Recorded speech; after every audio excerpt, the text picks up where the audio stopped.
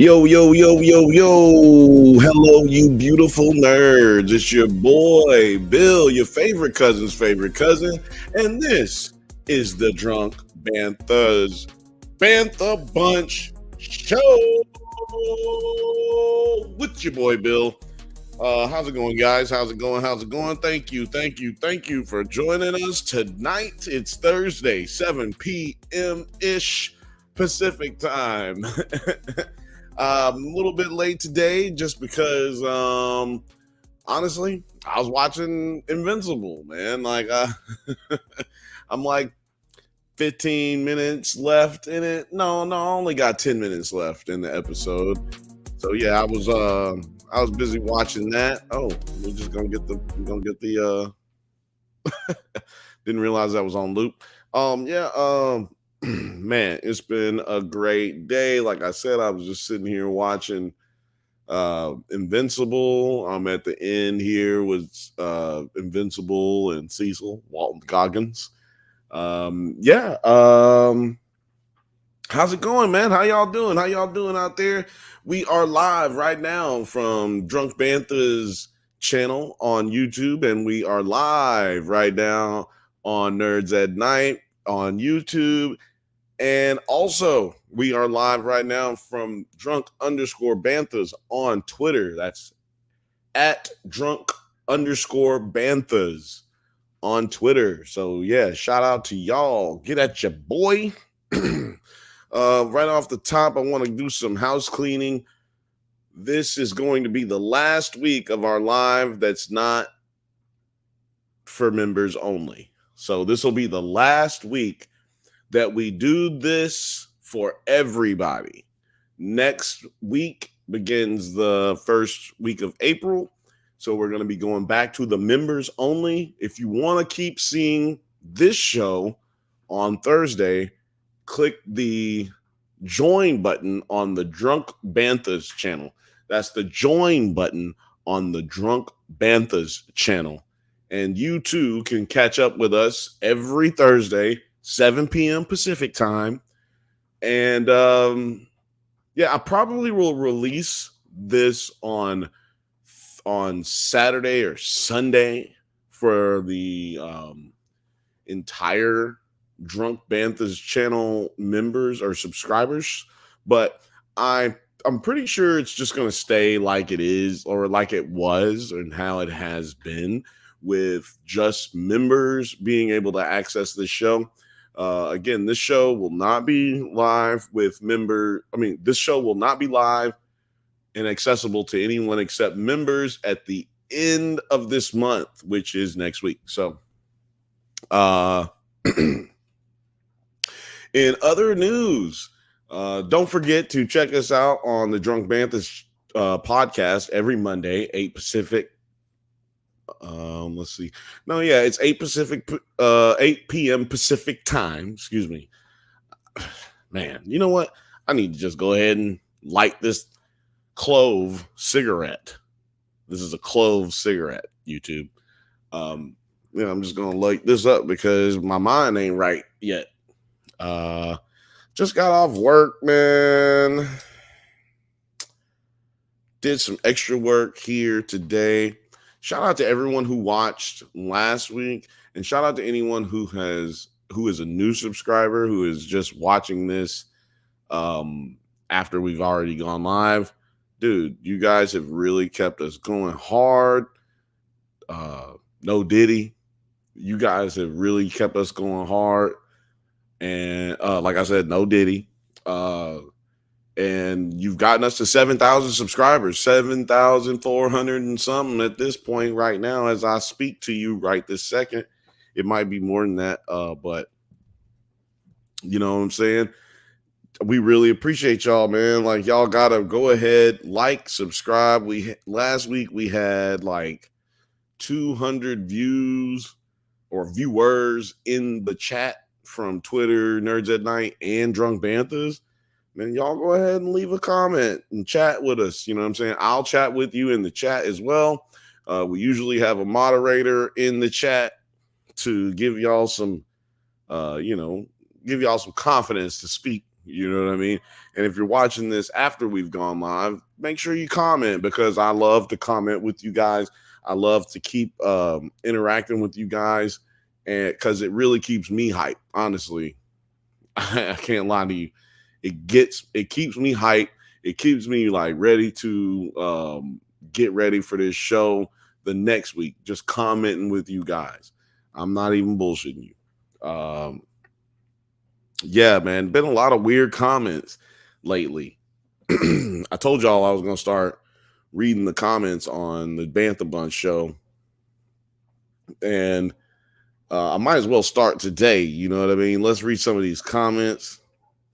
There's a YouTube short that we have on the Drunk Banthas channel. It's Nancy Cartwright, that you might know her as the voice of Bart Simpson.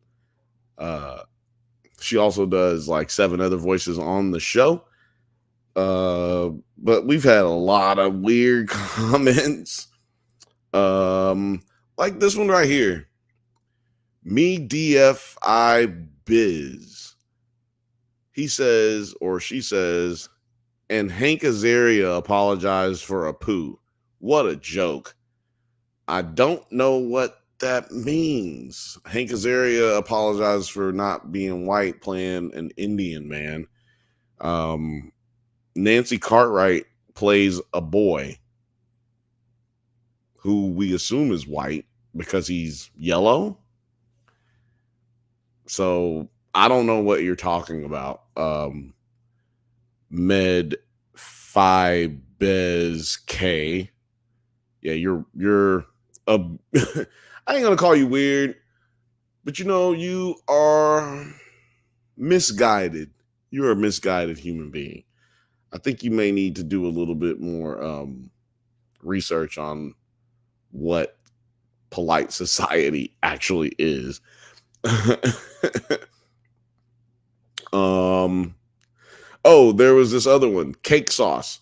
Me and Cake Sauce actually had a back and forth.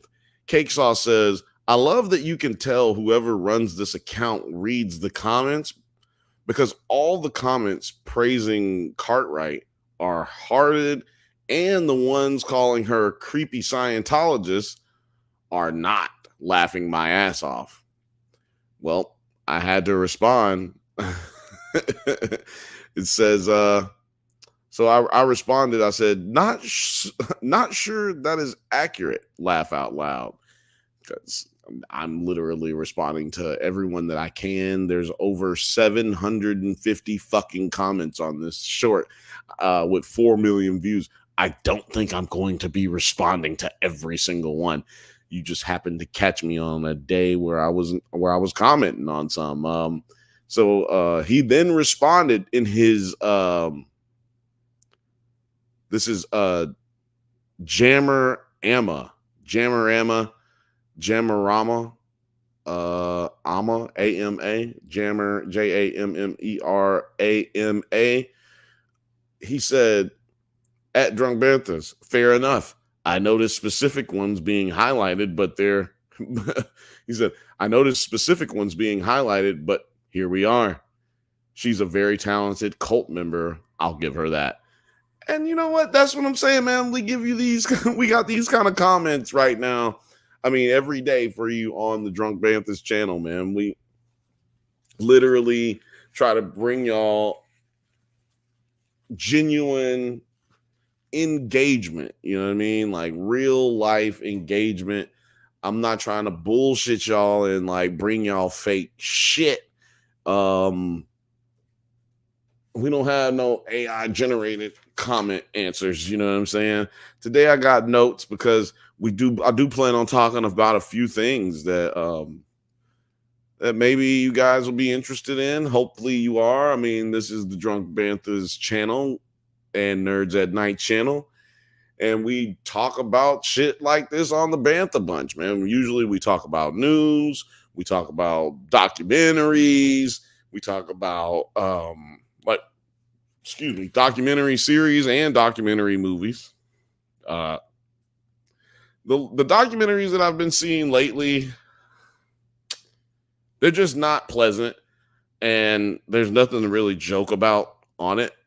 And we like to get these jokes off over here at the Drunk Banthas podcast. Drunk Banthas channel on the Bantha Bunch podcast. So what I'm going to do today is just go over some news stuff with you guys. Again, shout out to everybody who's watching on Twitter. Shout out to everybody who's watching on the Drunk Banthas channel. And shout out to everybody who's watching at Nerds at Night. We love you. Make sure, even if I see people leaving and coming back, leaving and coming back, leaving and coming back. If you're one of the people who's coming back and you got to leave and you're going to come back later, man, just leave us a like. Leave us a like. Leave us a subscribe. It's so fucking easy. It's free. I know people don't be wanting to mess up their algorithm, but trust me, it's worth it, man. It's worth it. We are going to keep you entertained, and the better this our subscribers get and the more likes we get, the better our channel is going to get. We gonna help you, help us, help you, baby. Today we're gonna be talking nerd news. We're gonna be talking a couple of the new trailers that came out this week. Some of them are just extended trailers of what we've already seen bits and pieces of, but it's definitely going to be a good night. And we're also going to talk top 10 theme songs from the 90s sitcoms.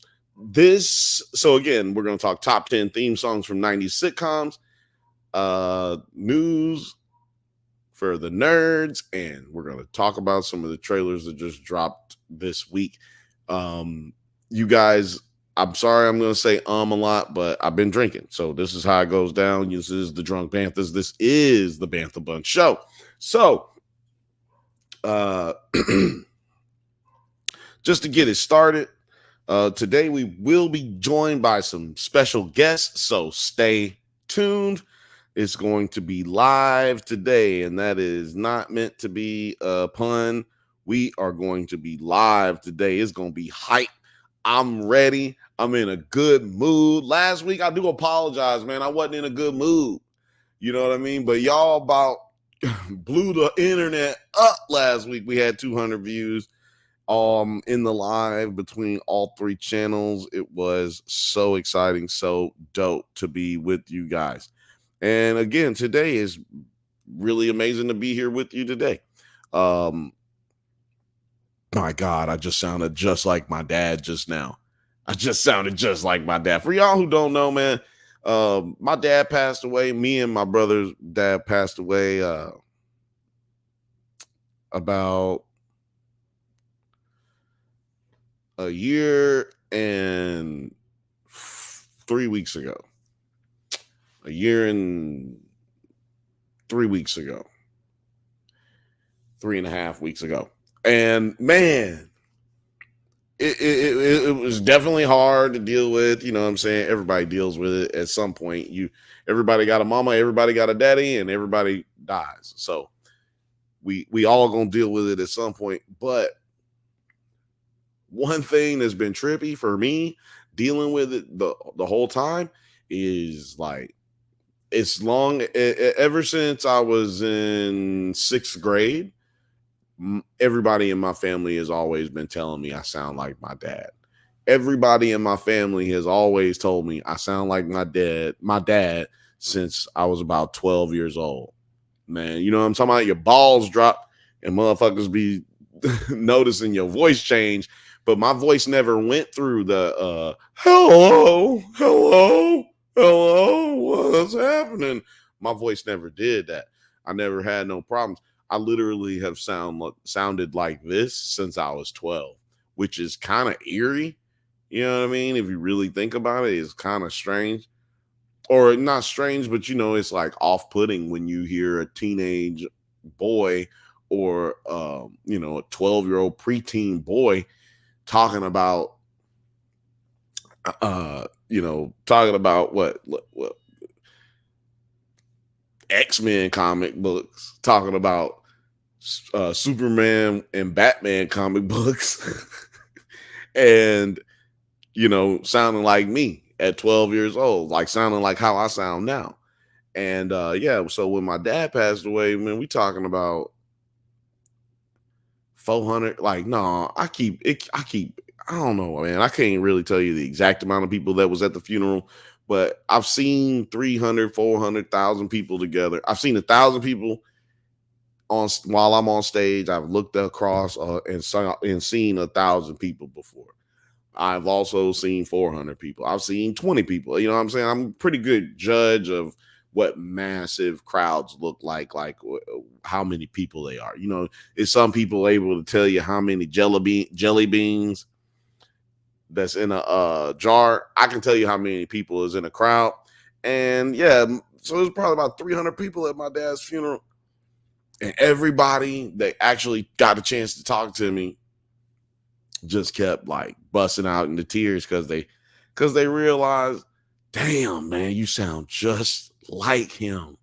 And you know, they realize, man, they never gonna see that again. You know, they never gonna hear him again. They never gonna hear his voice personally. But like I kept telling everybody, look, all you gotta do is call me. I'm right here. I got you. You know what I'm saying? If I sound like him, then call me. You know what I'm saying? So if any family member happens to be watching this, you know what I'm saying? Call your boy. I'm right here chilling. I just want to say shout out to everybody who's watching. We got Rachel V in the building. She said, I am so sorry for your loss. So just for y'all who don't know, I'm reading the comments specifically because we have listeners as well. We go, we're our podcast on Mondays and our show on Thursdays goes on our Spotify and Apple Podcasts. Wherever you get your podcasts, you can listen to us if you don't feel like looking at these ugly mugs. But yeah, Rachel V, I appreciate you, man. Thank you so much. And thank you for joining us. Rachel V is a member as well, and she can attest that it is totally worth it. So if you are watching right now, in the future where this is no longer live, go ahead, show us some love, man. Show us some love. Hit that join button. It's only 99 cents a month and it's never going up. We're never going to charge you more. You're never going to have a throttling of prices. You'll never have anything like that, man. I promise you. Word is bond. God word is bond. You know what I'm talking about? But yeah, man, let's get to the shits a little bit. Let's talk a little nerd news. Rachel V says membership perks are great. That's right. Now, if you're just listening, we don't have a membership situation for the podcast. So definitely go to the Drunk Bantha's channel, sign up for the join. And Netflix, Nerds at Night is about to go monetized. We really appreciate y'all who've been doing that, man. Y'all got us going. I think we only need 40 hours left on Nerds at Night, which is right here. It's the logo right here. Go ahead, like, subscribe, get us up to that fucking 40 hours that we need. We just need like 40 viewing hours, man. Yeah, y'all can do that. We can do that. I try not to do it because I don't want nobody coming back at YouTube talking about some, man, you done inflated your views and all that shit. So I never really watch too much of our own stuff. But let's jump, like I said, let's jump into the news of the day. It's actually the news of the week. This news is brought to you by the Dailies. That's Dailies with an I, DAILIES. You guys can check them out and subscribe for free, and you can have all the same information that I'm giving you right now. You know what I mean? I'm not doing a lot of work to give you this information because if I lied to you and told you I was out in these streets getting this information, you guys wouldn't take me serious, right? Like, y'all know I'm not out there doing that shit. I got to really take care of myself, man. I got to pay the rent and whatnot. But we're going to be let's just hit some of these box office numbers real quick. Box office breakdown goes as such. We're only going to talk about the top 10. Unless I get bored around 6 or 7, and then I'll just stop. But first off, let me light this clove cigarette. It's a clove cigarette. Remember, these are only for people who are 19 and up. I suggest 21 and up. And everybody who is drinking out there, it's a late night. This is a late night show. So shout out to y'all if y'all drinking, but drink responsibly. Make sure you drink responsibly. I'm going to light up real quick. But while I light up, I will read this off to you. The Ghostbusters Frozen Empire. Man, looks like the squad is back with a 45 million domestic opening, nudging the franchise past the 1 billion mark. So if you're paying attention, and if you're born after 1989 or between 1980 and 1989, you're probably interested in the first Ghostbusters, second Ghostbusters, and then they had I guess they include the all female Ghostbusters, but the last two movies that came out are sequels to the first and second movie. So that whole franchise has now gotten to $1 billion global mark. And internationally this weekend, the Ghostbusters Frozen Empire grabbed $16.4 million, leading to a worldwide total of 61 million.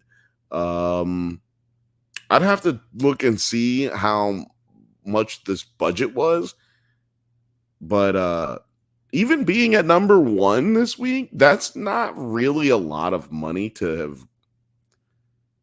have grossed, depending on how much the budget was.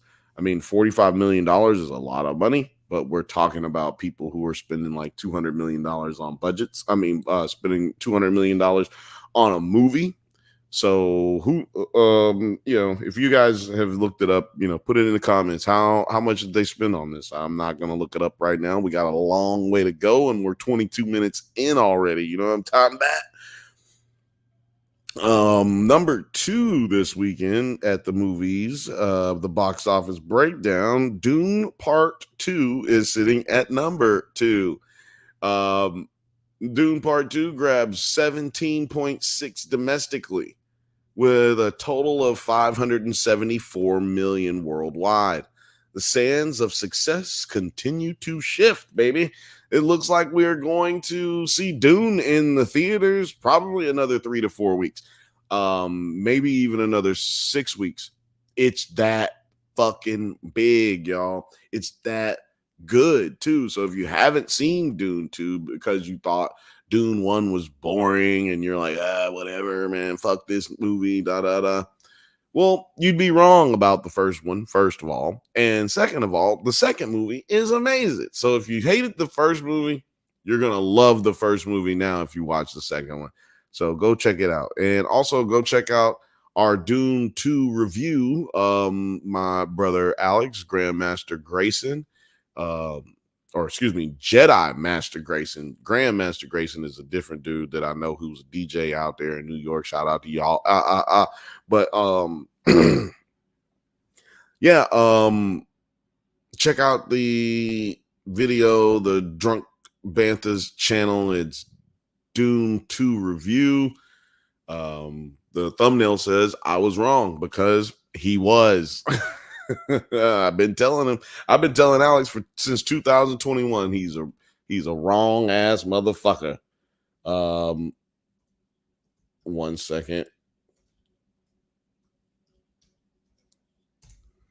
Yeah, so let me move on to the next one. It says here that Kung Fu Panda 4. Man, can you believe there's 4 Kung Fu Pandas? I think I was in high school when the first one came out, dude. Like, how can you do 4 Kung Fu Pandas in the span of 3 decades, basically? I don't know, but it got $16.8 million in the U.S. this weekend. That puts the global mark at $268.1 million. $268 million worldwide. I mean, it's okay. I mean, it's slipping, but it's still kicking, baby. It's slipping, but it's still kicking. Kung Fu Panda. Panda. Kung Fu Panda. There's this movie called Immaculate that came out. Did anyone see Immaculate? Put it in the comments. Let me know. It opens with a $5.36 million, a modest start for the. It's a modest start for this horror movie. I didn't think this was gonna be good, so I didn't bother going to try to see it. We don't get screeners yet, or I should say, we don't get screeners anymore. Alex used to be a journalist for movies and television on an internet publisher that I won't mention their name because they don't pay for anything here. But Alex used to work for them, and we used to get screeners all the time. And I used to love getting screeners from them, but we don't get screeners anymore. But or at least at this moment, we're not getting any. So yeah, I might have to go see Immaculate either this weekend or next weekend, because it looks like it. I mean, I'm hearing good things. And for a movie of its stature, which is not much, coming in at number 4 opening weekend with Dune and Ghostbusters and Kung Fu Panda coming out in the same month, dude, that's really good. Number 5 is Arthur the King. It fetches $4.3 million, running towards a $14.63 million total worldwide. It's staying in the race, but it may be out of the race by next week. I'm thinking so. Late Night with the Devil. Now, we had a member of the Nerds at Night crew, 9 Nerd Guards crew, Jeff. He went and saw the Late Night with the Devil yesterday, actually. I haven't gotten an update from him on that, but maybe he'll jump on tonight. Maybe he won't. I don't think that Jeff has joined us on the Drunk Bantha's Bantha Bunch show. Has he joined us? I don't know. Rachel, let me know if you remember. You probably don't remember either, but and I shouldn't put that kind of stress on you. Why would you? Why? Why would you know that? Why should you keep up with that? But at number 6, Late Night with the Devil was the number 6 at the box office this weekend. Imaginary was number 7.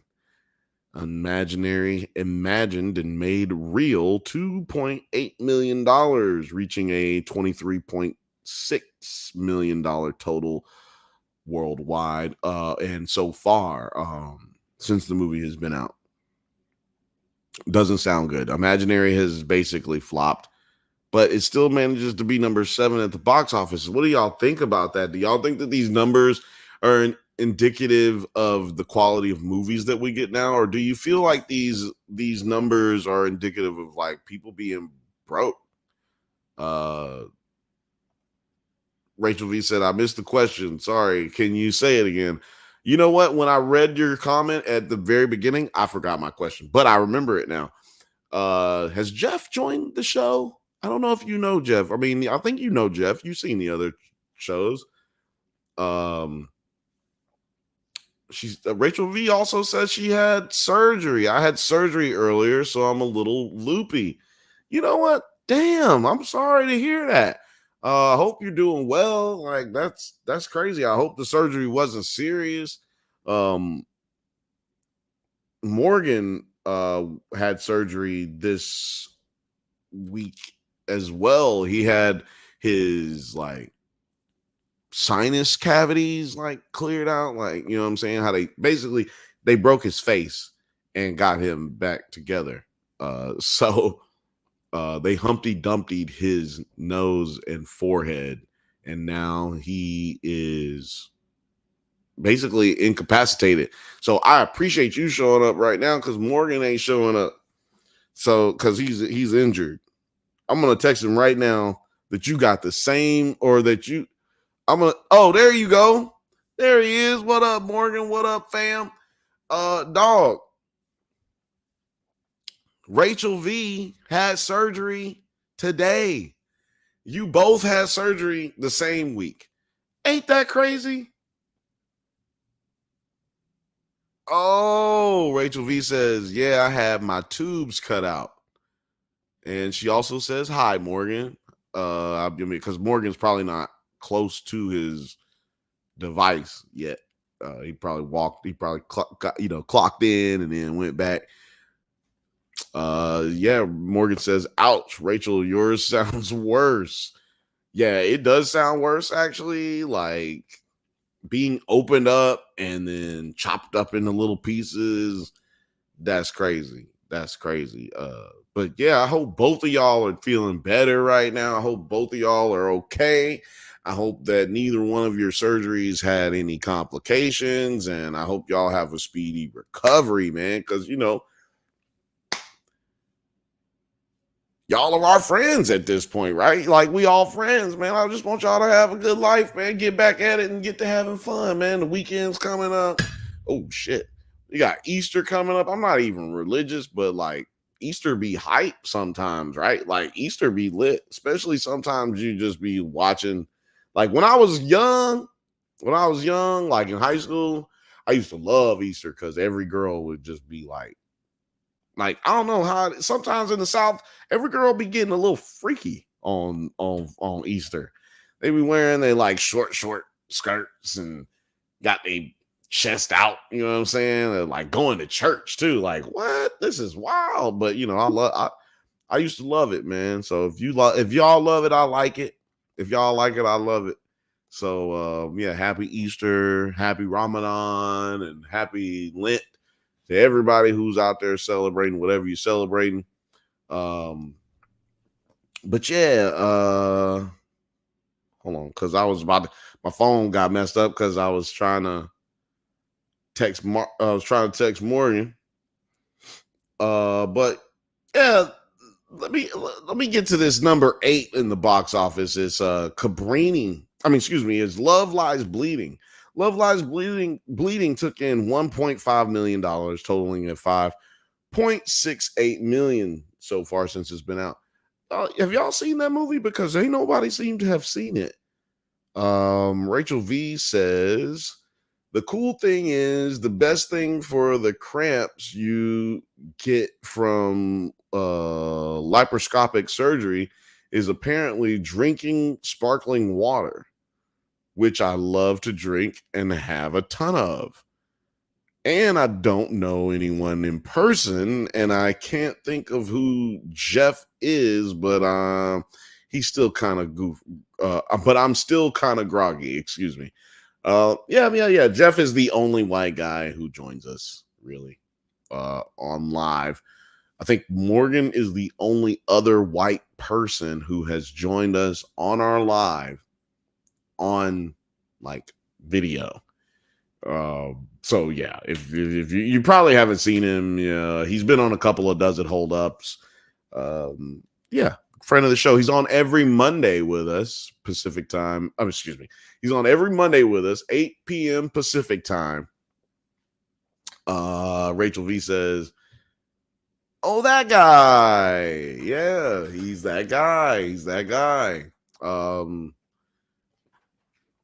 So yeah, man, it's I haven't seen Love Lies Bleeding, and it seems like everybody I've talked to loves it, and I'm looking forward to actually seeing it. I don't think I'm going to see it in the theaters. I might just see it live.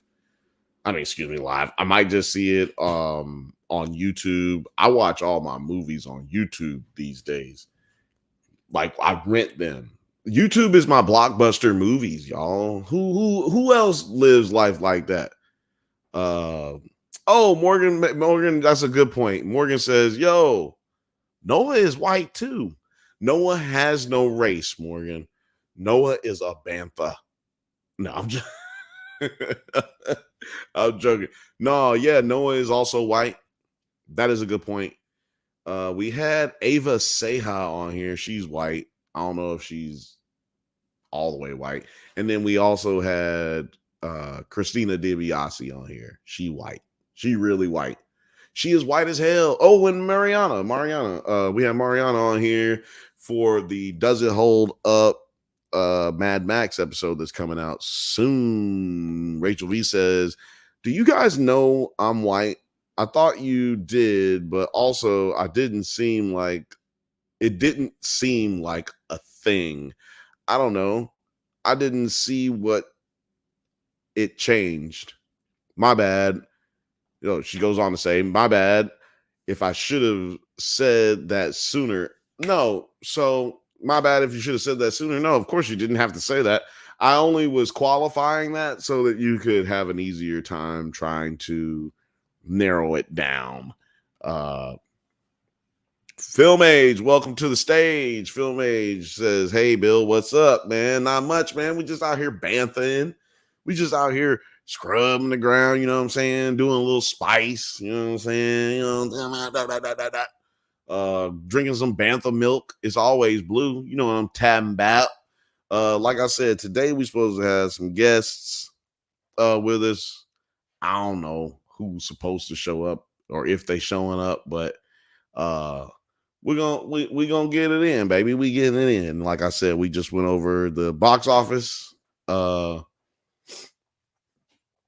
box office movies that came out to this week, and they were pretty dope. Hold on 2 seconds.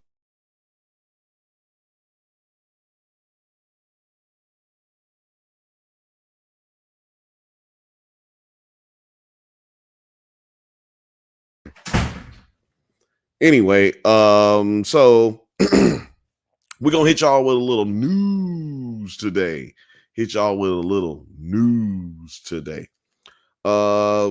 Hollywood news today. Apparently, OpenAI hits Hollywood. Now, for y'all who don't know, OpenAI is the company that created Chat GPT. And you know what? Today I just found out it's Chat GPT. I didn't know it was Chat GPT. I thought it was Chat GBT. You know what I'm saying? Like, I'm just glad that it ain't part of the. Anyway, I'm just glad that I don't have to like get in trouble. There ain't nobody who's gonna get me in trouble for that. But yeah, I thought it was Chat GBT. It's Chat GPT. And apparently they want to break into Hollywood. Bloomberg reports that the AI startup company, OpenAI, has lined up meetings this week in Los Angeles with studios, media execs, and talent agencies, with CEO Sam Altman even showing up to Oscar parties earlier this month. Their goal is to forge industry partnerships and persuade filmmakers to adopt its new AI video generator, Sora. So, yeah, man, this news comes as the film Late Night with the Devil receives backlash over its use of AI to create 70s style title cards, underscoring the industry's apprehension about AI replacing human jobs. OpenAI's move is a part of a larger race with other OpenAI's move is a part of a larger race with other tech giants like Google and Meta, which is Facebook, who are also exploring AI in movies. I had no idea that AI was infiltrating this deep, you know what I'm saying, in Hollywood already.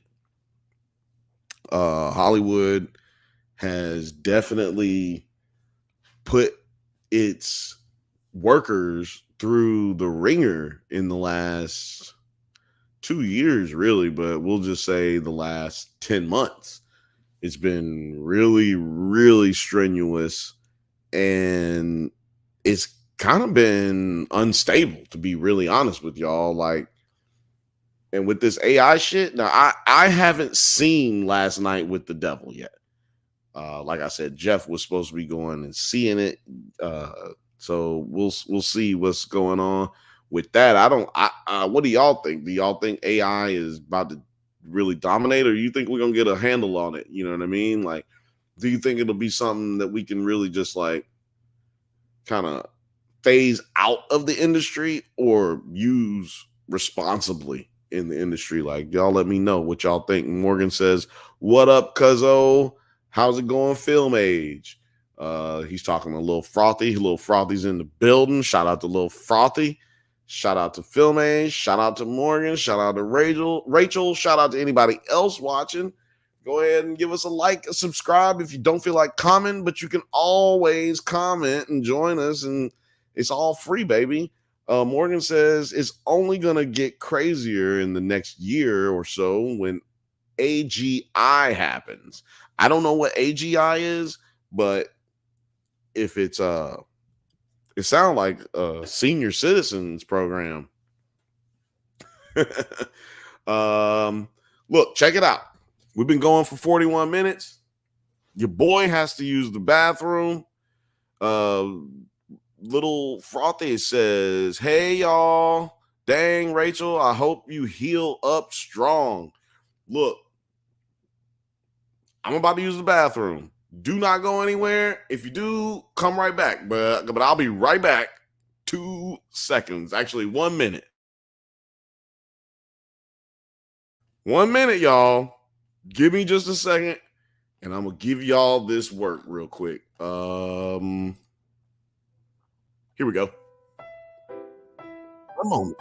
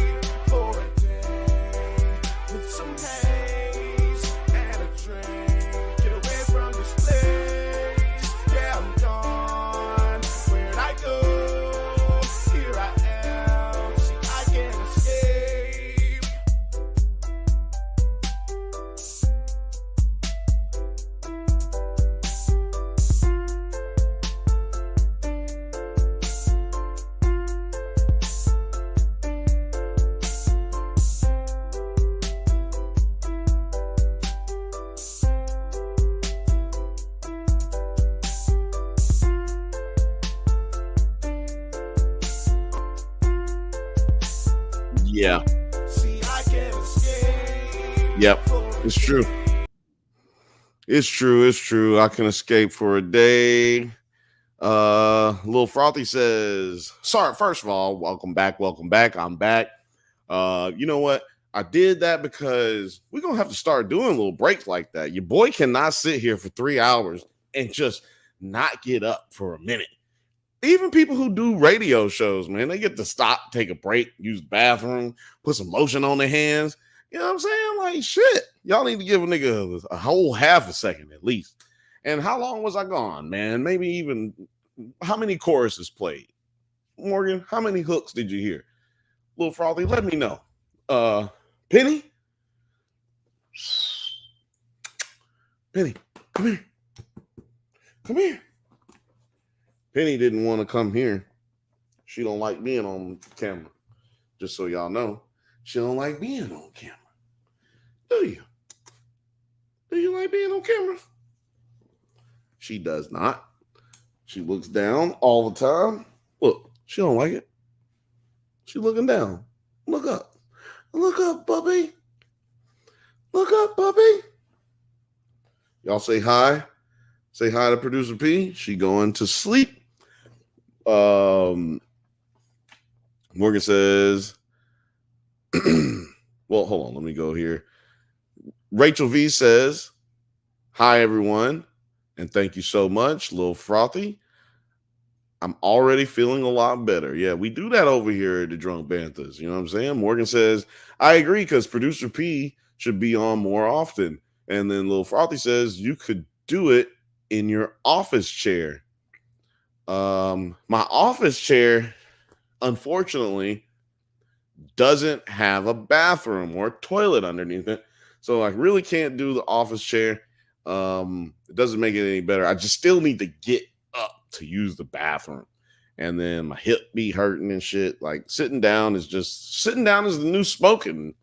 That's what my mom says. That's what nurses are saying right now. And Morgan answered the question, how many hooks did we hear while I was going on break? It was 2 hooks. All right, so next time I'm gonna try to make it a little faster, man. I'm trying to be back in 1 hook. You know what I'm saying? But now the minimum is already 2 hooks. We can only do 2 hooks. We can't do any more than that. Otherwise, I'm bullshitting. I'm slacking. Um, I had some more that I was gonna play from the article about OpenAI. There were a few interviews that I pulled up about it, specifically the one with Kevin McCarthy, who I'm pretty sure was mentioned in this article. I don't know if I mentioned him, but he was mentioned in this article, but I'm not going through all of that.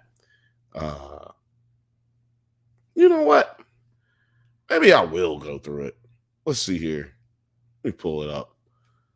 I mean, I already did the work, right? The uh the clip that we're about to watch is going to be through. Hold on a second. I'm sorry. The clip we're going to watch is going to be through Twitter. So give me just a second to set it up. Share my screen, share my screen, share my screen. I'm sharing my screen. I'm sharing my screen, share my screen to you. Share my screen. Okay. Lil Frothy says, well, first of all, Morgan said, at least it's a fire hook. Yeah, exactly. Lil Frothy says AI is going to get ugly. It already has, but there's no way to stop it. There's no way to stop it, but there's a way to control it. You can't stop technology, but we can control it because we created it, right? Like, so don't be stupid. Make it work. AI should not have free will. Think about it like that. AI shouldn't have free will. Morgan Haley or Morgan says, sent you a link about AGI. It's the next big leap, and people keep saying by September. Big leap in September. Okay. Let me pull that up after I pull up this after I've played this little clip that was talking about AI. Let's just add that to the stage real quick. Should I do it like this? Yeah, you know what? Fuck it. We're gonna just do it like this. Yeah, there we go. There we go. We got it going now. Yeah, let's check out this. This is a tweet from Kevin McCarthy posting this Zoom interview with David Dast Malchain. Dast Malchain? Malchain? David Dast Malchain. David D. Sure. Yeah, it was a couple of years ago, and I remember, looking at them, and they had such an awesome. The only thing that makes me sad is that we had such an awesome graphics design team and all these artists that were working on making this film so perfect. So it makes me sad that that's a story that's getting the attention. But I get it. I mean, I'm absolutely in a place right now where that is something that we've learned so much about in the last few years since we made this movie, and that I don't want near the creative process, but I totally stand by the brothers. I was there with them. It was a couple of years ago, and they were this is brand new stuff, and like, oh look, this cool thing generated an image, and now our artists are doing a thing with it. So I think they said it really well, and I stand by what they said, and I completely stand by this movie as a thoroughly original piece of work that so many man hours went into this incredible artistic craftsmanship of building this set, building this world, So, you know, it's a good conversation to have, though. It's important conversation. We got to have it. Gotta have it, man. Important conversation. Y'all heard it out of the horse's mouth, man. A person working on set, like, literally gave y'all the game. Like, I figured it was a lot about. I mean, just touching on a little bit of what he said. Of course, we didn't get a whole. It was a clip from a larger interview, and like I said, that's on Kevin McCarthy's uh, Twitter page. You can go check that out at Kevin McCarthy TV. But yeah, it's important to talk about these things, have conversation about these things, because without a conversation, you cannot determine limits. And that's really what it comes down to is we need limits on AI. We can use AI to really maneuver through things that would usually cost us a lot of money because it uses a lot of time or it takes a lot of time. But now you can use AI to kind of circumvent those time issues, those time constraints. And at the same time, we got to make sure that we're not eliminating too many jobs. And I don't think that AI really eliminates jobs as much as it minimizes or creates less work. But it's not what it does now that's important. It's what it will be able to do in the future that's the concern. And at this moment, like I said, it's not advanced enough to do the things that we're afraid of it doing. But like Morgan said, we have this AGI thing about to happen. And if you got AGI happening and it's supposed to be blowing everything out of the water in September, if we got AGI happening in September, making a big leap, bigger than what we've seen, I mean, it's been less than a year since we saw ChatGPT, and it's already got everybody shaking in their boots. It's already entered into cinema. I mean, less than like 6 months ago, you could not generate some of the deep fakes that they have now that are just way better. Like Morgan sent me a deep fake that was on Instagram. He sent me an article about deep fakes on Instagram, and I honestly kind of got a little creeped out about it.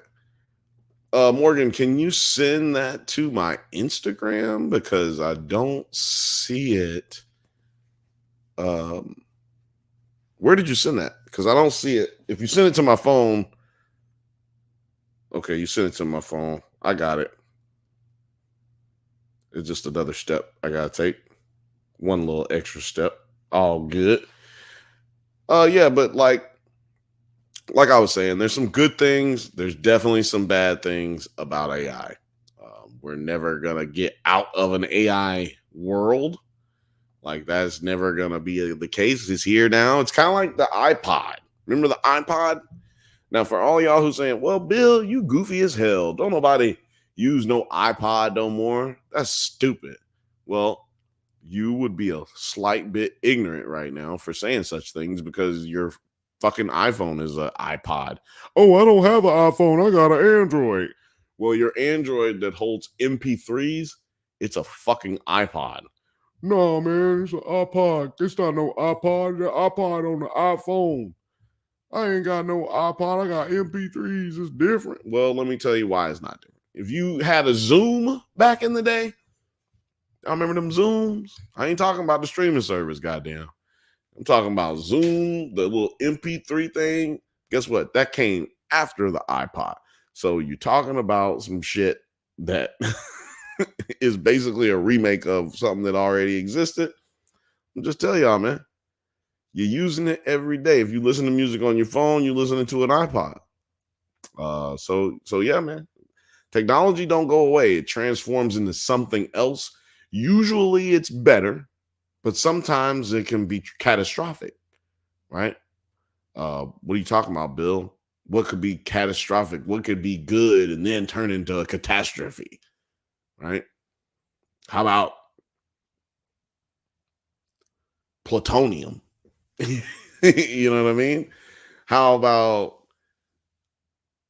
anthrax, or like anthrax is something that was natural in the in nature, natural in nature. Come on. Anyway, I can figure out better words. But then we found out a way to make it concentrate and to use it as a weapon. I mean, the only thing that I think that's natural on this planet that we haven't figured out a way to destroy human beings with, or to create into a weapon specifically, and like not using in any type of weaponization forms, is marijuana. I like, and maybe you disagree. Maybe you think marijuana is a drug. I don't feel that way. I don't feel like marijuana is a drug in the same sense that cocaine is a drug, or heroin, or ether. I always go to ether because I used to dabble in street pharmacy, as you loyal listeners know. I used to dibble dabble in the little street pharmacist. And excuse me. I'll never forget one time I had this girl come over to get some weed, and she asked me if I had any ether. And I'll never forget it because she had this weird little voice, and she sounded like this. And she always asked me if you can get some weed. I'd be like, yeah, you can get some weed. And she'd be like, can I get like a little extra? You know, I'm just looking to hook her up with a blunt. Like, I'm gonna smoke with you type shit.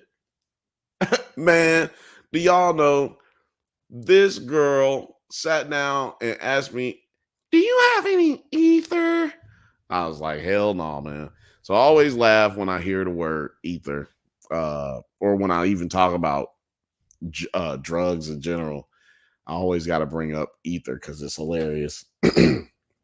Got to move the stuff out of the way so I can read this Film Age comment. Film Age says, I think containing AI to us, I think containing AI to us is like, it is like trying to contain the dinosaurs in Jurassic Park. We need to lock it down before it goes further. I agree. We got to lock down AI before it gets out of control. Completely agree. You know what? I'm going to I'm trying to figure out a way to do call-ins. Like, I'm trying to figure out a way to get y'all to call in. I think Frothy is saying she 100% agrees with Film Age. Rachel V says, "Oh, marijuana should be federally legalized. It works better for PTSD than just about anything else."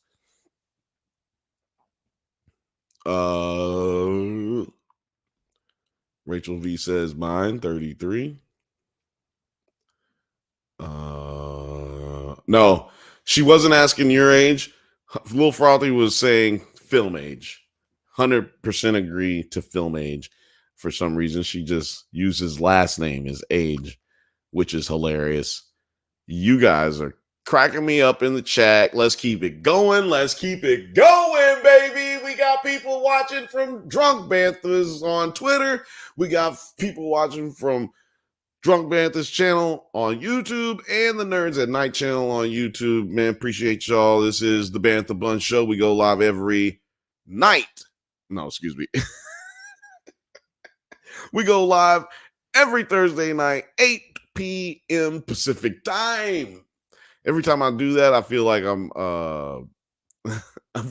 doing a Bill Cosby impersonation. Every Wednesday we get a little day off, but every Thursday we take some time on 7 p.m. Pacific time. And all you have to do is check in with your boys, Bill from the Bantha Bunch Show. Now, that Bill Cosby probably sounded like shit, but it's the first time that I've even had my voice back, full 100% back, since last week.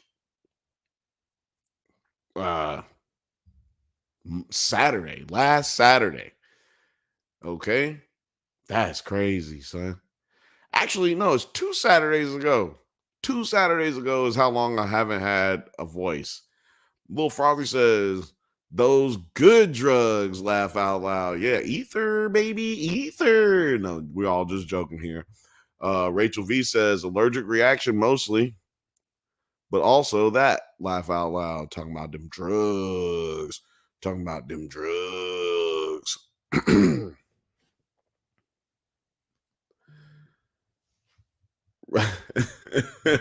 Rachel V says, I love you all, but I'm just gonna watch. That's right. Well, look, you can watch us do drugs. You're on enough drugs as it is right now because you just had surgery. So, just relax. Don't do all these drugs. You don't need to. Oh man, it's a good day today, man. We having fun over here at Bantha Bunch. Y'all got jokes going. I'm gonna have some. I don't even have to tell no jokes if y'all keep the jokes going. I ain't gotta say not a ting, man, not a ting. But yeah, shout out to Rachel V and shout out to Morgan. They recovering from surgeries. It's a wild situation. Y'all both having surgeries the same week, but y'all really both was like the main Banthas that come through on the members. Like I said, this is the last episode that we're going to be doing publicly on the Bantha Bunch. You're going to have to sign up for the for the members only. Just hit the join button on the Drunk Banthas channel. It's not available on the Nerds at Night channel. It's only available on the Drunk Banthas channel. So what I'm going to try to do is probably go live on both for like 10 minutes or something like that. 15, 20 minutes, and then jump over to the live for the members only at like 7. So I might be a little early. But yeah, man, it's going down next Thursday for just the members only. So if you're not a member, make sure you sign up, get your life right, get your ducats up if you need to. If you need to save money to make the 99 cents, save that money, man. Because I would have to do the same thing. As a matter of fact, I'm not joined with anyone. I'm not a member for anything at this moment. But I'm thinking about signing up for Secret Galaxy. That's one of my favorite YouTube channels, and they do a lot of good stuff that I would like to get early. And YouTube could get stuff early here at this channel just by signing up. Let me get back to the news over here, because we do have a little bit more news. Now, I don't know if y'all were paying attention last week, but we talked a little bit about some like entertainment news. A lot of the entertainment news had to do, or a little bit of the entertainment news had to deal with mergers. For instance, the Discovery Plus and all that got absorbed by Warner Brothers HBO, and HBO has been on a buying spree, right? They bought Warner Brothers content. They merged with Nat Geo, like I said, but they not to be outdone by the other companies. Now, Disney Channel merged their content. Now, they've already had a merger with Hulu, and they're the same company, basically. But this week, Disney, if you haven't looked at your Disney Channel app, Disney Plus app on your phone or on your television, your smart TV, well, you might notice that it's changed to seafoam green and no longer a blue icon on your phone and on your streaming apps and whatever the fuck you use, your devices that you use. And that's because they have integrated and bundled your Hulu or the Hulu content along with a lot of other content, Nickelodeon even. They've bundled that all into one app, and that is the Disney Plus app. So if you're paying for Hulu and you're paying for Disney Plus, cancel your fucking account. Like, just cancel the Hulu account, have it with the Disney Plus, save yourself some money. And that's advice right there. It's free. You don't got to join no members only for that. You just get that for free, baby. because I'm looking out for you now. Paramount, what Paramount has been doing is they've been licensing out their information. If you pay, their intellectual properties, and if you pay attention to this channel, on this show, the Drunk Bantha's channel, Nerds at Night channel, on this show, the Bantha Bunch show, we have been talking about mergers, and we've also been talking, like I said, we've been talking about mergers, but we've also been talking about Paramount doesn't syndicate, and they don't allow people to contract out their properties, their intellectual properties. But that is no more. Apparently, I know for a fact that they gave their rights over for a couple of Nickelodeon shows, which is Rugrats. Maybe it was Hey Arnold and Thunderbolts. Thunder something. Some thunder thing with kids. Excuse me. Got something in my throat. But yeah, they put like 3 or 4 properties on Disney Plus, which got me to thinking. I was like, damn, are they changing up things at Paramount? Because Paramount, like I said, they don't share stuff. Like the only things that have been syndicated up until about a month ago or 2 months ago was South Park, Dave Chappelle, and that's it. So there's no one that they give the property to or property rights to, even on a contractual basis, other than those 2 shows. And that's just because they got in early on it. But yeah, so apparently Paramount is peaking while Judd Apatow is freaking the fuck out. Not freaking like Diddy. No Diddy. He's freaking, but no Diddy, okay? Paramount has claimed the throne as Netflix's prime source of licensed content. Oh, they have now outpaced Warner Brothers Discovery with hit shows like Avatar, The Last Airbender, and The Legion of Korra. Paramount shows led an 8.3% demand of Netflix's TV catalog, despite consulting only 1% of it. Like, so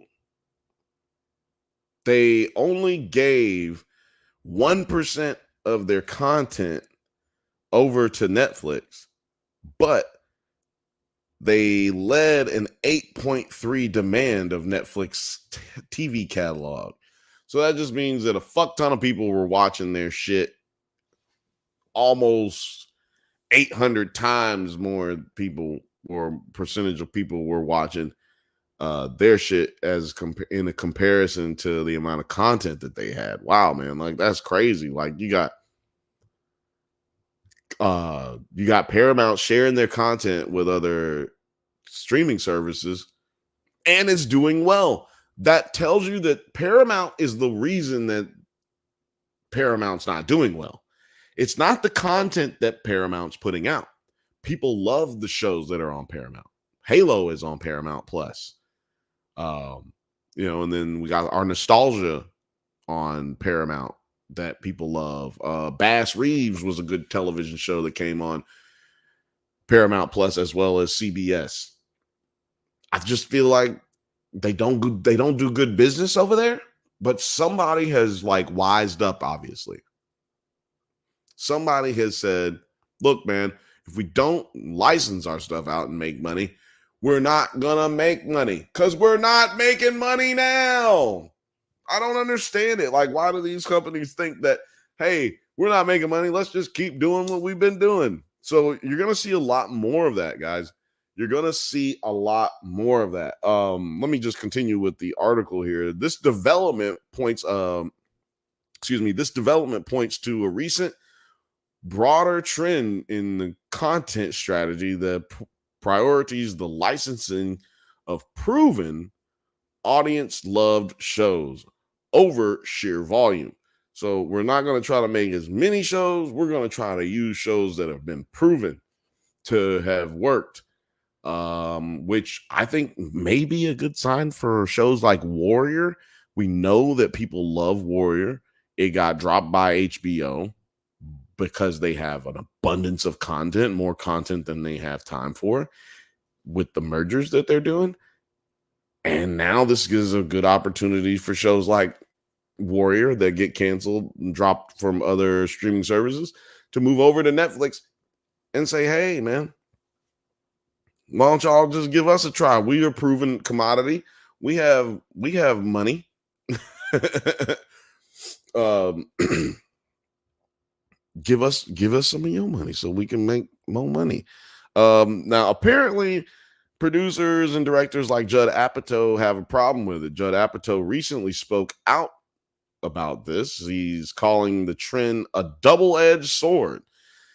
He's afraid that an over-reliance on licensing, evidenced by Netflix's recent acquisition of HBO classics, could stifle new content creation. He critiques the shift towards cheaper, nostalgic content featuring excuse me. This just pisses me off. The shift towards cheaper, nostalgic content, fearing a future where platforms merely shuffle existing shows, sidelining fresh, innovative projects. Judd Apatow hadn't put out a fucking television show like ever. And what projects is Judd Apatow going to have problems getting off the ground? Basically, people are saying, man, Netflix only gives out like X amount of movies a year now. Well, I'm not going to be able to get my movie out. Well, maybe somebody else that, is independent and upcoming won't be able to get theirs out either. Well, man, that's just not true. What it is Netflix allocates a certain amount of money for certain levels or tiers of product. And like, they're no longer just worried about content from America. We got to get out of that mindset that we're the only ones who do Hollywood now, right? There's a lot of people doing Hollywood all over the world. Nigeria is one of top 5, top 4 countries in cinema right now as of this year. So we there's plenty of money out there to be got. And I think some of y'all would agree, like, we gotta rein it in a little bit with some of this content. It's just too much. There's too much to watch. There's not enough quality and too much quantity. And I feel like that's what they're trying to avoid right now. And in the field that is cinema and television, because a lot of money was lost last year, not just because of the fucking writer strike. A lot of people will tell you it's because of the writer strike. It has nothing to really do with the writer strike. It has to do with people not going, people being us, me and you. We not going to the movies. We don't give a fuck about going to see X movie and Y movie because we can watch it when it comes on YouTube. We can watch it when it comes on Tubi. We can watch it when it comes on Paramount Plus or Disney Plus or now Hulu Disney Plus. Like, yeah, we don't have to make these concessions anymore, man. We can pick and choose what we want, man. We can make sure we get a curated version of what we want on television, right? So yeah, man. Take 2 seconds to just hit this.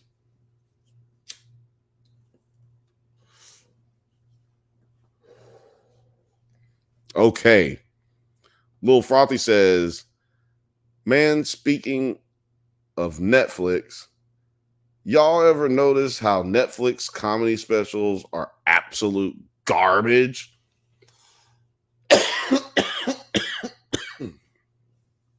Have y'all ever noticed that? Y'all ever noticed that Netflix specials are absolute garbage?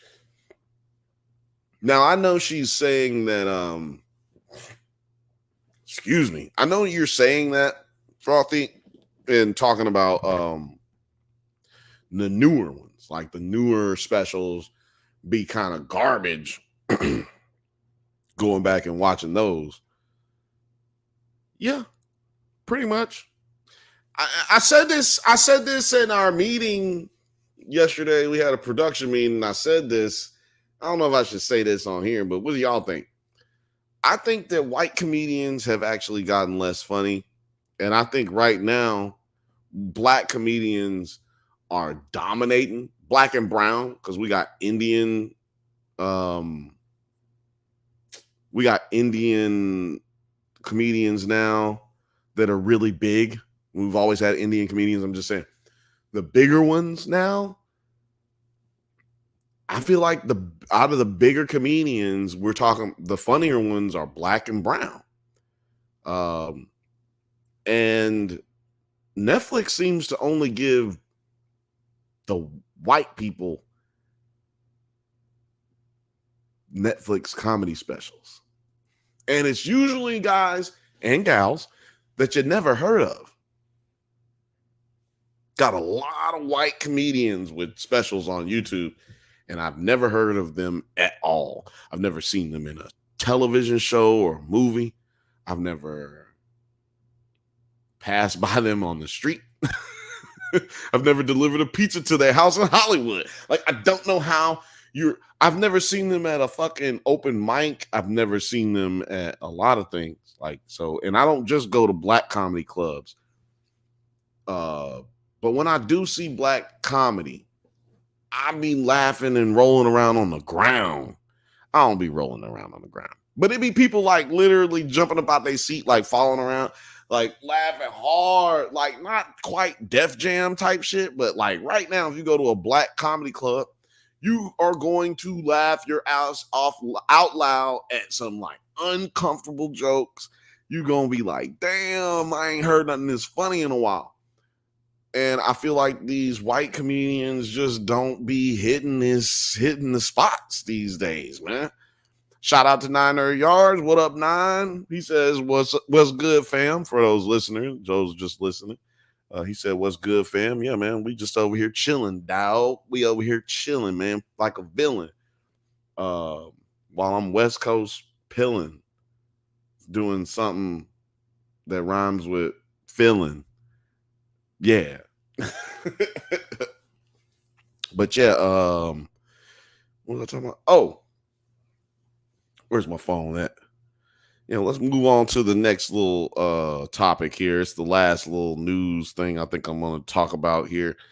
Apparently, excuse me, that popped a little bit. Apparently, the Olympics is coming up in Paris. 2024 Olympic ceremony will hit IMAX theaters, marking the first Olympic IMAX preview in history. Okay.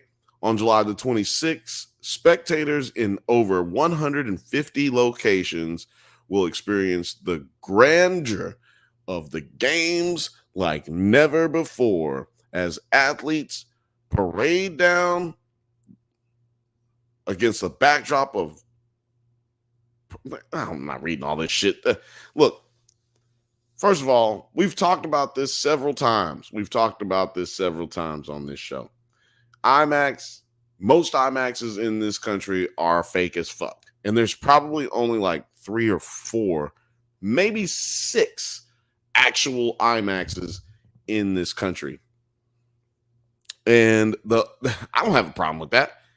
I just have a problem with people saying that it's IMAX and it's not really IMAX.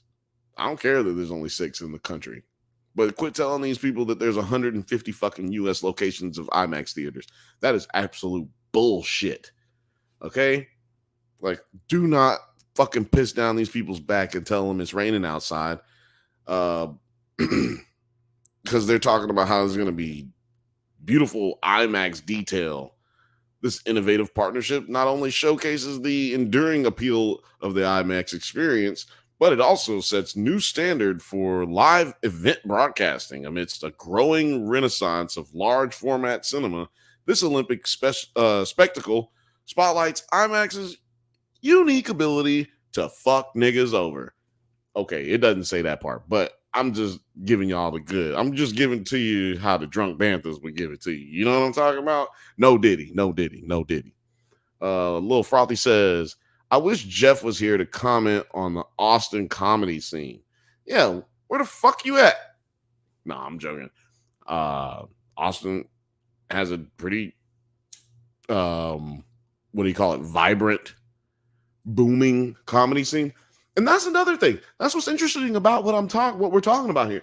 Like, white comedians are making more money probably than they ever have ever in the history of comedy. And we got to remember, comedy as we know it now didn't really start bubbling up until 1980s. Like, the 1980s is where everything hit a zenith for comedy, and it just has not really, it has never come down. It's never come down. People just make more and more money in comedy every year. But it seems like people are gravitating towards white comedians more these days because of their podcasts and because of their growing popularity on the internet, as to where a lot of black comedians, this is just my opinion, y'all. This is just my opinion. I don't know. I feel like a lot of black comedians weren't going out there and trying to be on the podcasts and do all the internet stuff. They were just kind of looking at like everybody like, yo, you're a social media comedian and you ain't really out here working like I am. But then it took them a little bit. And then they started like, you know, easing up on those guys a little bit. Frothy says Rogan is pipelining meaty. She said Rogan is pipelining mid-core comics to the top, and Morgan agrees. He says, "Facts, Frothy." I agree. That's a little bit of what Cat Williams was saying. And now, let me just say this: I don't think that these white comedians shouldn't be making money, and I don't think that these white comedians are not funny. That's not what I'm saying. Because I love a lot of white comedians. Some of my good friends are white comedians. You know what I'm saying? Shout out to Sam Howard. Shout out to Wes Van Horn. Man, I need to text Wes Van Horn. I'm about to text him right now while I'm talking to y'all. But yeah, man, this don't mean that I don't like white comedians in any way, shape, or form. I just feel like comedians these days don't really give it.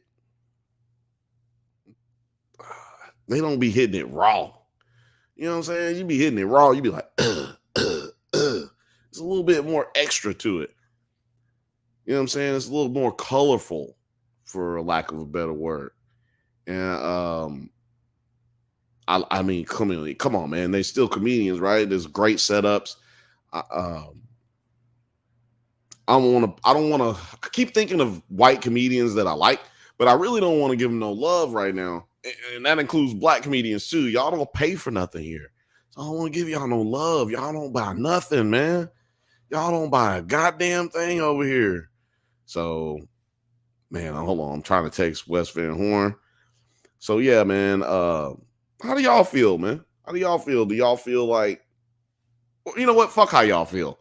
Tell me your favorite white comedian and tell me your favorite black comedian. Like, I'll start right now. My favorite white comedian of all time. I'm going to be honest with you. I'm going to have to do two. And I know that's cheating. I know that's fucked up. But I'm going to do two. I'm going to give you my favorite black comedian of all time. And I'm going to give you my favorite white comedian of all time. But I'm going to give you two white comedians just because I can't really pick. Favorite white comedian is... Favorite white comedian is between Bill Burr and Jeff Foxworthy. I know that's gonna blow some people's minds, or maybe y'all get a little off with that. But yeah, Jeff Foxworthy and you know what? Fuck that. It's just Jeff Foxworthy. Bill Burr, I fucking love Bill Burr, but Bill Burr is like a black comedian almost to me. Like Bill Burr and Gary Owen, they're basically black comedians to me. I don't really see them as white comedians. Both of them have black wives or used to have black wives. Gary got divorced, but they both mess with black women. Those are black comedians. And my favorite black comedian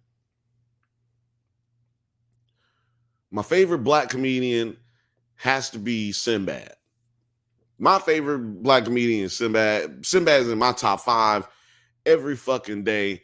And no particular order, top 5 black comedians, or all comedians, really. My favorite comedians is going to be no particular order.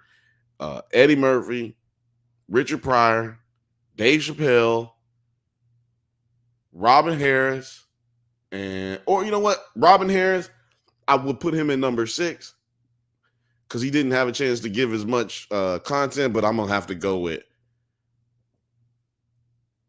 D.L. Hughley and, like I said, Sinbad.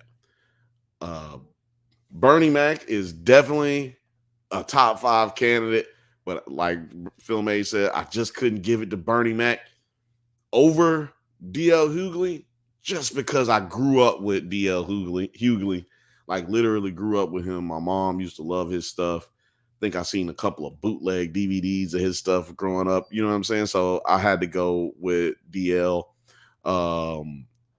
Lil Frothy says, Wes Van Horn, roll tide. Roll tide, baby. Yeah, I love Wes Van Horn. My second favorite white comedian. Morgan Haley, he says Richard Pryor and Robin Williams. Yeah, Film Age, you gotta give me your white comedian. Who's your favorite white comedian, man? You don't got one? Maybe you don't got one. Let me know. Morgan says, damn right, roll tide. Shout out Wes. Shout out to Wes Van Horn, man. I gotta look his name up. I don't have his name as Wes Van Horn in my phone. It says freshly.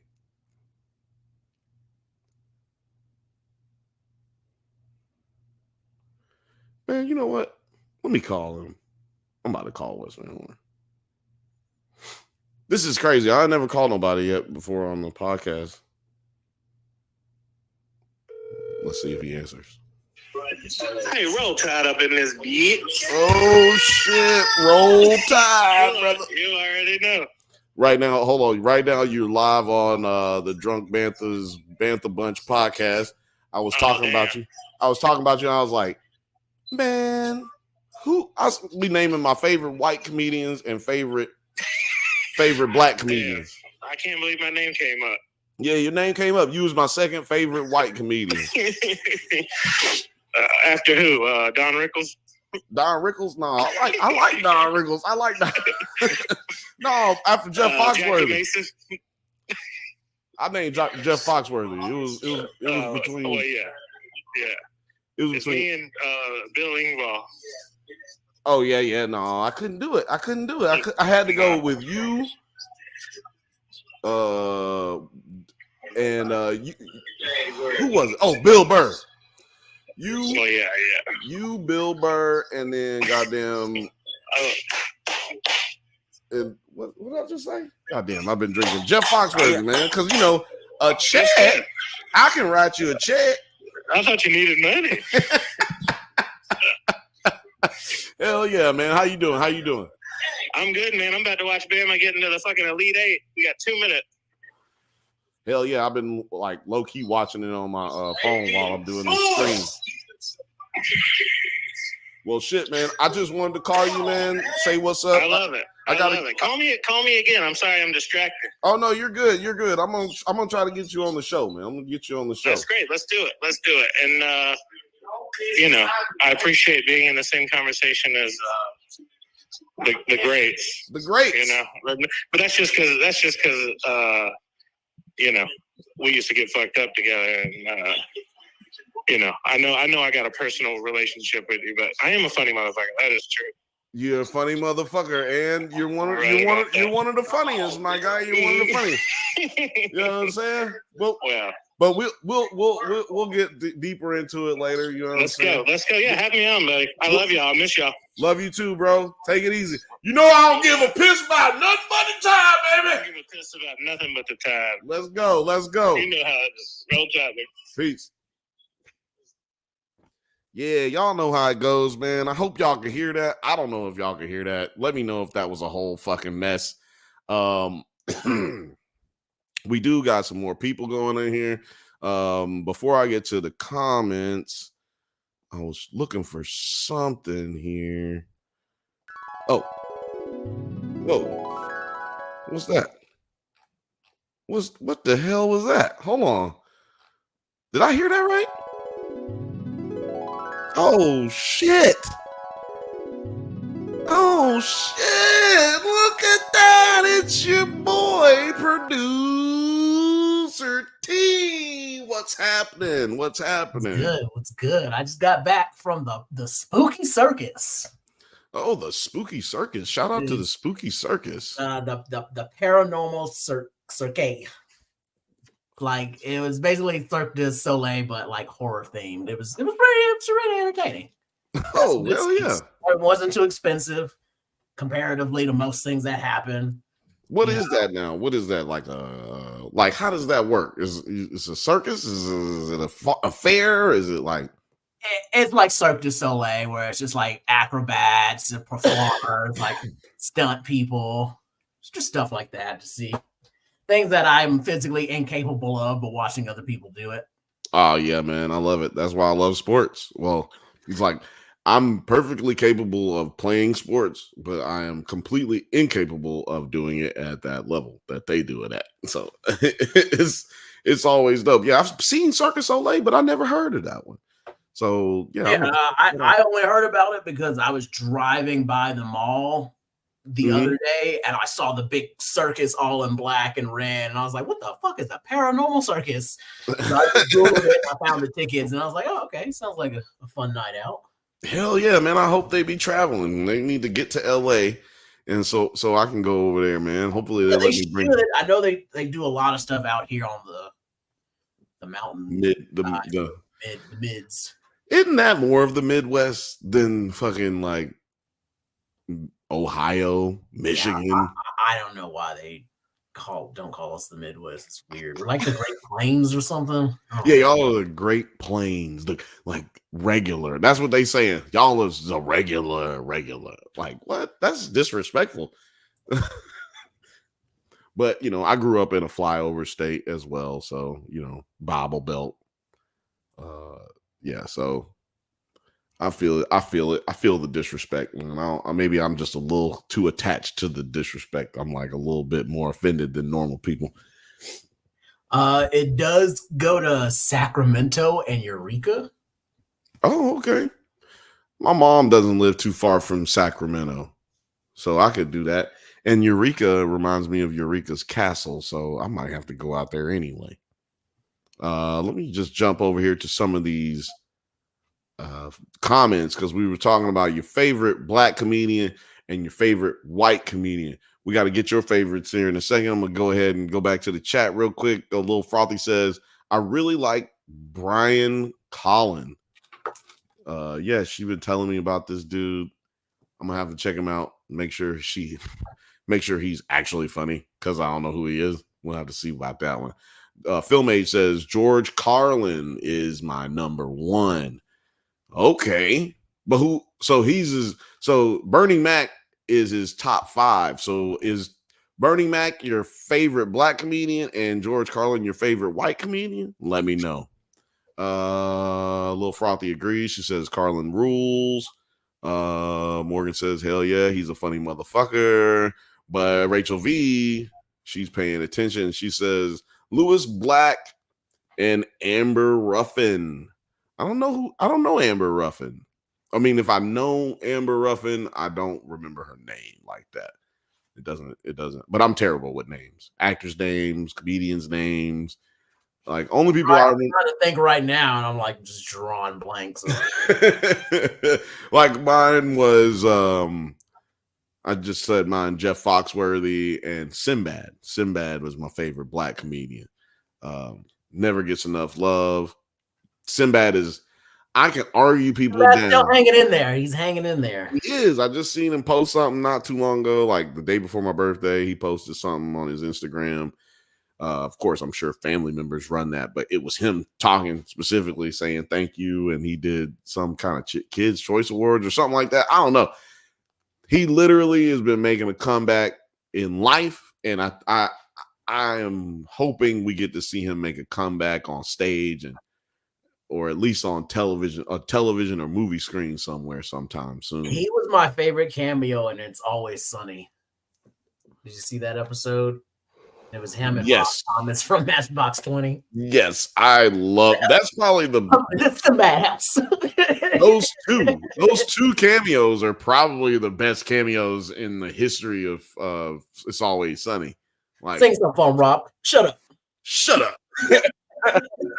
He was like an asshole. Did he cuss? I think he cussed on me. Yeah, he's like, you my bitch.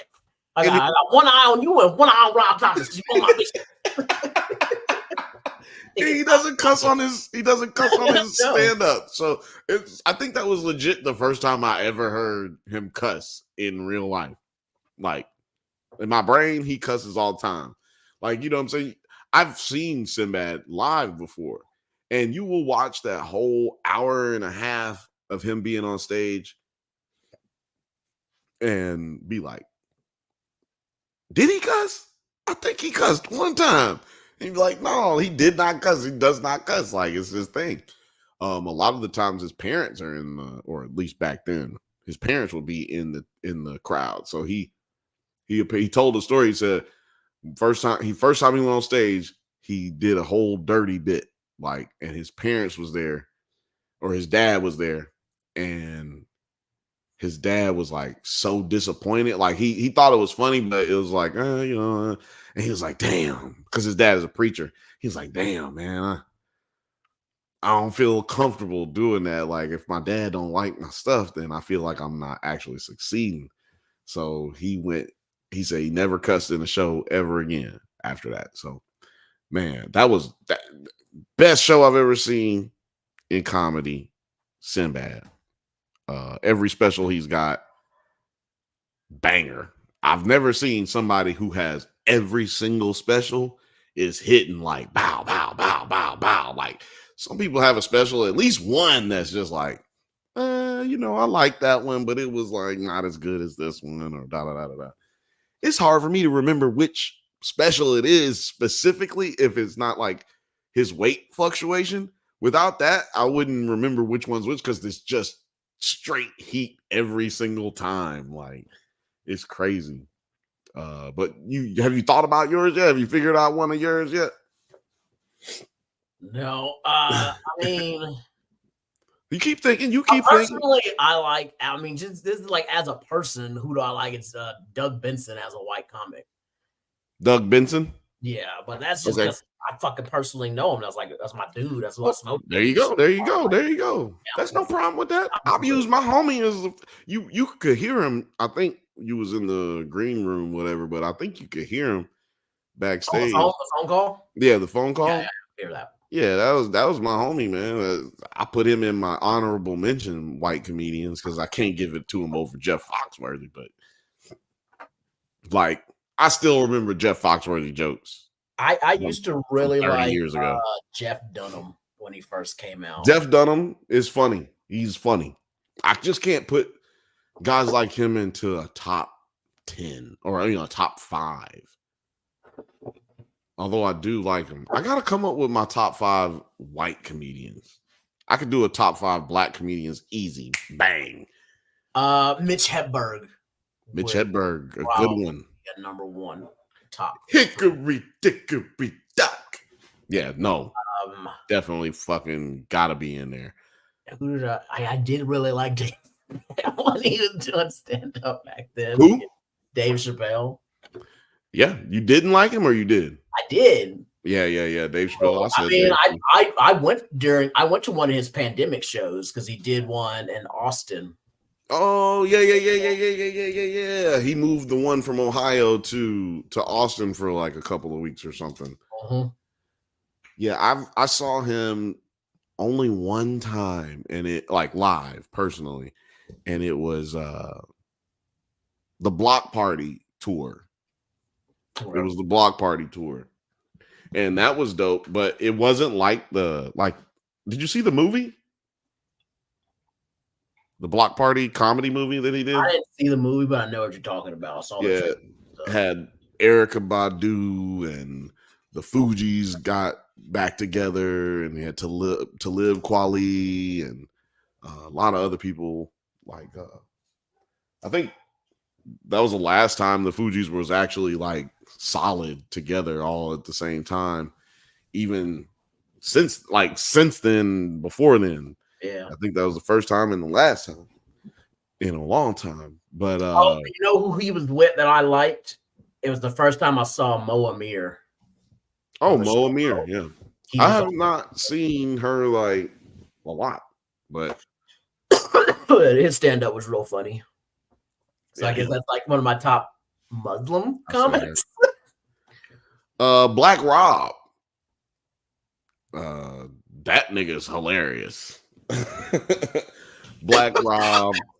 Like, and now we're getting into people who I know and I've met. But yeah, Black Rob, Tony Baker, Kev on Stage. Man, I met Kev on stage one time, and dude was so nice. Like, my cousin is friends with them, like their whole crew. To Hear More. Oh man, I almost forgot To Hear. To Hear is hilarious. Real good dude.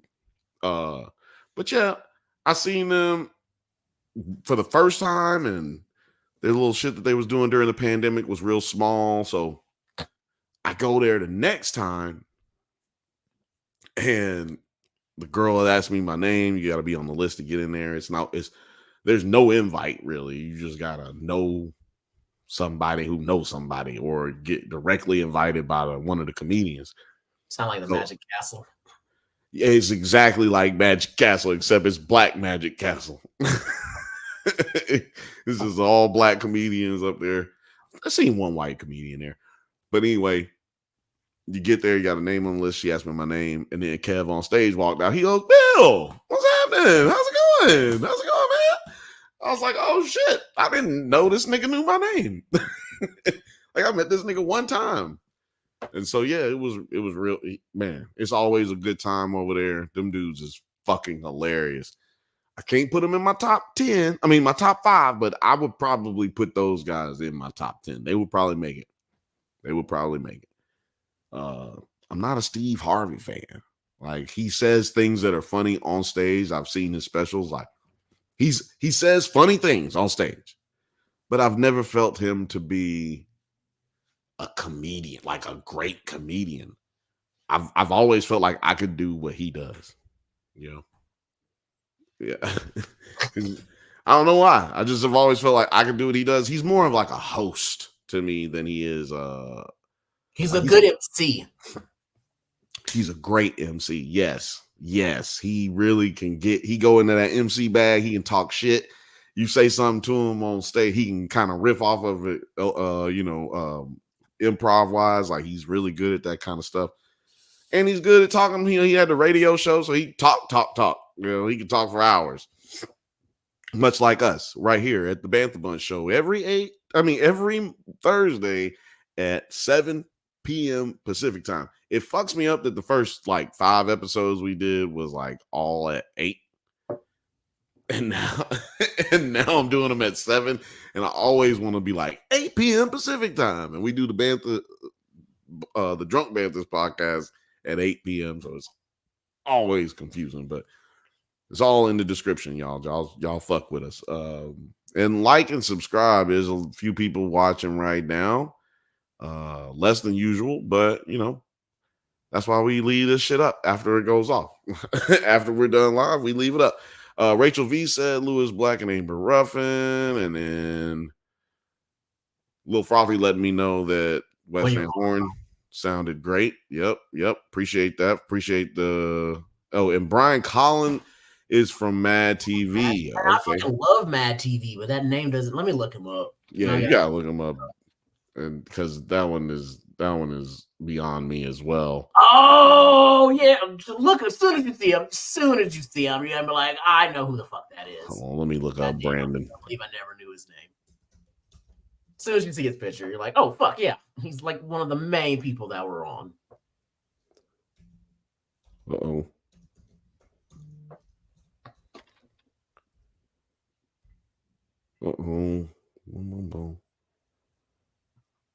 It's not coming up for me. How do you spell it again? Let me go back to Allen. Boom, boom, boom, boom, boom, boom, boom, boom, boom, boom. Brian with a Y. There we go.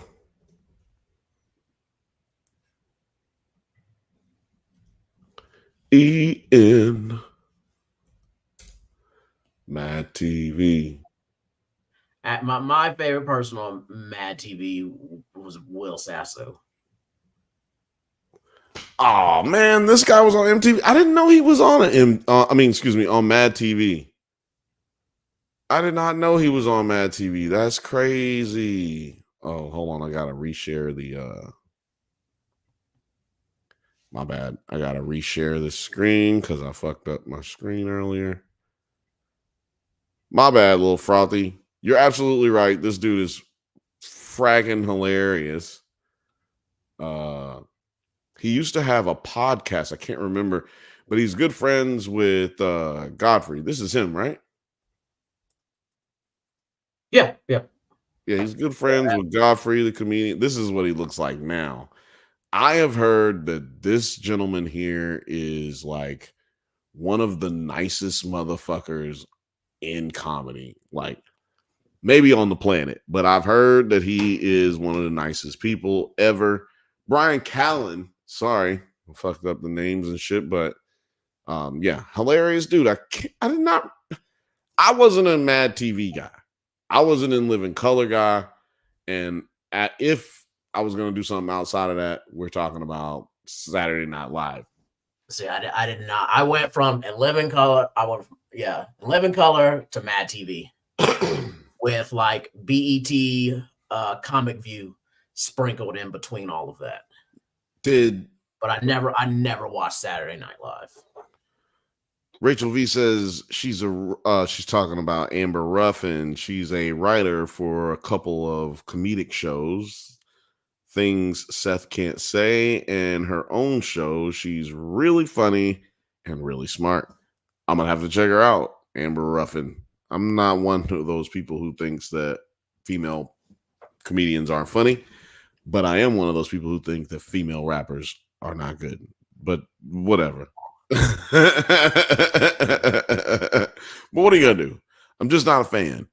Lil Frothy says Cat Williams is my favorite black comedian. He's a super human.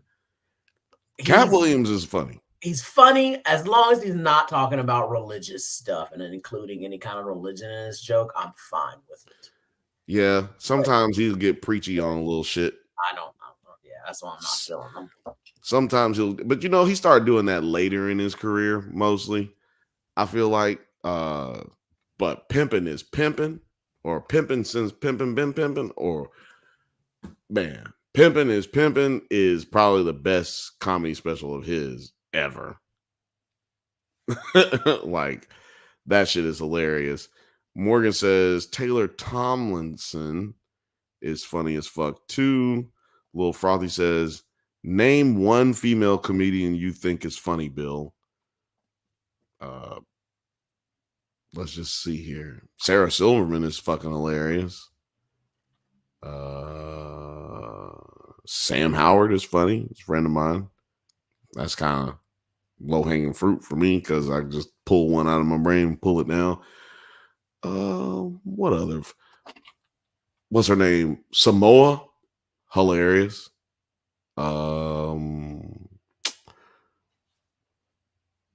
Monique is funny, even though she's not like probably not a good person necessarily.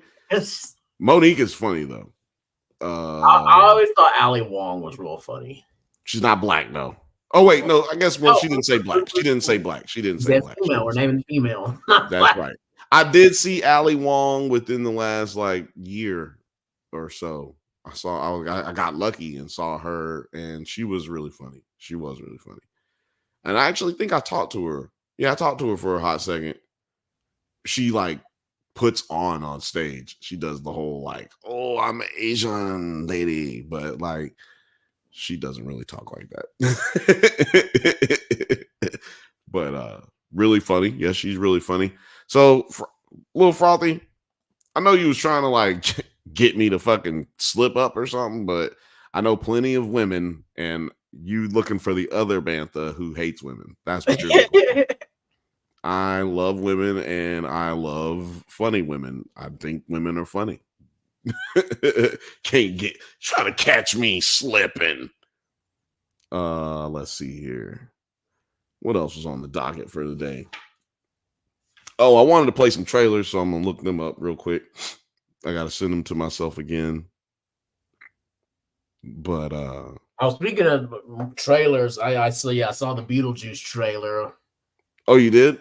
Yeah, it's still the same one like that they've been showing. Even the full movie one, he just he's like the juice is loose, and that's really all you get. The juice is loose. But yeah, I saw God, what was it? Late Night with the Devil. Oh, did you see the trailer for it? No, I saw the movie last night.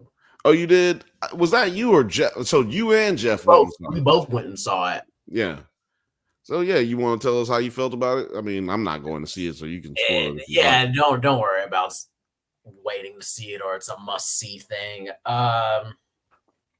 What's his name? David, character actor, because I only know his first name, did a real good job of immersing himself in the role of that late night TV host who's trying to like get ratings and keep up with Carson at the same time. And it's like, he's a good character actor. And like the first act of the movie up until the second act is pretty good, but like towards the middle of the second act and the third act, it was just got a little hokey and boring, and it just was not scary. There's no jump scene. There's nothing to be like, there was nothing to freak me out. It was kind of lost me as a whole. So I was just like, this is a good 5 out of 10. Damn. C-. That's kind of disappointing to me, because I was really like, I've been hearing about it. I never saw it. In 5, 4. Now, here's Mr. Midnight, Jack Darrow. Oh yeah. Oh, good evening. So apparently, and thank you. That's what people were mad about. I guess this is like some AI art. Your living rooms once that's behind him. Yeah, we've got a heck of a show in store. I talked about that earlier. There's like these little credits, these little cue cards in between each scene that they do, and I guess maybe that was the AI art part. Yeah, that's what they were saying. And I mean, did that bother you? Did it take anything away from it for you? All. You didn't fucking notice it. I think they're mad that they didn't pay an artist or some shit. Yeah, but they had a lot of people who actually worked on set and designed a lot of stuff. And I'd argue to say that the people who worked on this probably really appreciated not having to do some extra shit, because they probably got overworked anyway. They probably did a lot of stuff that they didn't get paid for. So that probably worked out in their favor. See it all unfold before your very eyes. I really hope you love it. I've never seen so many studios handle one movie. At the beginning credits, they'll have like the studio has its own little title card that they show. Right. There was like 8 different title cards in this fucking movie. Like, and then they showed another one, and then they showed another. I was like, God damn, how many people? Dimension, brought to you by Dimension Films, Paramount Production, Shudder. And then like 7 different indie companies all touched it. I was like, IFC Films.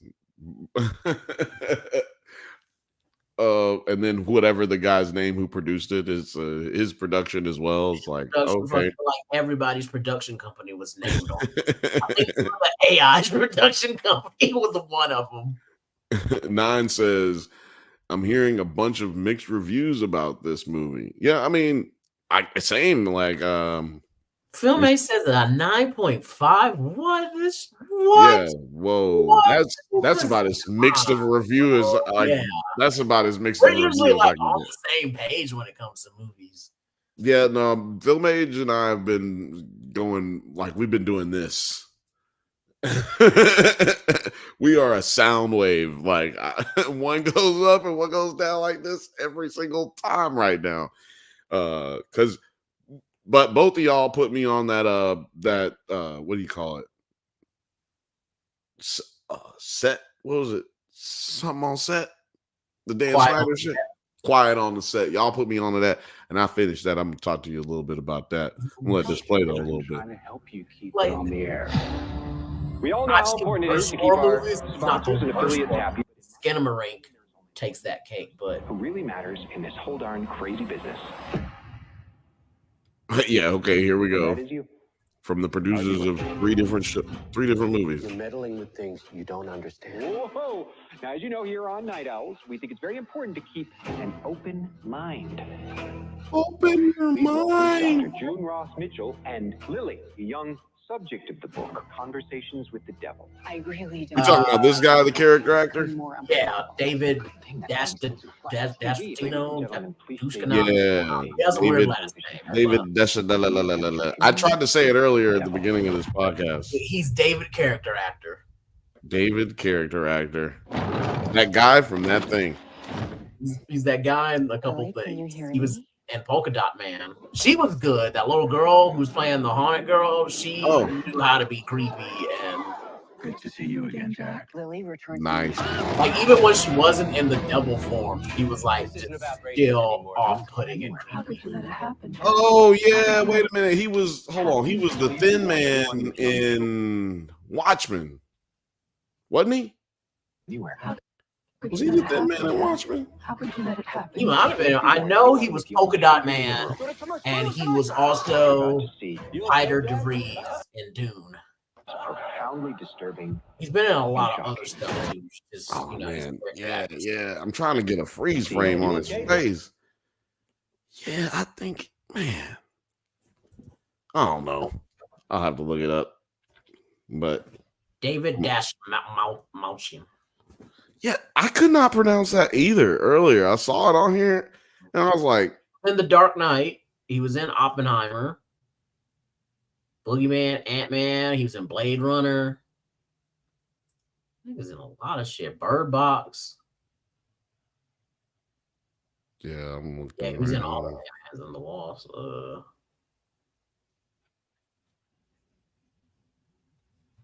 Yeah, maybe I'm wrong. Maybe he wasn't in. Whatchamacallit,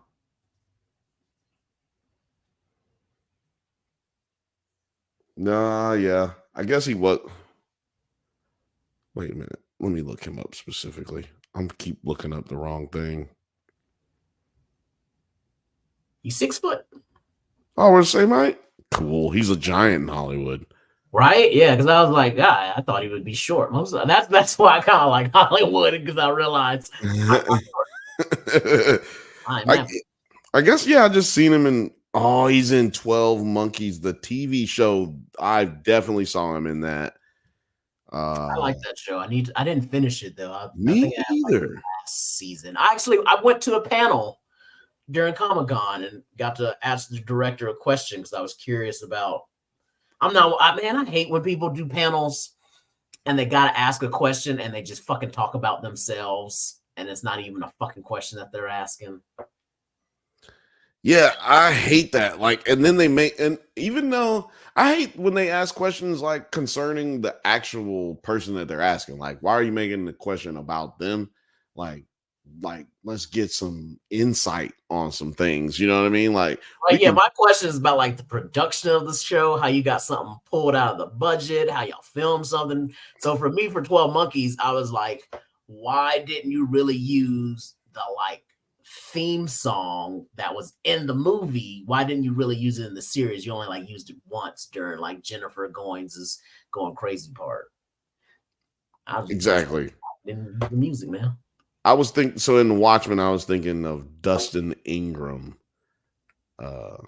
He played the Thin Man who, I don't know if you saw Watchmen, but he like slid down into the, not in the manhole, but like the little sidewalk drain. He like slid, he like oiled himself up with K-Watch.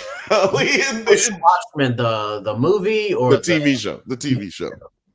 I don't remember. I did watch the TV show. I just don't remember. I need to do a like video on that one. I loved that TV show, and to me, it was proof that HBO is racist because they keep canceling all the amazing black TV shows. Like, but they said it was really like a one and done type deal.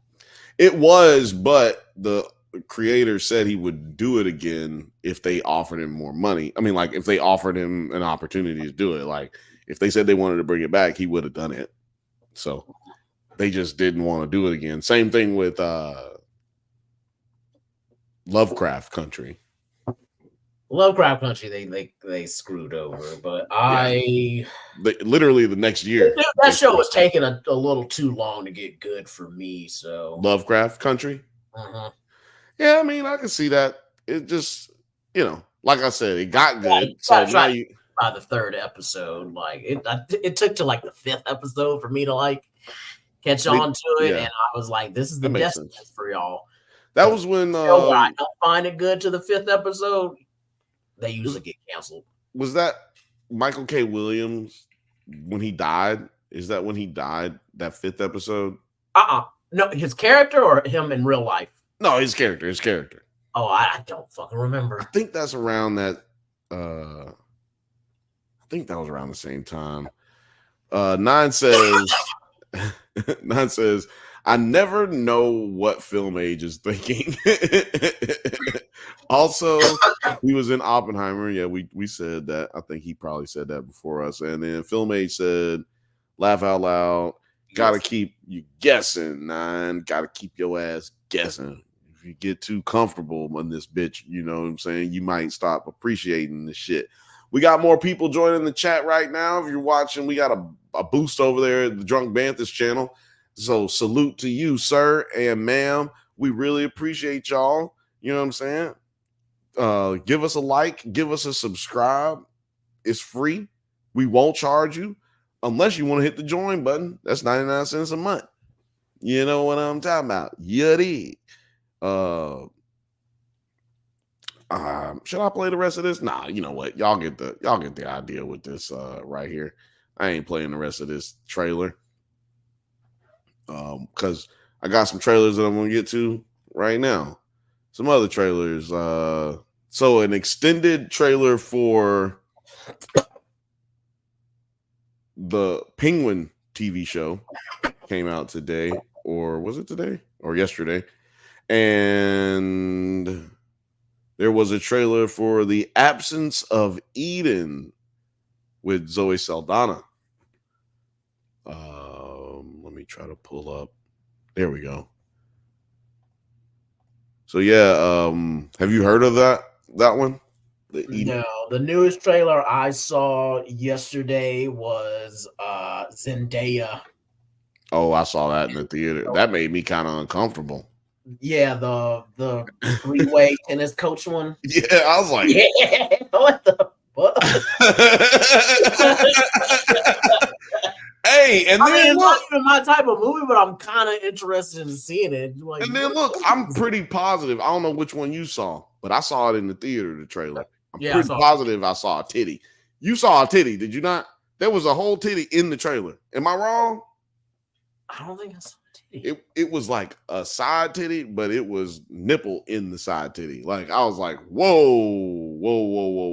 Slow down, Zendaya. Slow down, young lady.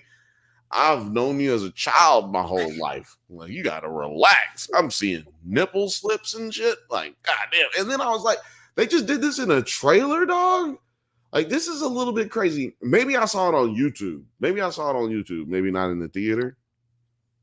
But I'm positive I saw a titty. It's crazy. Maybe we can bring it up and see. Yeah, we're not gonna play it because I'm not. Even if it wasn't no titty, that motherfucking trailer is so racy. I am getting demonetized on that one. Like it's gonna say have a person review this, and they're gonna be like, nah, dog. They just gonna send me, nah, dog. Usually they send you a like, unfortunately, we are unable to, but they not even gonna waste all them texts. They just gonna say, nah, cuz you can't do that. You can't do that, cuz. So yeah, no, I'm gonna run this. I hope this is different. I have not watched this, full disclosure. I'm really hoping that this is not like the exact same shit that we've all seen previously. But go ahead, YouTube, fuck with us.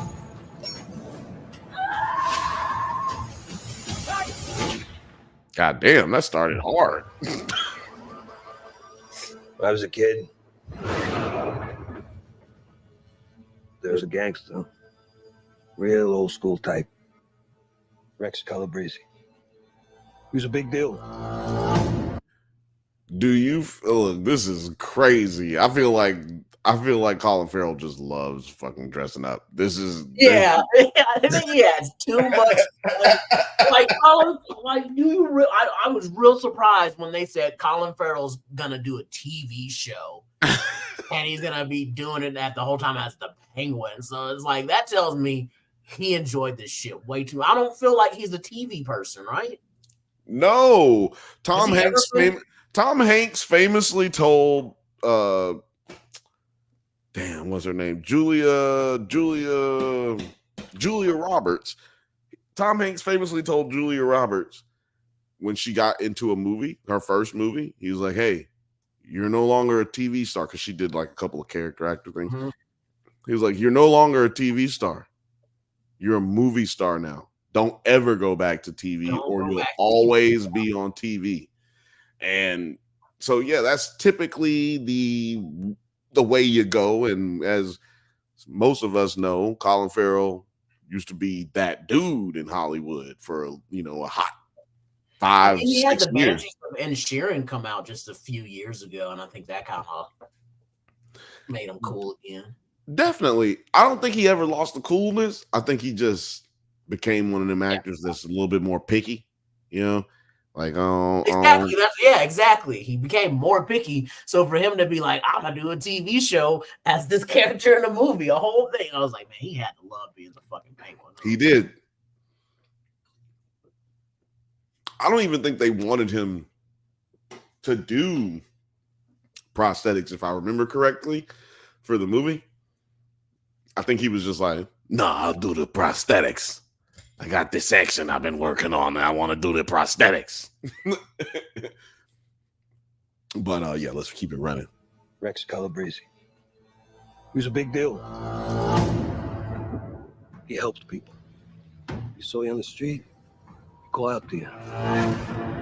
Maserati. When I'm 14 or something, he has a heart attack and dies. Still holding a cigar. In my neighborhood, they throw a parade in his honor. Oh, you know what? Did we see that in the Batman? No, you never really seen him limp too much. You see him, he got the boot. Yeah, maybe he. I do feel like I remember him limping a little bit in the first one, like in the Batman, but maybe not. You always really saw him sitting down. He wasn't really too many scenes of him walking around. Right. Because he was in the car chase. They pulled him out of the car. He was sitting down. When Falcone got marked and called out, he was just standing next to him. Just sitting. Yeah. When he's talking to Batman, he was sitting mostly the whole time. I think that they mention it at least, or I think Falcone called him a cripple or some shit. Yeah, because he waddles a little bit. So I think one moment, I think that's why he's called the Penguin. The pokey nose, the pointy nose, and then the slight limp that he has. Because he only got one Forrest Gump leg. So apologies if we've disrespected any Forrest Gump leg people out there. Sorry. Hold on. What's Nas saying here? Why do they always have the trailer is about to start segment at the beginning now? Like, I know. I clicked on the trailer. Yeah, that is wild. I don't know why they do that. I noticed that shit too. It's crazy. Rachel V says, thank you for putting the captions on. Makes it easier to read. I don't think I did that, but I'm glad that it helps you. And I didn't take it off just because I knew it was going to help you and help others, because there's other people out here who need that as well. They throw a parade in his honor. Yeah. Parade. Yeah, you know I had to go back to that leg. It wasn't fancy, but it was a gesture.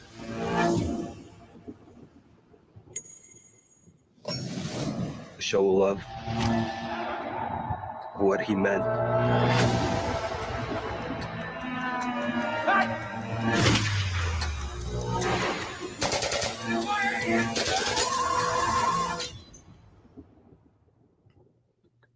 Can you imagine to be remembered like that? Yo, am I the only person who thinks that when is it? This fall? Am I the only person who thinks that Colin Farrell could win an Emmy for this one?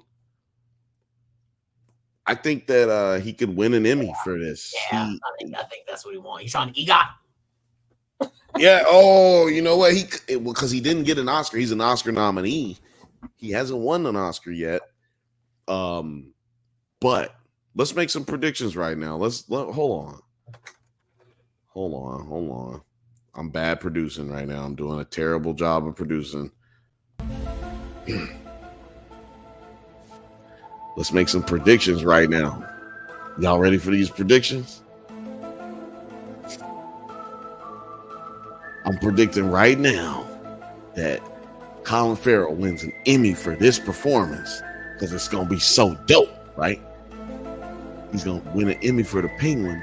And then when the next Batman comes out, he wins an Oscar for his performance in the Batman 2 because he's just given such a dope performance, transitioning from television back into the movie, fucking everybody's mind up because they've already gotten ingratiated with the Penguin.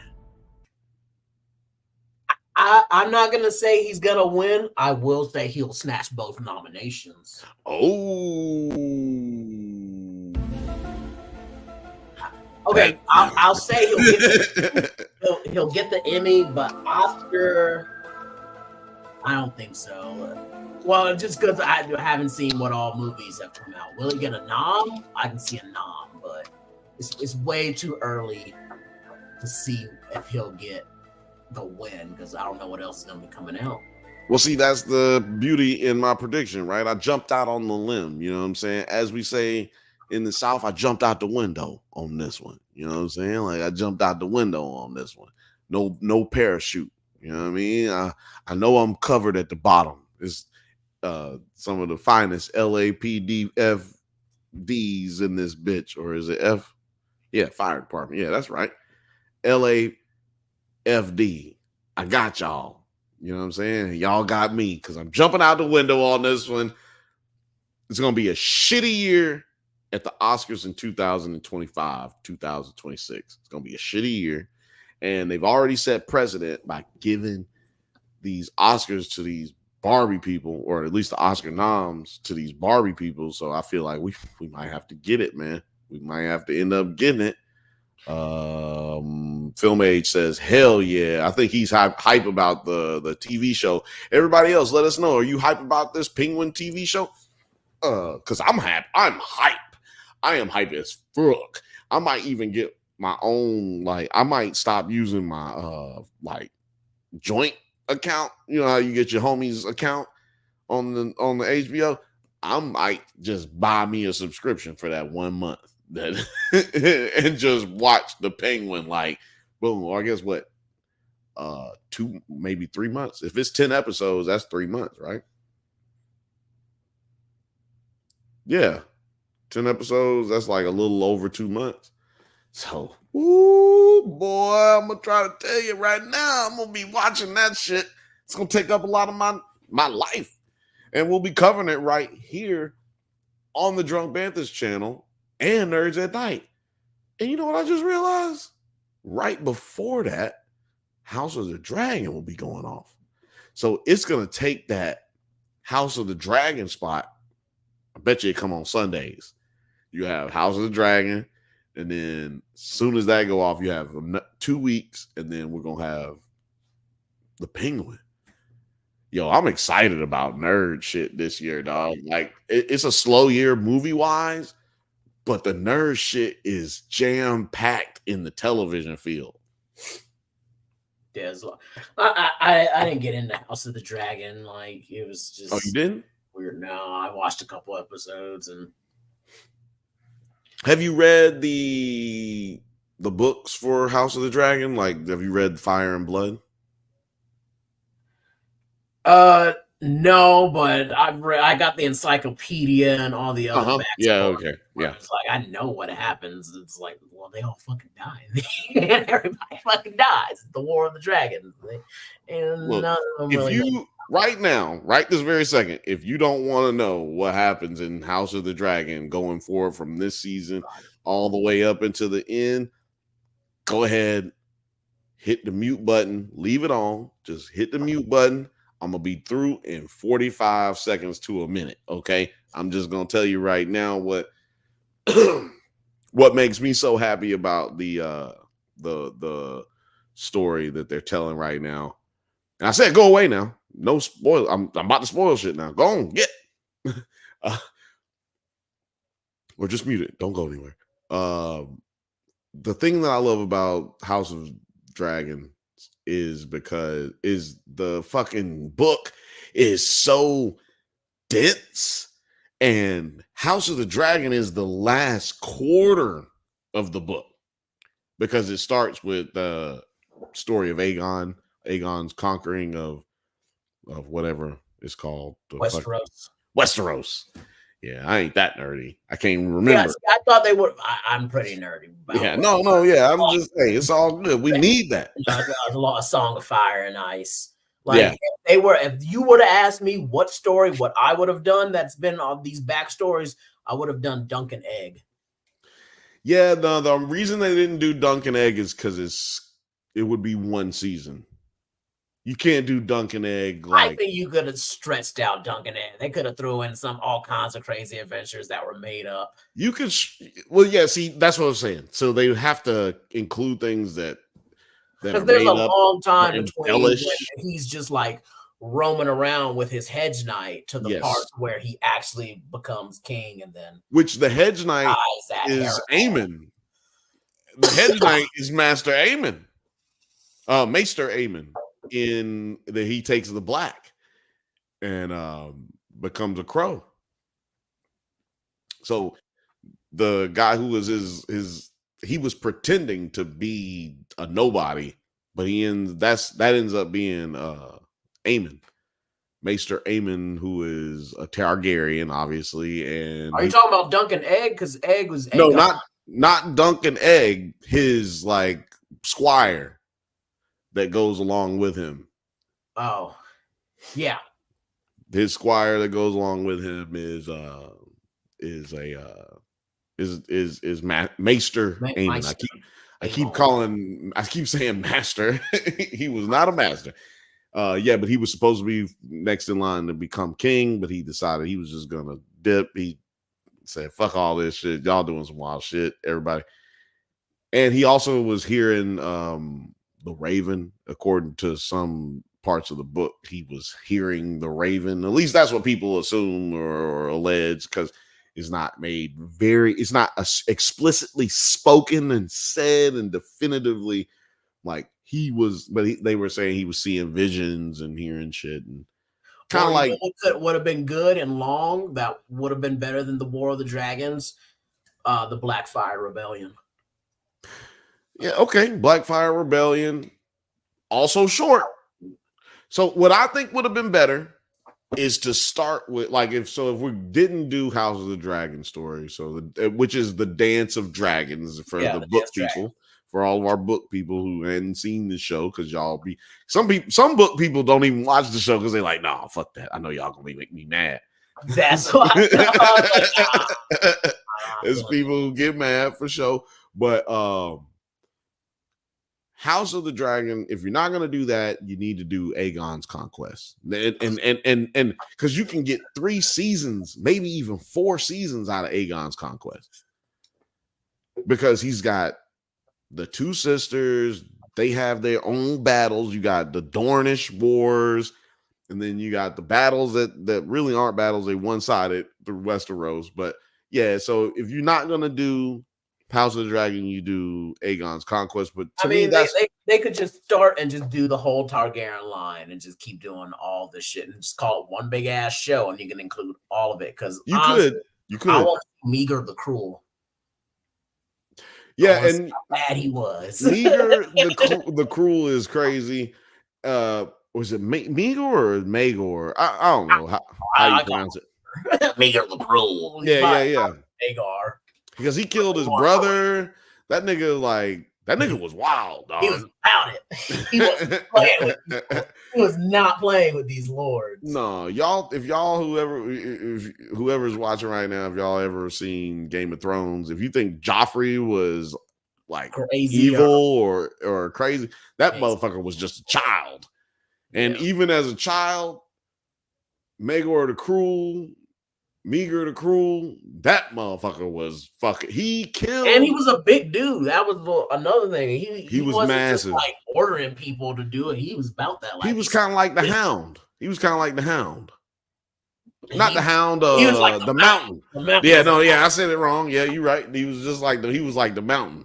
He killed a horse. Like one of the guys who was in charge of the stables. He killed a stable master, like, because he didn't like how he was treating his horse. So he just cut him. And it's kind of similar how they explain how the Mountain would chop into people, and like he cut him like in half. And just be like, well, he did it when he was like 14 years old. And they just was like, no, he didn't kill him. He fell and chopped himself in half on accident. So yeah, it's shit like that. This in the books that I wish they would have did for sure. Or just like some like small one-off stories. Like I would like to see Barristan Selmy in his young days when he took down the Smiling Knight. Yeah, no, that would be great. Yeah, I see what you're saying. There could be some short ones. You know, even I'm down for some 1 hour and 30-minute or 1 episode saga thing. Like, you know what I'm saying? Like, I would watch the Tower of Joy, a full episode of them fighting. Tower of Joy would be good, but see, that one be a little too short. Yeah, and if you did a Tower of Joy, I wouldn't be mad if you built me up to that moment and then let it just die. Before, like, right when we get to the Dane fight, I would just let it die because we already seen that. Like, we already seen that. We already know. We've already. Oh, I like how they gave him 2 swords and spinning them bitches around. Yeah, man, he got 2 swords. Right there, I'm about to get it. Arthur Dane is the baddest motherfucker in the book. Period. And I done read both books, like both of the big books, and baddest motherfucker in the whole lore. Period. And then his sister was supposed to be like the baddest bitch in the book. Like, that's who everybody in the books is supposed to assume that Jon Snow's mom is. Yeah. Just in case for y'all who don't know, we went on a little tangent talking about Game of Thrones, but we talking about HBO. That's, we talking about HBO. For ideas, watch HBO. Oh man, yes. Well, to be fair, I think that that's the direction they're trying to take. I think they said, look, we talked about the Dance of the Dragons a lot in the series, and it's a very big part, or not a big part, it's the part of the story, the overall story, that explains why there aren't any Targaryens really as we get into the Song of Ice and Fire. Why it's so important, what the magnitude, the weight, and the gravitas of Jon Snow being Aegon Targaryen really means. And with that being said, I think that they're going to do House of Dragon, and then I think Aegon's Conquest is next, to really give that weight to Jon Snow. Because I do think they're going to do a Jon Snow television show. Just according to my sources, I'm pretty positive that the Black Knight Marvel stuff is conflicting with the timeline to do the Jon Snow sequel, if you will. Jon Snow, the Black Crow. Because, as we know, at the end of Song of Ice and Fire, he takes on the Black again, or at least allegedly, because we haven't gotten the fucking book from George R. Martin yet, even though it's been like 6 years. 10 years. Well, it's been 6 years, almost six years since the TV show ended. Yeah. And 10 years since the fucking book came out. Exactly. So, and quit giving us these goddamn little. He was writing all kinds of other shit and just. I don't want none of that. It's not no. coming. I don't think you can't trick me. Those are your footnotes, dog. Those are your drafts. You building up the lore in your head and vomiting it out on the paper and then giving it to us. That ain't cool. That ain't cool, man.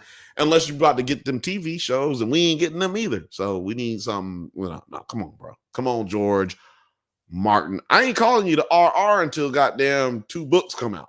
I need 2 books. You can get 1 R back. 1 R per book. You can get 1 R per book back. Winds of Winter and A Dream of Spring is what they're called, right? Yep, exactly. And you can get 1 R back and if I have to wait another 10 years, nigga, you're not getting the other R back until the goddamn books come out. Okay. Now, HBO, Warner Brothers, they do struggle putting out DC content and DC EU content or anything related to DC comic books, except for the animated movies. But we do have if I'm not mistaken, it's this year because I saw them filming it downtown in LA. Joker 2 is coming out this year. 9 Nerd Yards says the Joker 2 comes out this year. I bet Lady Gaga and Phoenix get nominated for something. Yeah, Joaquin Phoenix might get nominated for something because, like I said, this year they set a precedent for shit that has never gotten nominated to get nominated, like the type of movies that have never gotten nominated. Without even creating a new category, they just said, okay, we're just going to nominate Barbie. We're going to nominate Poor Things, Poor Things is crazy to nominate. It's a fucking porno comedy that's made into, that's given a nomination. A cult classic, really. It's not something that was even supposed to be like a box office film. Nobody was sitting on set. Mark Ruffalo wasn't sitting on set going, hey, you guys, I think we really got something here. Nobody was saying that. It was just like, okay, we're doing a passion project. We doing something that we really all love doing. We really think it deserves the gravitas that it's getting. I think that the Joker could, ride in on the coattails of that next year. Joaquin won the Oscar for Joker. Oh, he did? Mm-hmm. I was looking it up because when we were talking about it, I was looking up Batman to see if it even got nominated. Batman only got nom No, yeah. for music, costumes, and art design. They didn't get any actors or anything. So Yeah, they got the Star Wars. They got we'll the Star see Wars if- categories. That's what I But thought. The Star yeah, Wars when category. Joker came out, Colin Farrell got Best Actor for Oscars that year for Joker. Yeah, he got a nom. He got a nom. He got the win. Oh no, you said Colin Farrell, so you talking about Joker. You talking about Joker. So I was saying for when he said that Joaquin Phoenix might get nominated for something, I was like, well, he won it last year, so yeah, he definitely is probably gonna get nominated for it, and so will Lady Gaga. Well, I think she might EGOT, right? She close. Did she win anything for American Horror Story? She needs a Tony, I think. She doesn't have a Tony yet. I feel like for her that probably she can get that easy. She'll get that easy. She's a New Yorker. She'll fucking I was like, she doesn't have a Tony already. She hasn't done like some musical because I don't watch the Tonys. So I'm pretty sure she has not gotten a Tony. I'm pretty sure because I'm pretty sure she hasn't done any plays yet or like but if she has done plays, it hadn't been like that level, if I'm not mistaken. But I think that's the only one she's missing. She's definitely got. Well, no, she don't got no Emmy. I ain't seen her in no TV. Well, no, I was thinking. So she's probably 2 away. She's probably American Horror Story. She got an Emmy for that? Yeah, that's what I'm looking up to see if she got an Emmy for it. Because I thought that show won Emmys like crazy.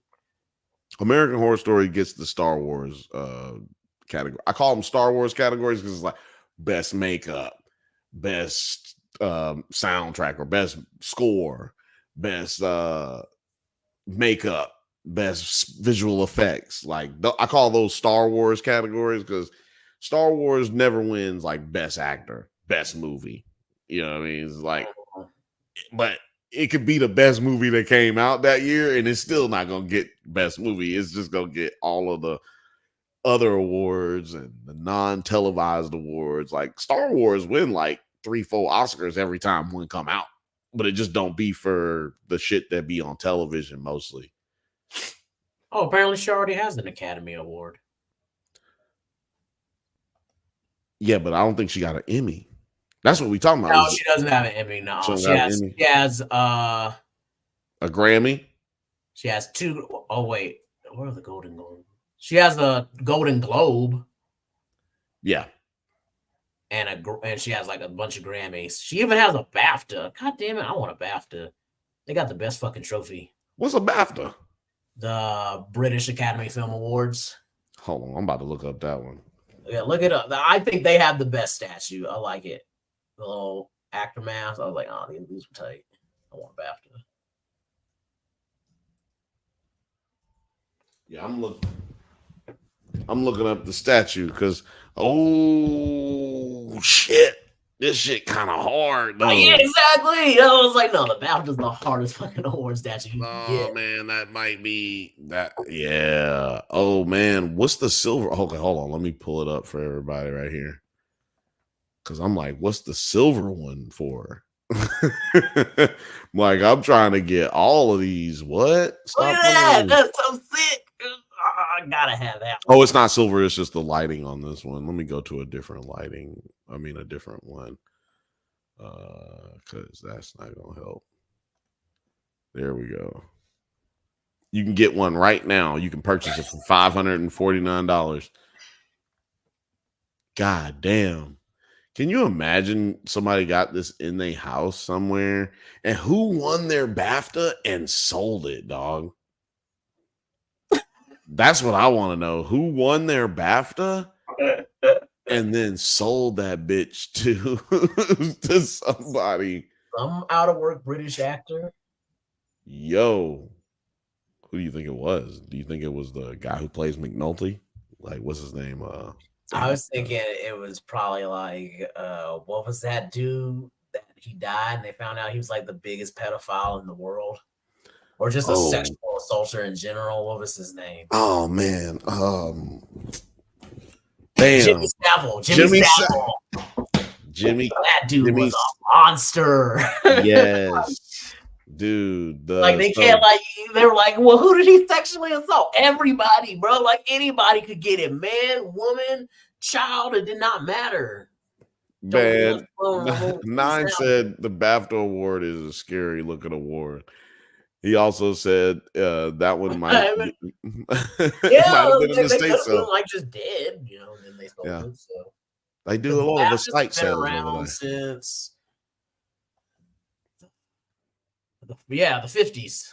The 50s. Wow. Yeah, 1949 actually is the first one. Well, so it's not even. So I guess how long has the Oscars been around? Is that's a little younger than the Oscars, yeah.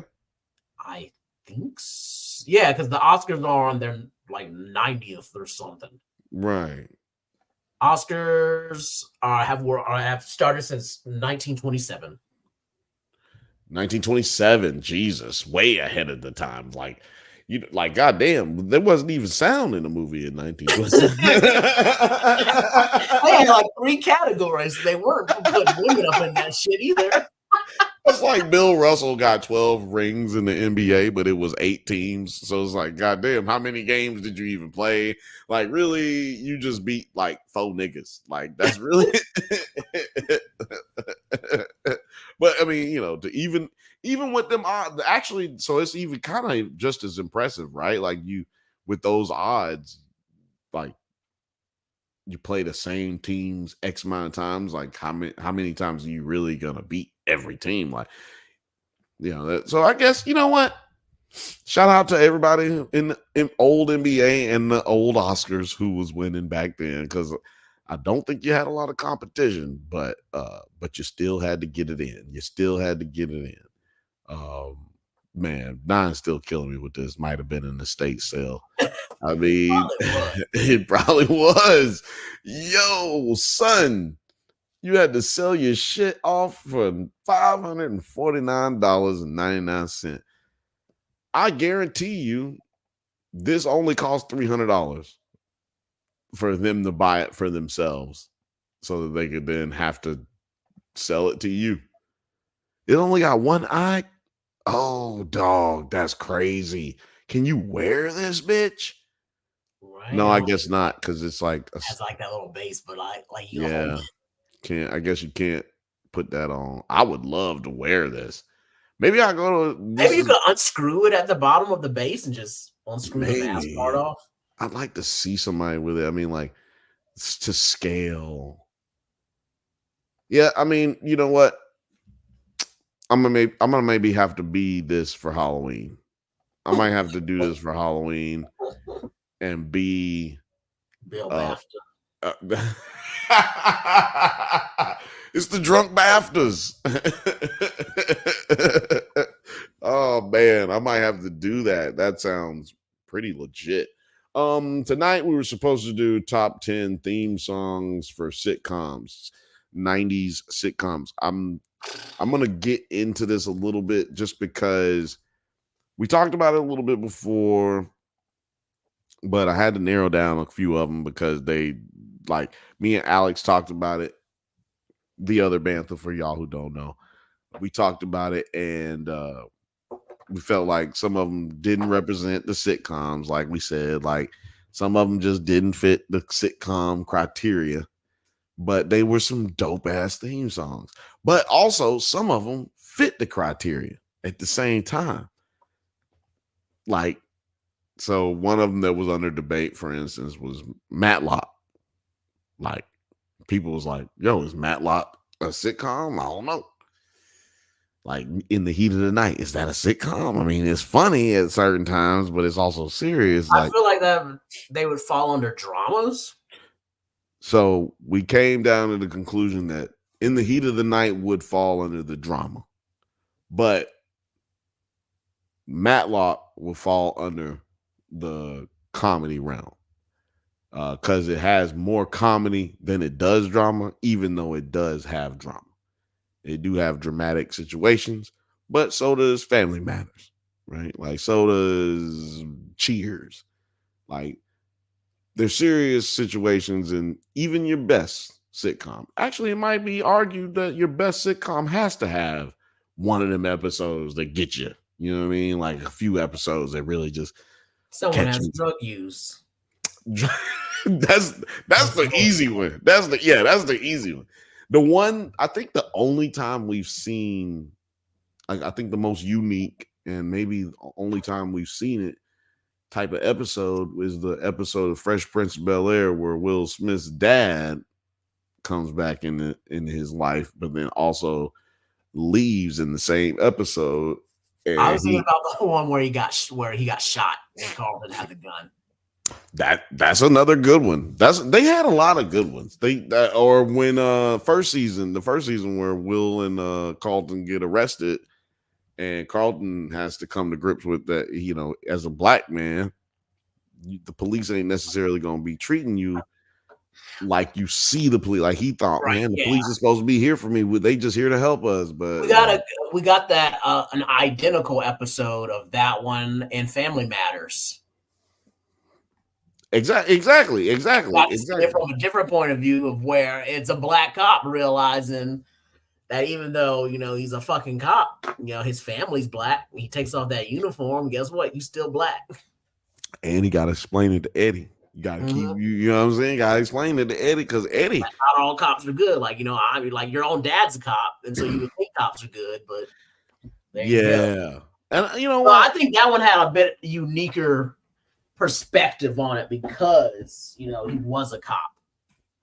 Yeah, exactly. And you know what? That was a better show in general, in my opinion. I know that's hardcore hot take right there, but I just feel like Family Matters was a better show than The Fresh Prince. I love both of them. I watched both of them. Man, I never missed an episode of The Fresh Prince of Bel-Air or Family Matters. Ever. I never missed one. Show me the reruns. TGIF. TGIF, and then if I'm not mistaken, Fresh Prince was on Paramount. Came on several channels. I felt. Well, at first, I think it was only on CBS or NBC, one of the two. Maybe it was NBC, but I think it was CBS because maybe I'm wrong, man. I want to say NBC. Somebody put it in the comments. I know that, I think it was NBC. I think you're right. Because I'm pretty sure that I remember the Peacock. It was fresh. It was definitely Fresh Prince. Yeah. You know what? You know how I remember now? It was that goddamn The More You Know. Boom. Yeah. And then the thing, yeah. Yeah, they had there was a couple of Will Smith, Fresh Prince, The More You Know little commercials. They definitely used to do that on NBC. Oh man, shit. The reason I was thinking CBS is because Quincy Jones had a good relationship with CBS as he did a couple of theme songs for the late 70s sitcom era. But yeah, man, I forgot what I was talking about. Doesn't matter. We got another trailer to go to before we get up out of there. This one is the Zoe Saldana movie that's coming out. It is called The Absence of Eden. I have not heard about this at all. We are all about to watch it together for the first time, if I'm not mistaken. Because you hadn't seen the trailer for this one, right? Okay, cool. Good. I won't be alone in this. What happened to it? Oh, there it is. Bing bong. So yeah, again, this is Absence of Eden with Zoe Saldana. I didn't know how to pronounce her name low key till like about 2 years ago. I thought it was 2 Z's. You know what I'm saying? But I'll never be paying attention. Because in 2004, I decided I'm going to stop caring about any of these people. Like, they don't pay my rent. They don't, like, if you didn't put a movie out before 2008, I don't know who you are personally. Like, I don't know how to spell your name. I don't know who you date. None of that. Let's get this one going. Let's get it.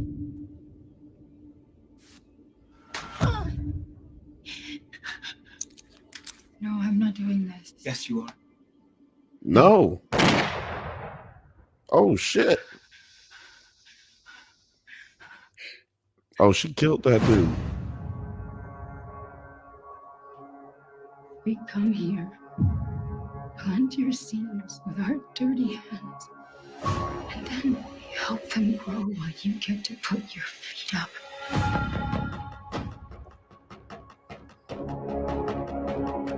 Hold on, is this an immigration movie? Yeah, what the fuck is going What on? the fuck is going on? What made you want to catch bad guys for a living? Piss off my dad, I guess. As good a reason as any. Stop! So how long have you two been together? Just a few months. I want you to know I really like you, Mom. Yo, wait a minute. That's I am so confused about what this movie's about. yeah, but also like I want you to know I really like you, Mom. you really like my mom, cuz like Would you say good? What you say? like yo, that is wild. Like don't ever say that to your stepson or the dude that is the son of the girl that you banging. Don't say that. Just show that. Like show, don't tell, because it's awkward for everybody. Give me that one.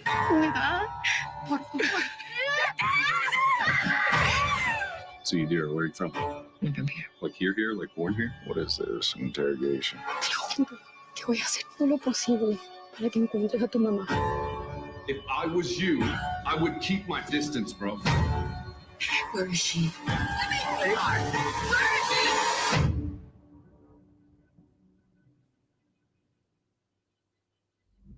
This is intense. Your crops, your children, your future. We make it all grow. And what do you do?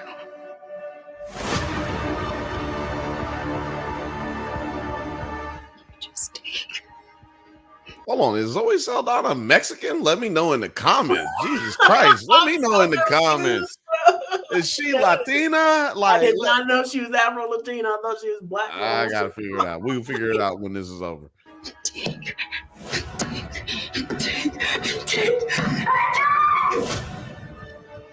You take because you're empty.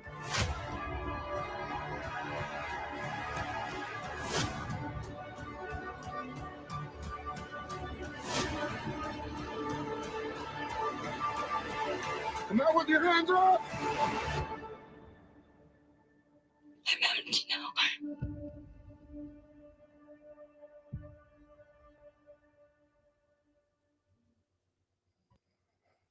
Yo, what the fuck did we just watch right now? An Oscar nominee. You're not gonna tell me that's not gonna taste. Oh man, that shit is getting one all the way 100. No bullshit, no doubt about it. I don't have any doubts that one is going to get it. Let's see. My Tiny Victory says she speaks Spanish. Okay, well, that doesn't tell me much. Says Morgan said, first of all, I said Saldana. Sorry, I'm seeing My Tiny Victories. I said Saldana anyway. Zoe Saldana. Yeah, I would assume Latin. She's also my future baby mama, so be respectful. That's what Morgan had to say. Nine Nerd Yard says Saldana was born in Passaic, New Jersey. Her father was Dominican while her mother is Puerto Rican. Saldana also has Lebanese and Haitian roots. She a little bit everything. So exactly. So Morgan, I be saying, yeah, Latino, la la la la. Like, y'all don't know. Saldana don't mean nothing when you black. Your last name. I know a nigga named Martinez. Nigga darker than me. Yeah, fucking Tedros' name is Ramirez. Shit. My name is Terry Flemings. I am not fucking Flemish. None at all. Last names are ambiguous when it comes to black people. So look, it's not fair for you for us to assume. That's why I could not assume. When you looking dark like us, our color, because she might be a little darker than me. Look at me. Yeah, exactly. See, exactly. She might be like my complexion. You know, in person. You see my name on the thing, you don't think you're talking to a Dutch man. My Tiny Victory says also her husband took her last name. There's lots of women that take their last names. Yeah, exactly. Yeah, exactly. Man, ain't nothing wrong with that. Ain't nothing wrong with that. She probably threw it back like a what? And you know, that's what happens sometimes. Right? I don't want her to change her name, and then you introduce yourself. I'm Terry Saldana. Are you related to Zoe? Hell yeah. Exactly. You know what? Matter of fact, who is her husband? Who the fuck is her husband? You better take that name. Better take that name, nigga. What's wrong with you? All your kids gonna be Saldana, and everybody after your whole lineage will be Saldana from now on out. Film Age says, "What the fuck was that?" Like for real though, that was pretty impressively crazy. Like that whole freaking trailer was wild. I didn't know what the fuck. I thought she was being a stripper in this movie or something, and I was like, she kind of a little old to be playing some stripper though. You know what? The beginning was wild. Like you have no idea what is going on right here. I looks like she was a dancer at some. I thought it was the. Morgan said, "Awesome, thanks Nine for the information." And My Tiny Victory says, "I'm saying you can infer from her last name." Oh, I mean, I understand what y'all are saying. Problem is, you can't infer anything with black people. That's all I was saying. Blackish people, or right. People exactly. If you black in America, I can't go off of just one thing. Like I gotta know, and I'm glad we know now, right? The more you know, because knowing is half the battle. But this is crazy. Dancing, right? Is she dancing? Is she a prostitute? Is she a stripper? Yeah, I don't know. I thought it was the VIP room.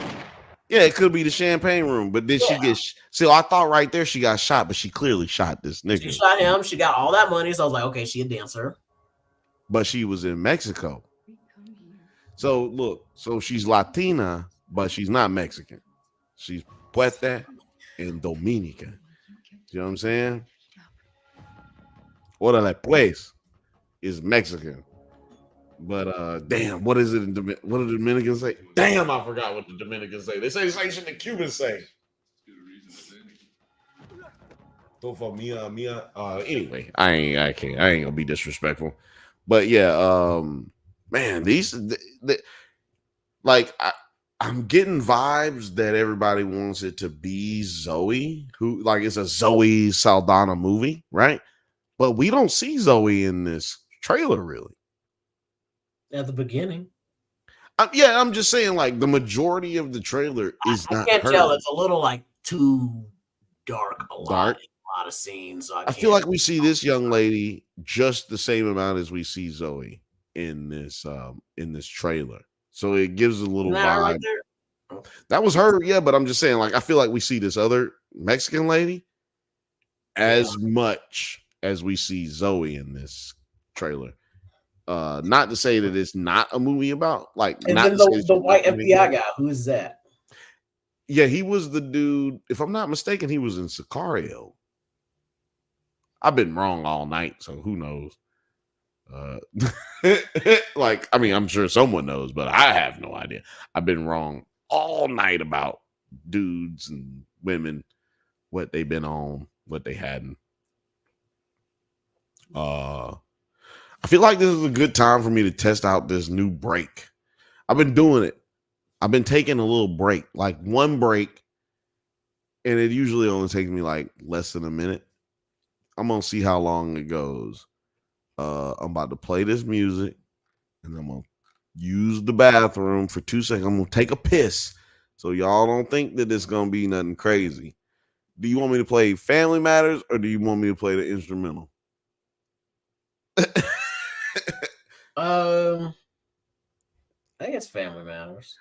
Okay, here we go. I'm about to you know what? I was gonna go to like a little what you call it, but Morgan said count the hooks. I'm not gonna count the hooks because we're going to Family Matters this time. He wanted me to count the hooks from the instrumental one, like from the intro music. But we're gonna use Family Matters this time. Goddamn. Let's wait. No, I wasn't gonna do that.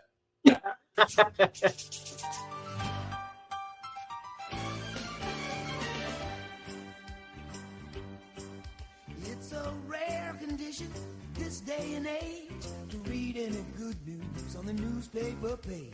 And love and tradition of the grand design, some people say it's even harder to find. Well, then there must be some magic clue inside these gentle walls. 'Cause all I see is a tower of dreams, real love bursting out of every scene.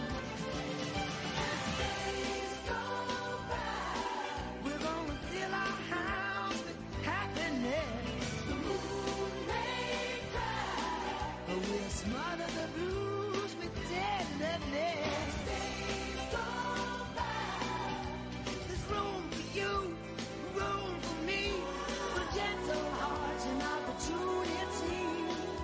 As days go by, it's the bigger love of the family.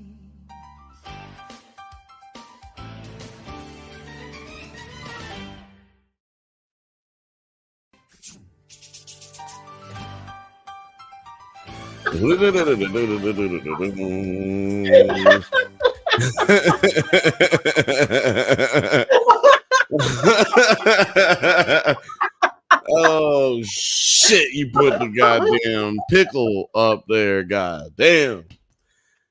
You know what? That's a rare condition in this day and age.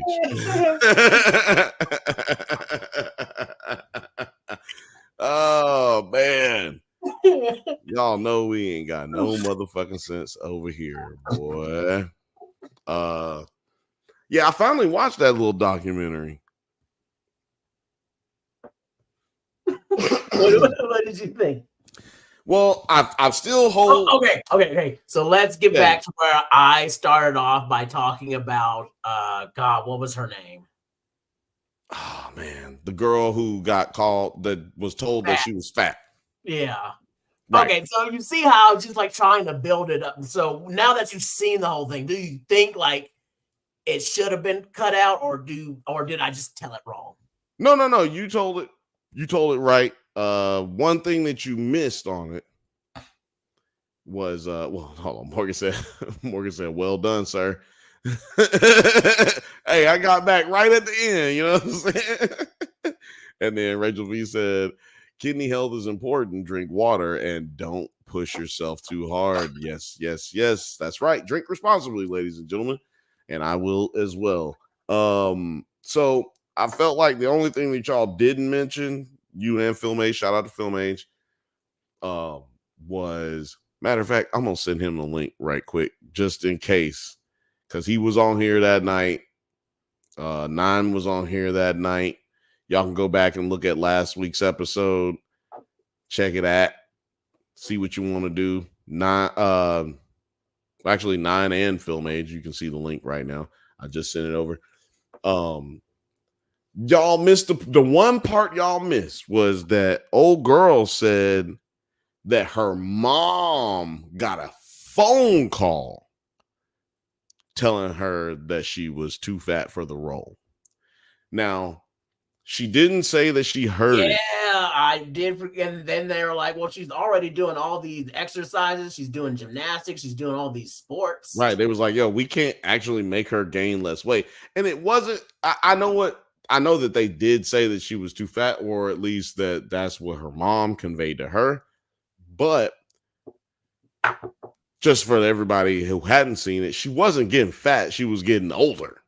Like, that's really what was happening. She was a teenage girl who was going to probably grow up to be about 5'9" and 120 pounds, and 40 pounds was going to be in her titties.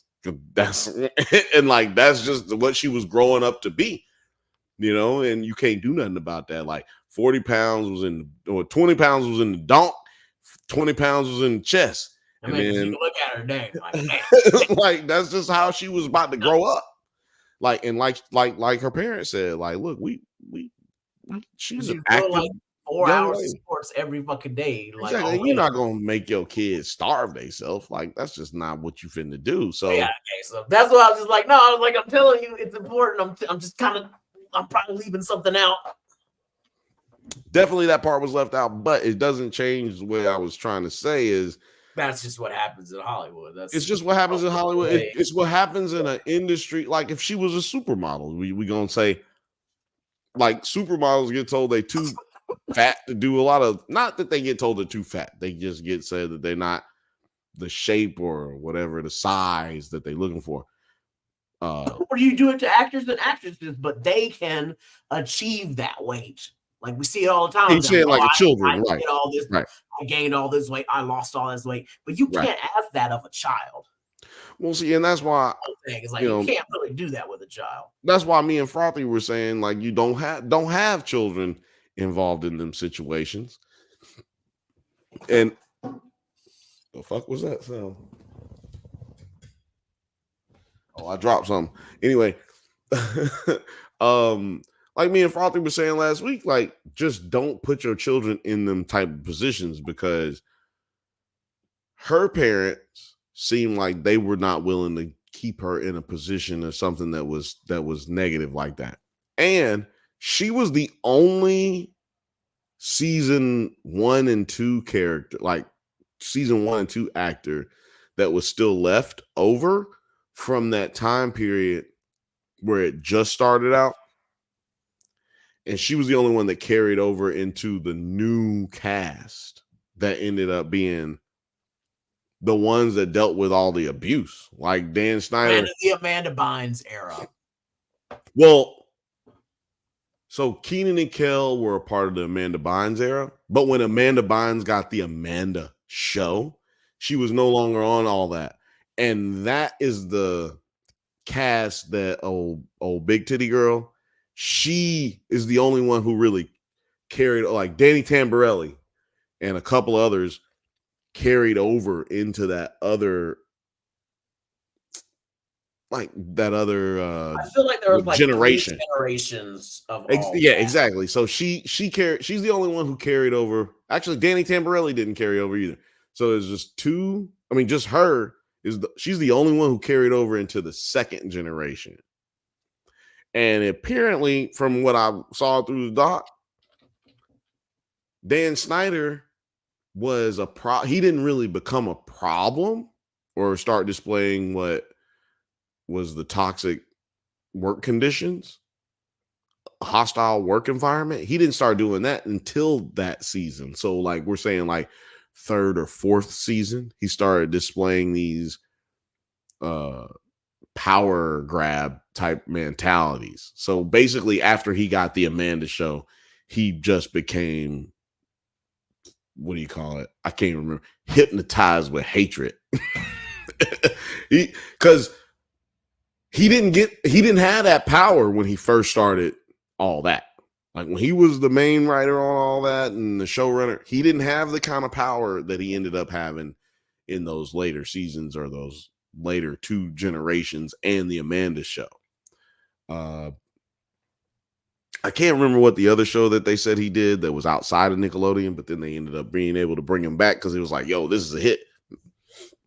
Head of the Class. Head of the Class is where he started on. Oh, the other one. I can't remember what he did. Maybe it was the Amanda show. Maybe the Amanda show, was that on Nickelodeon? There was something on Nickelodeon. Yeah, there was something that wasn't on Nickelodeon that he did. Then they were like, oh, we just thought that you just did shit good because you was over here ingratiated with these same kids that you know, but like you can do anything. And then they brought him back over, and that's when the iCarly era and all that starts taking off. Like he really got all all of the free reign over anything that he wanted to do that was in that child television actor side. And they built that last week. Remember, I was talking about the Nickelodeon on Sunset, the building, like also they built that apparently because he was doing so much work. So at the beginning, he would have to be in LA and in Florida because that's how they did things back then. Like, and those studios were separate. So they built the Sunset Studio so that he can consolidate all of his energy into one space. He can just go to Studio A, Studio B, Studio C, and then go back to Studio B and A. Like, he can just be everywhere throughout the week, right? That's one thing they didn't talk about in the doc. One thing that I was surprised about, which is what I was trying to get to last week through all the craziness. It was crazy, y'all. Y'all go back and watch last week's episode now. I'm trying to tell you. It was crazy. It was heated, but it was just a passionate conversation amongst nerds, you know. And honestly, good people. We was actually the whole thing was we was all being good people. Like, we was trying to be Was the show you're thinking of What I Like About You that was on the WB? Maybe that's what it is. That had 4 seasons, and he was the co-creator and writer. Yes, that's what it is. It's What I Like About You. And she was on that, wasn't it? Amanda? I don't. I think she might have, because it ended like he did that show right after the Amanda show. Yeah, I think she was in it with the girl from Drake and Josh and Zoe 101, and iCarly came out after that. Oh, I think What I Like About You had her and the girl from 90210. Yep. Yeah. She was in that. Yeah, that's the show. This is the one you're thinking of. Yeah. Okay. The one, her and the girl from 90210, the beautiful blonde lady. I can't remember her name, but that was a good show. And then they had the black dude who was in City Guys. Jennifer Garth. What was the black dude's name? Because he was in that movie with Anthony Mackie. Like, their careers did this. Like, they were both like the black young guy coming up in the Hollywood, and then whoop, one of them did the What I Like About You, and then Anthony Mackie went on to do like because he was in Roll Bounce. Wesley Jonathan.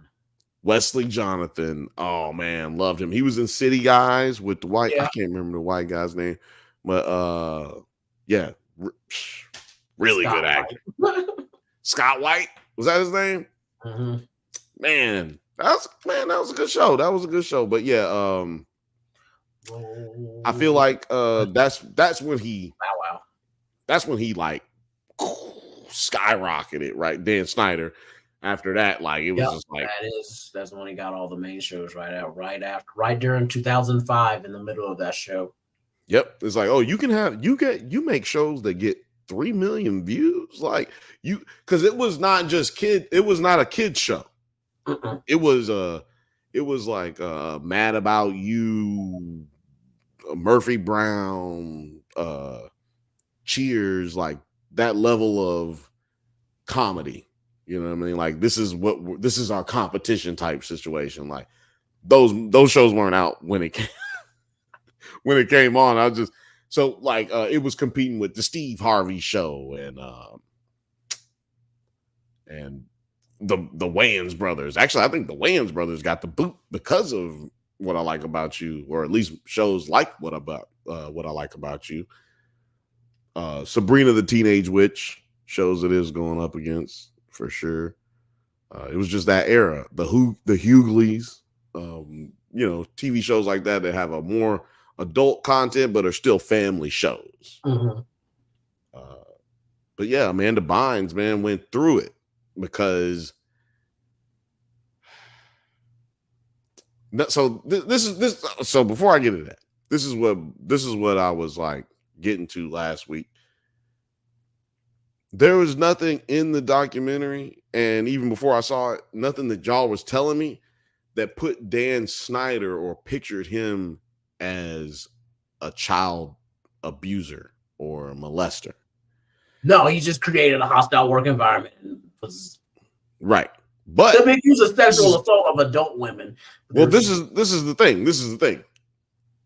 I don't believe that there was no child abuse on the side where it airs to Dan Snyder.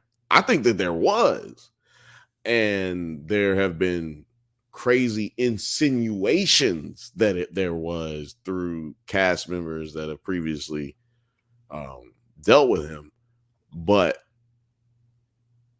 I think that he's extremely intelligent, right? We can say that, right? We know he's extremely intelligent because stupid people don't make hundreds of millions, even billions of dollars for companies. Like, he didn't personally make billions of dollars, but make like 10, 15 fucking shows that are all pretty successful. Exactly. I mean, it's probably more than that because it's over 30 years. We're talking about 30 years of television. Well, no, it's not that. It was 1, 2, 3, 28. I'm just saying 28 years of television, probably like 4 seasons a piece, at least, like on average, getting like 4 seasons out of all these shows.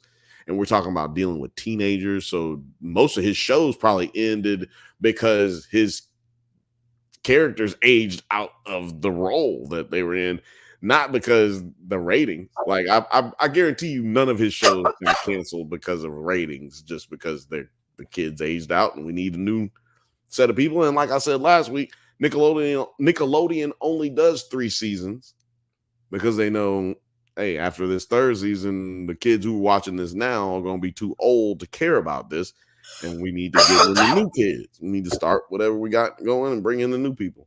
Yeah, there's literally only one show that only had there's 2 shows that had like a season. It was Guys Like Us that was on UPN. And then there was Sam and Cat that just had 1 season. Was that on Nickelodeon? Mm-hmm. See, that's crazy. Everything else had about 3 to 5 seasons, with basically a majority of them having 3. Yeah, it's that Nickelodeon shit. Nickelodeon don't be like trying to do all that extra shit. And those ones that went for like 4 or 5 seasons, they're probably more teenage base. Like Drake and Josh was elementary to preteen. Yep, that had 3 seasons. So yeah, so they kind of went in there, and as soon as 3 seasons, iCarly had 5. Right, because they were using, and so that's getting us back into the documentary. That's when they were using those girls as sex symbols. Like, they were trying to make them, and not trying, because they kind of underplay it in the doc, but those girls were being used as sex symbols. Like, and they were like, one of the actresses, she was like, I clearly was being used as the eye candy.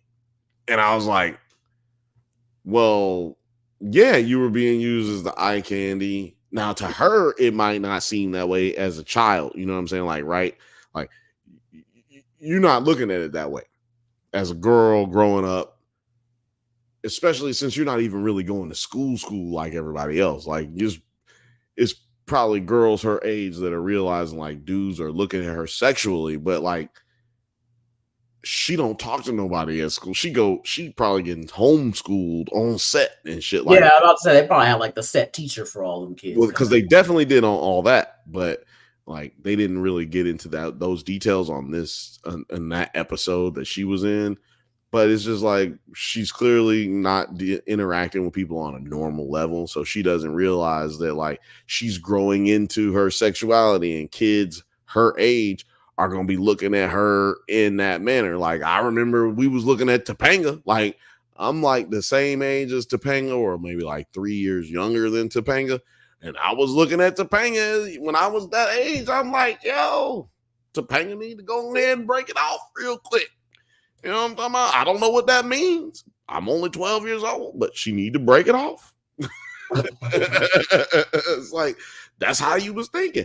So yes, we know that girls are played like as a thing, something that's supposed to entice the male viewer, even if that is a 12-year-old boy. We trying to keep him watching, right? We trying to let him grow up with these same characters so that he can keep being interested. But he or she, because women are interested too, right? Like, so the thing was, though, and the reason I bring up Topanga, because she was a sex symbol, regardless of it was not sex symbols for adults, but like for kids that age, that's what we was looking at, right?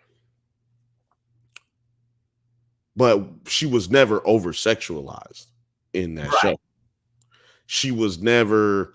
They tried to make you. That was Corey's hot girlfriend. She was the hot girl. They had like episodes. They would like imply that she, hey, you should be thinking she's hot. She's not wearing something, but hey, Topanga's hot, right? You get it through your head. This is a gorgeous girl, right? Exactly. Like, teenager, you want to be Corey right now to date Topanga. And you don't. I get that. You don't have to. You don't have to do what they were doing in the Dan Schneider TV shows. And I just want to make sure I say Dan Schneider TV shows and not Nickelodeon TV shows, because the other shows that they had at the same time, they didn't do none of that. Right? Like, they just didn't do none of that. Now, first of all, other Nickelodeon shows were going on. First of all, Nine. First of all, I don't mean to cut you off, T, but Nine is out here being mad disrespectful. Because first of all, he said Topanga was the crunchy, weird, hot girl. I think he's talking about her hair. Like, she did have wild hair. Her hair was always big and long, but that was the 90s, baby. It was the 90s. And also, she's a fucking child. Like, she shouldn't have her hair done all crazy nice and shit. And that was, to me, was the problem with the like iCarly show. Like, I'm just gonna stay on iCarly because if I'm not mistaken, that's the one that Ariana Grande was on, right? That's the iCarly one, right? No, what's one? iCarly was Megan, what's her face, from Drake and Josh. So what was the one that what's her name was on? Ariana Grande. Was it Zoe 101? Zoe 101? Was that it? Oh.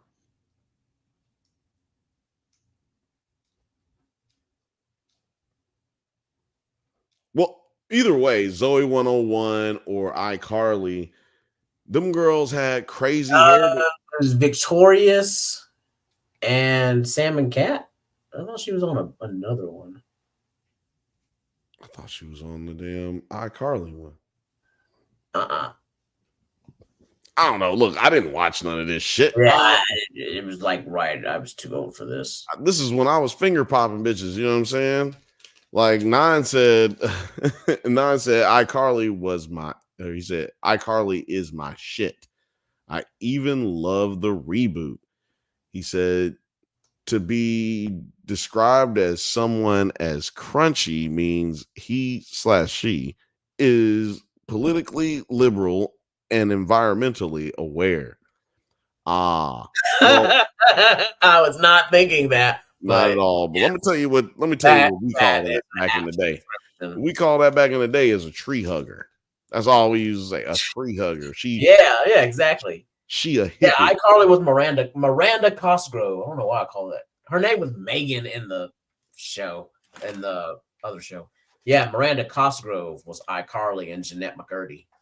Okay, I just thought that what's her name was like one of her friends on it. Whatever show. No, Jeanette McCurdy was on the show with Ariana Grande. That was okay. Maybe that's what it was. So that's what it was. And that was a spinoff of iCarly. Okay, that's what it was. So yeah. All I know is that Ariana Grande played the dumb friend. She was just like the dumb bitch. But like to our point about just that one of those scenes when you see them back to back of all the weird shit she was doing. And just that can I squeeze juice out of a potato? We not playing on that today just because I'm not. Look, y'all can look it up, man. I just can't look at that shit. I had to look at it earlier today. Out of 'Cause pocket. I watched the whole thing. Like I watched the first two episodes, like after we got done with the podcast the other day, last week.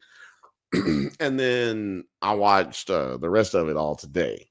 And I breezed straight through it. Like I was like, damn, I thought this was gonna take me longer to get through, but I blew straight through it. It was, it was kind of an easy watch, which was kind of the problem that I was having with the way y'all was describing it. It just sounded, and you picked up on what I was talking about. It just sounded like something that didn't hold the gravity of the situation as much as it should have. Because going back to the first episode when old girl said that her mom told her that they said she was getting too fat. I just felt like that wasn't necessary to show because she had a lot of other grievances that were more poignant and more like fit the climate of the show, like the way everything, the vibe of the show was going, that kind of just jostled it around a little bit for me. There was a couple of moments like that, like when the black mom was talking about some shit, like she's just like, no, like she basically said, like, yo, I was a problem on the set. But I know what that means. That means she was an actual problem, and there was probably, but at the same time, a broke clock can be right twice a day, right? Like she probably had a lot of commotion that she was causing, not being completely cooperative in certain areas where she could have been, but she ended up being right about other shit where where then the other parents, they not gonna take you as serious, right? You've already cried wolf so many times, or you've already been a problem so many times. We always got something to complain about. Exactly. So, but at the same time, we definitely had a lot of parents that were just ignoring shit, right? Like there was clearly Amanda Bynes' parents just didn't give a fuck about her. At least Drake's Drake, mom. at least Drake's dad, because Drake's dad was just straight up told the mom when she got custody, "Don't let him be alone with this man." Right, that's what I was gonna say. At least let him pick him up, go let him stay at the house and all kinds of shit. Just at least Drake Bell had his dad looking out for him. Now that didn't save him, but you know what I'm saying. Like at least his dad tried, but that dude. But I'm just saying, at least he had somebody like that. Really made him separate from his dad. He got rid of his dad 100%. That was the crazy part. Absolutely. You're kind of like, well, why didn't somebody do something? You're like, he did do something, and you saw how he fucking got rid of him. He did do something, and then he got rid of. But he also, I think about this though, it could have gone on longer. It could have started earlier, and it could have gone on longer had he not said something earlier. Because for his dad to stop it before it began, that's how he stopped it from going earlier. And the gone longer would be his girlfriend's mom, who immediately picked. Like, how does the girlfriend's mom pick up on that before your own mother? Because your mother is a broke ass bitch who don't fucking understand that you're being a child abuser, or maybe she even does understand it, but she's a child abuser, so she doesn't give a fuck. That's just how. Hold on. What the fuck is going on here? Oh man, is he getting? Damn it! Oh, holy shit! I was about to blow smoke.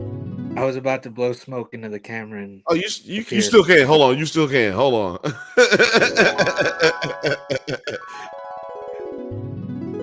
Damn. Oh, never mind. It was shit. You had a dead battery.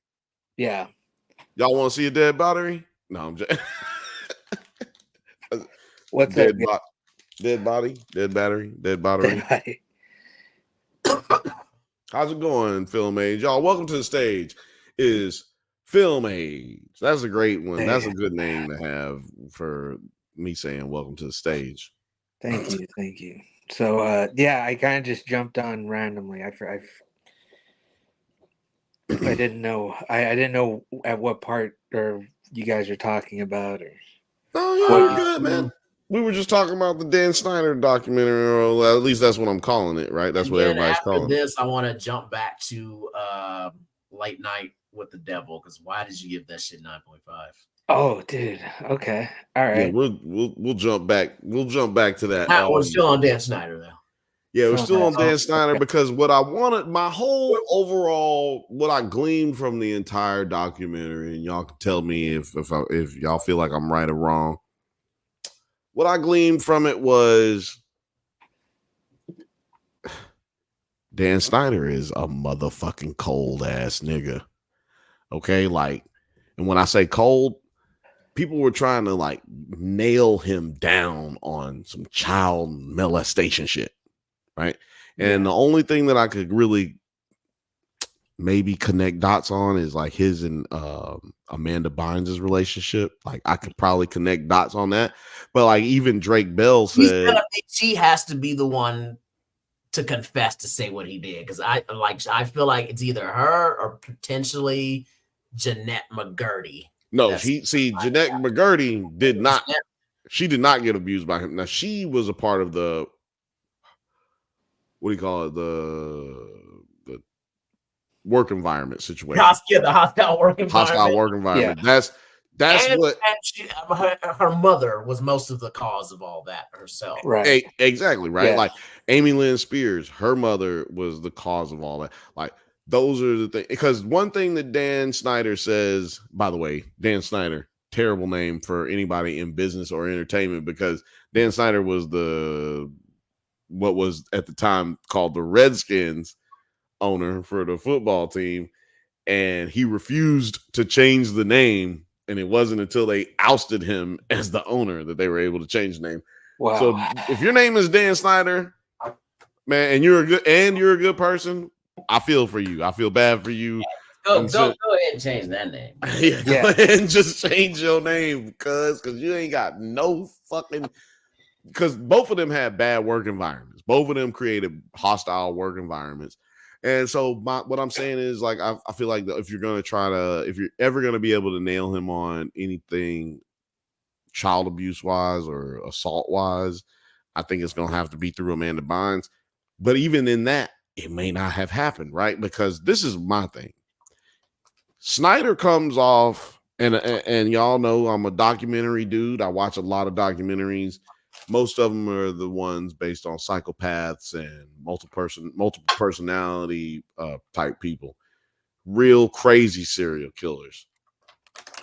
And that's what he seems like to me. He seems like it would be more shocking to me that he would if he got arrested for child molestation than if y'all found bodies in his house or bodies in his backyard. Like, that would be more likely to me than the child predator stuff, because a lot of serial killers look at child predators as just sick. You know what I'm saying? Like, they look at them as either like a step below them, and they don't really look at them as something's wrong with them, but they may not agree or participate in any of that shit. But they can be, those are the type of people who can be around each other. Now, y'all like, yo, man, this sounds like a lot of speculation, y'all who are watching or listening. But I'm trying to tell you, I've really studied this shit. So don't get it twisted. Like, I'm really one of them people who really study this kind of stuff. What about John Wayne Gacy? Didn't he? And what about the Ramirez? The Night Stalker. Ramirez brother? Oh no, yeah, Ramirez, the Night Stalker. Yeah. Yeah, he raped women. I think he raped a child, didn't he? Or something? Yes, he did. Yes. Did he also rape like old ass women too? Yeah, and he did. So like that's so he was a type of serial killer who didn't stalk his victims. He would at that time at that period in time, even in Los Angeles, people did not lock their doors, people did not lock their windows. So he was taking advantage of those situations. So he never knew who was going to be in any room that he went into or house they went to. He was sneaking in the windows of people's houses and then assaulting them. You know what I mean? Yeah. Because I guarantee you, anywhere can get it. I guarantee you he has a lot of men on his list as well, but they never associated those killings with men because he did. Yeah. He did. Yeah. So you know what I'm saying? Like he probably has double the amount of bodies than they actually charge him for because he did work from here to San Francisco, LA to San Francisco.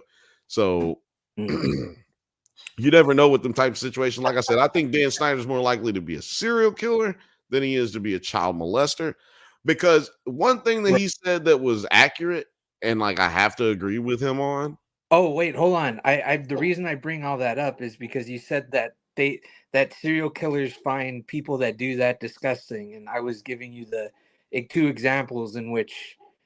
Well, yeah, no. I didn't say they find them disgusting. I'm saying they find themselves above them. Oh, they're not necessarily like sometimes they do mix, but right. There's a Venn diagram of them. Sure. Overlapping and okay, gotcha. Right, but I just don't feel like he sees himself in that same tier, right? Like he looks at all of them like, yeah, y'all got like crazy issues and y'all are fucked up. So he's looking at them like I can manipulate you too.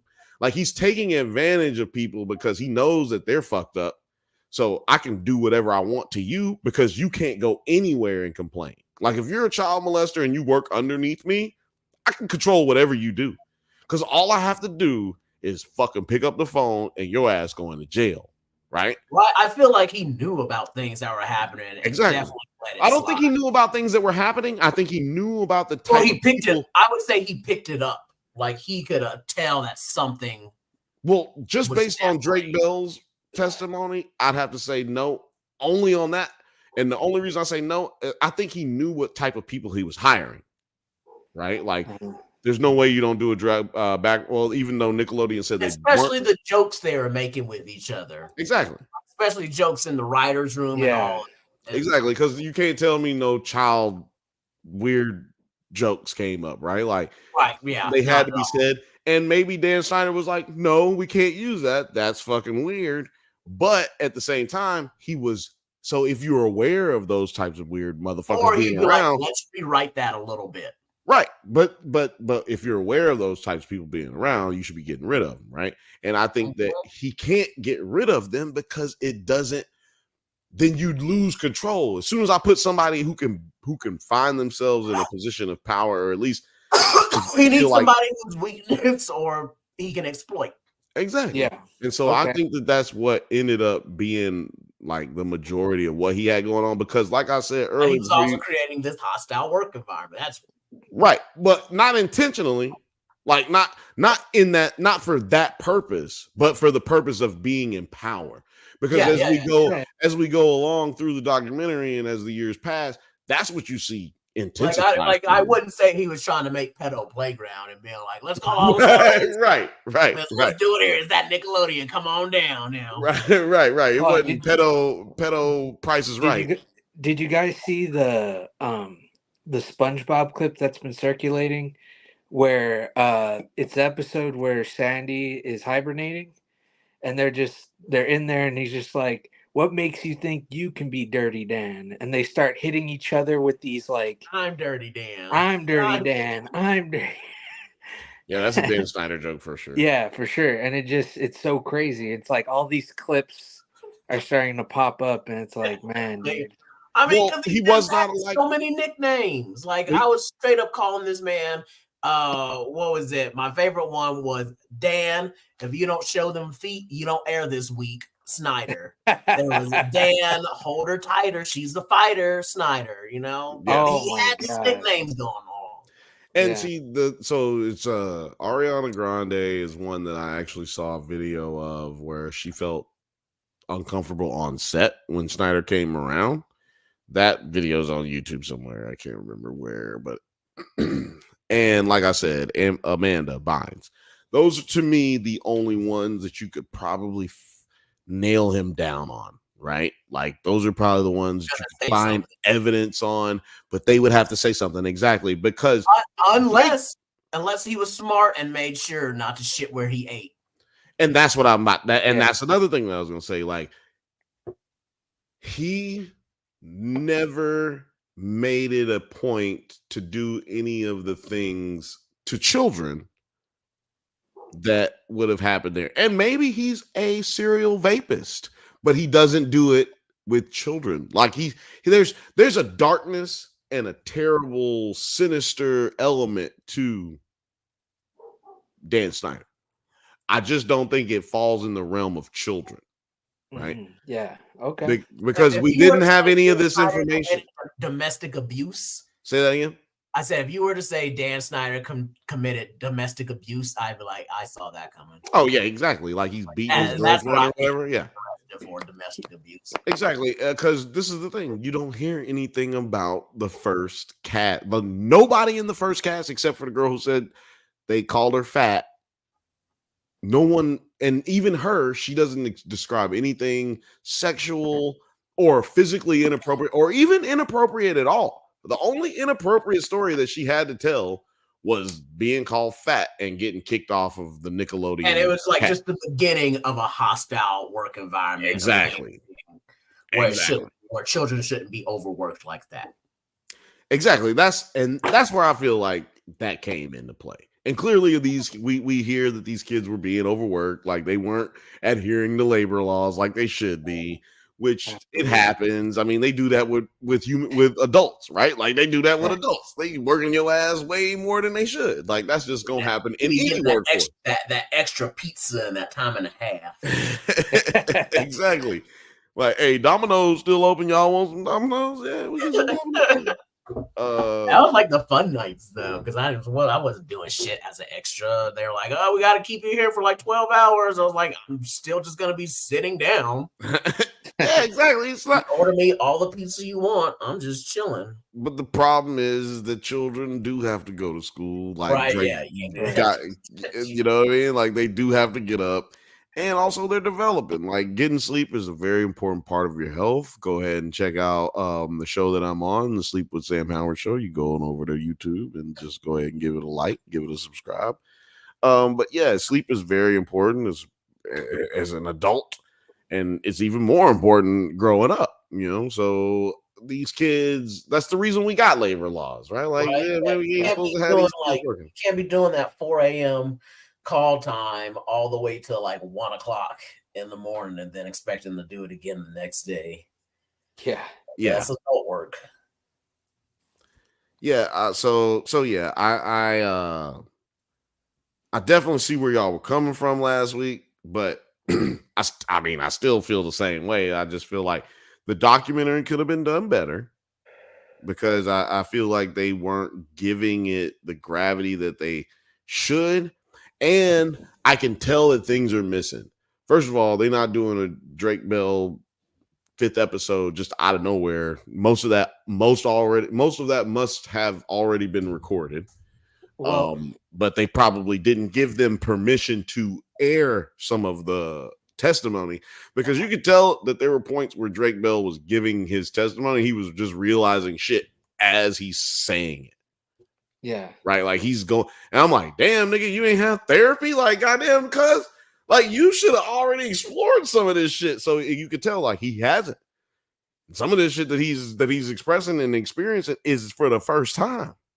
Since like the trial, basically. Exactly. Well, he said he did go to therapy, but I feel like he said that his girlfriend's mom took him to their therapist to get the information out of him, but we never hear anything else about him going to therapy ever after that.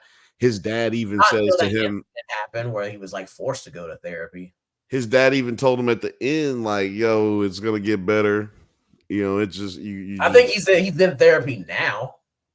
Yeah, but he need to get a different therapist. If he's just now expressing the shit that he told us in the documentary, if that's the first time he's saying that, I don't think it would be the first time he would be saying it. I think he's saying it in front of people he's never said it to, a camera and directors, and you know, it's like I thought that too. But he said, as I went back and he says, man, it makes me want to cry. He was talking about how his dad, when he had to give up his rights to Drake's management and custody, he said it was really hard and he felt like it was like his parents getting divorced again. And he said, oh my God, I'm about to cry just thinking about it like that. Like he's like, just saying it like that. Like, I'm about to cry just thinking about it. So that means he really hasn't spoken on that out loud. Like he's never considered it in that frame that he put it in. And so the only reason I say he need a better therapist if he ain't ever thought, like if you ain't ever came to that conclusion until the taping of this documentary, I feel like you really haven't been taking it serious. Maybe it's hard to express them kind of things. Maybe it's hard to express that to a therapist or anybody. It don't matter where you are, to express to someone that you've been sexually assaulted. Yeah. Whatever age it happened at, like it's gotta be the most it's definitely the most embarrassing, traumatizing thing that you can tell somebody, man or female. But you got some explaining to do, Film Age. Late night with the devil, huh? First off, why were there like 8 production companies that have touched that fucking movie at the beginning? Did you see all those damn credits? I was just like, there's another studio. Oh, there's another studio. Produce T. I hate to break it to you, but I don't know if you know this, but a lot of the funds are going to all these wonderful Marvel properties that people seem to be loving so much. Roll Tide. Roll Tide. And and then over here, Godzilla -1 cost $15 million. You'd think that it would cost 250, but then you come over here, you do the math. It's just I don't mind the production companies, but yes. But this movie only cost $2 million. Well, you know what? They got to split that up. They got to They got to go after some. It only cost $2 million. Yeah, it was only $2 million. I had to look it up. So I wanted to see if it flopped or not. No. It did not. It made a lot of money in comparison with that. It's only made about $2 million. Like it made it. Yeah, but that's his debut. Yeah, it's $2 million at the debut, and you cost $2 million to make. Man, that's a fuck. Look, you're gonna only make more money after from this weekend on. Like, and it hasn't even hit Shudder already. It's about to go to streaming. Yeah, but that's just because it's a low budget film.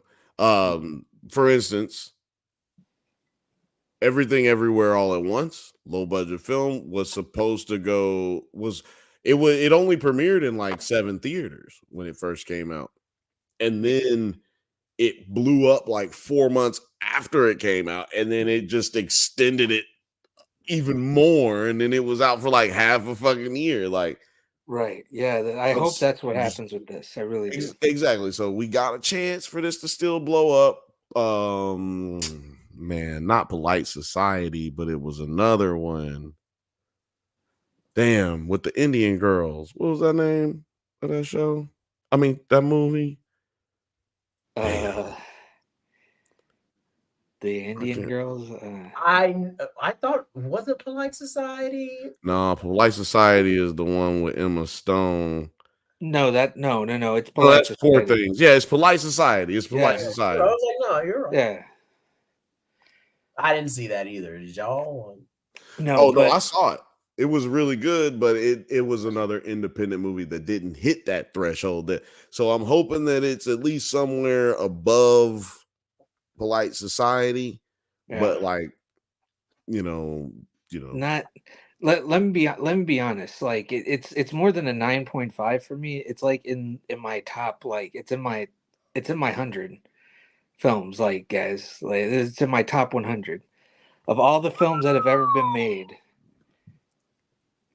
Late Night with the Devil is in there, and it was like the narration intro by Michael Ironside. I think it it was just this. Oh my god, the voice with the. I'm not gonna spoil it. Like Bill, I'm telling you, you need to see this in Oh no, theater. look, I was intrigued by the documentary. It's kind of like the Zoe Saldana movie, though. I just almost have no idea what the fuck's going on from the trailer. But Yeah. I will say, as a trailer aficionado, Uh-huh. hold on, why am I using this one? Oh, I'm using this microphone because I'm rolling the play. As a trailer aficionado, I feel like both of those movies are gonna be good, at least, just like good movies. Good movies. Yeah. Yeah, dude. It You is put it as a 9 or a 10, so 10, that's 9.5 in my top 100. only movie that's getting a 9.5 for me is Arrival at this point in my life. Period. Arrival. Arrival. That gets a I 9.5. have not seen that movie yet. It's on Paramount Plus right now. You can go ahead and check it out. You can also get it on YouTube. You can just change your life. Change your life up and go ahead and watch Arrival. So Terry, I got a query for you. Okay, so about late night, you said you give it a 5 or a 4? A 5. A 5. Okay. Man, I'm Just very that curious. whole third act just fell flat for me. Oh, 9, are you still here? What did you see this movie? Did you like it it? was starting to rise up with, homeboy vomiting the black okay. and Yeah, like, well, yeah. the ambulance and didn't make it. But then like after that, I was just like, I'm not really feeling too much. Let me Not enough jump scares. You thought not enough jump scares. There was none. There was just nothing that made me go. First off, nothing. That should not listen. Anybody who in the industry that's scares. listening. I'm sorry, bro. You got some people don't like jump scares. Some people don't like jump scares. You need to scare me. It's a horror movie. You need to scare me. Okay. Your jump scare got to be really good though to scare me. Yes. Exactly. And you've seen Where Evil Lurks, right? When Evil Lurks. Yes. Perfect jump scares. You can't tell me that shit was scary. There was a 9.5 movie right there. Yeah, it is. It's a high. It's up there. It is, but like it's. And so you see what's lacking from Late Night with the Devil versus that movie. Well, so no, I see because here I see it on the same level. That's the thing. I see them right there, and I'll explain why. It's like I grew up. Like I mean, the type of horror that it has. The type of horror that it's hold on, Morgan. We have been saying vape. I don't know what you're talking about. We're saying vaped. No one here gets R-worded ever. Okay, we're saying vape. I may have slipped that out. My apologies if it happened. also, I needed a vape. Also, vape. I am the best YouTube lawyer. Except for like what's his name, Mike Eagle or whatever. I'm the second best YouTube lawyer that exists on YouTube. So we're good over here. 9 answered my question. He said, I haven't seen it yet. We'll probably want to stream it. That means he's gonna steal it.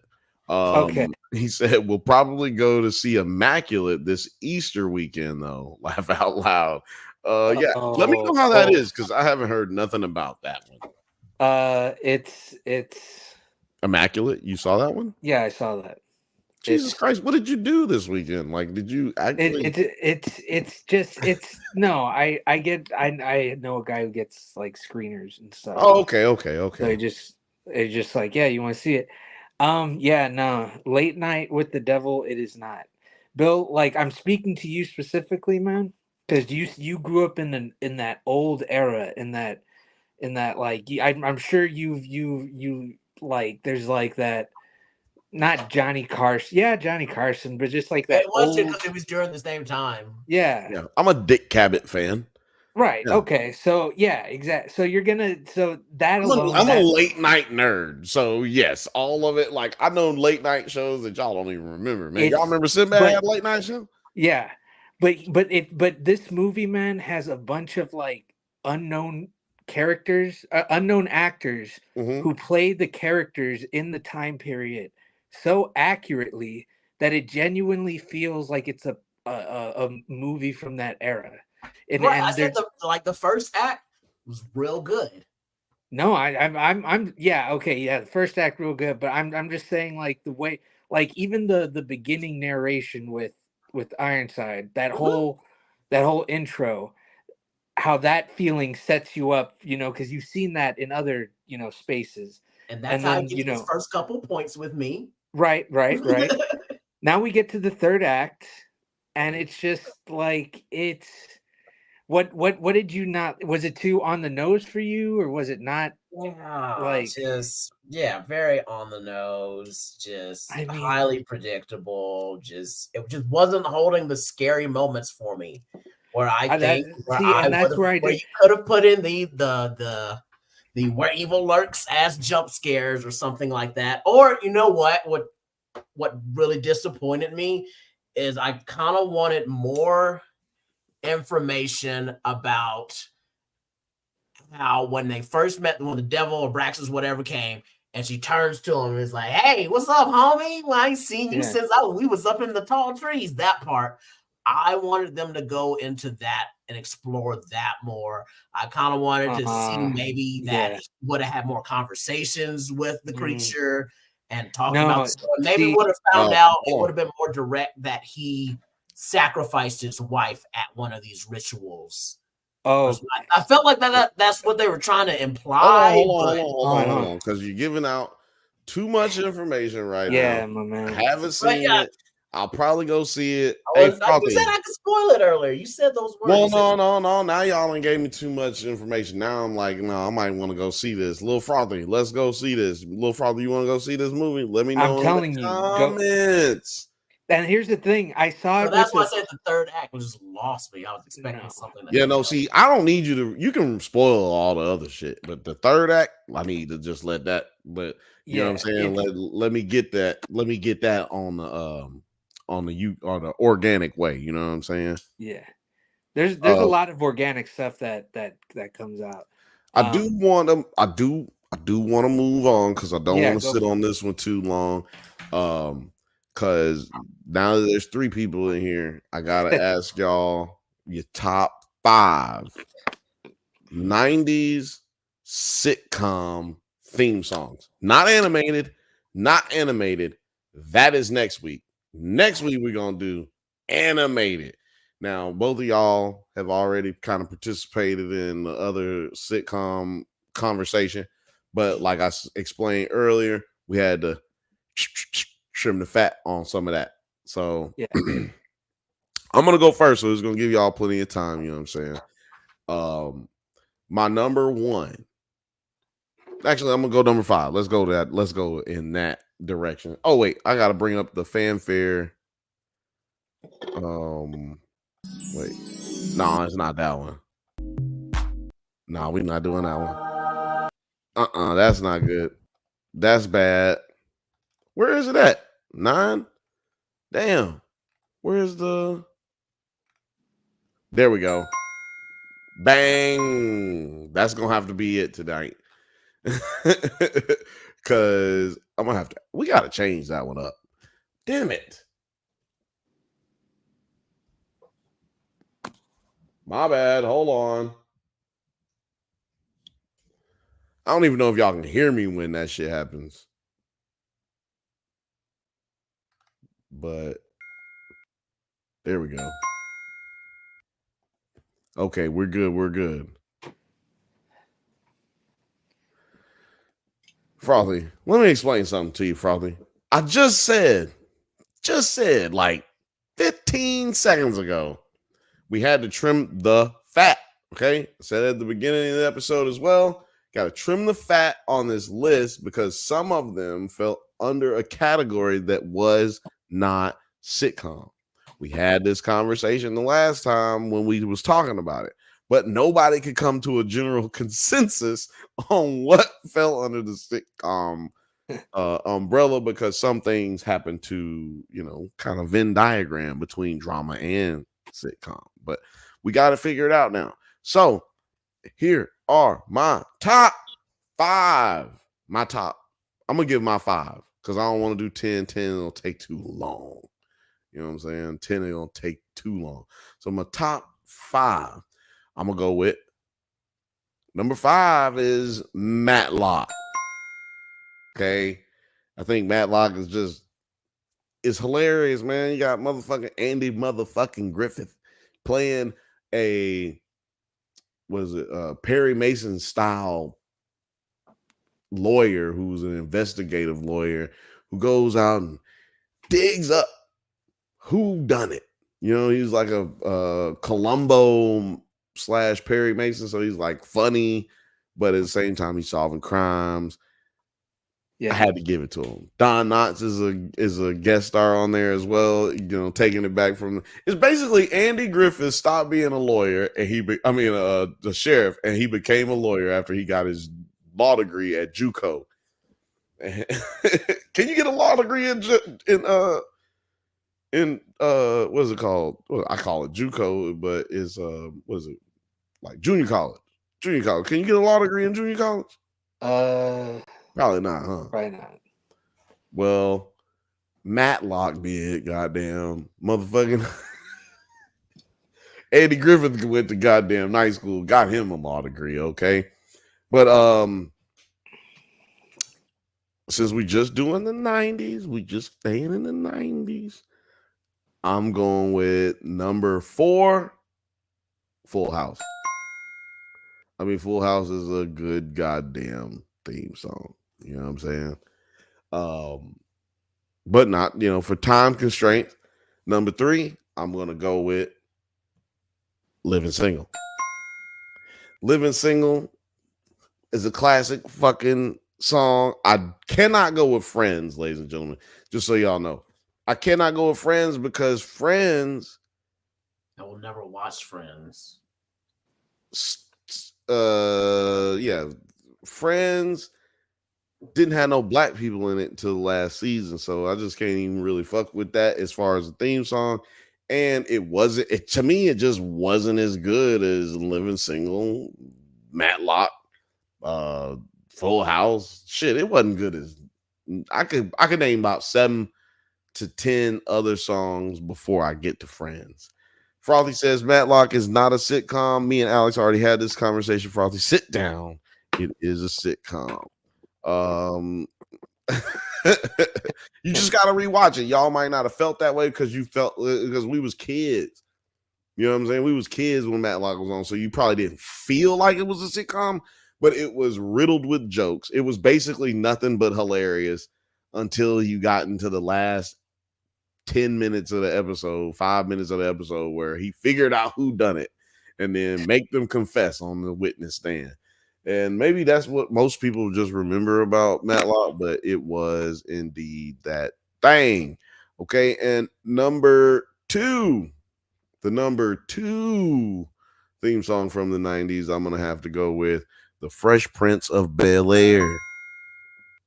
I mean, is there anything necessary to say other than The Fresh Prince of Bel-Air?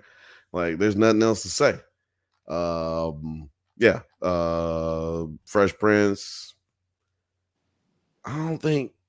No. Because I was gonna say Quincy Jones, but he was just an executive producer. He had nothing to do with the song. And number 1 is Family Matters, because it really does.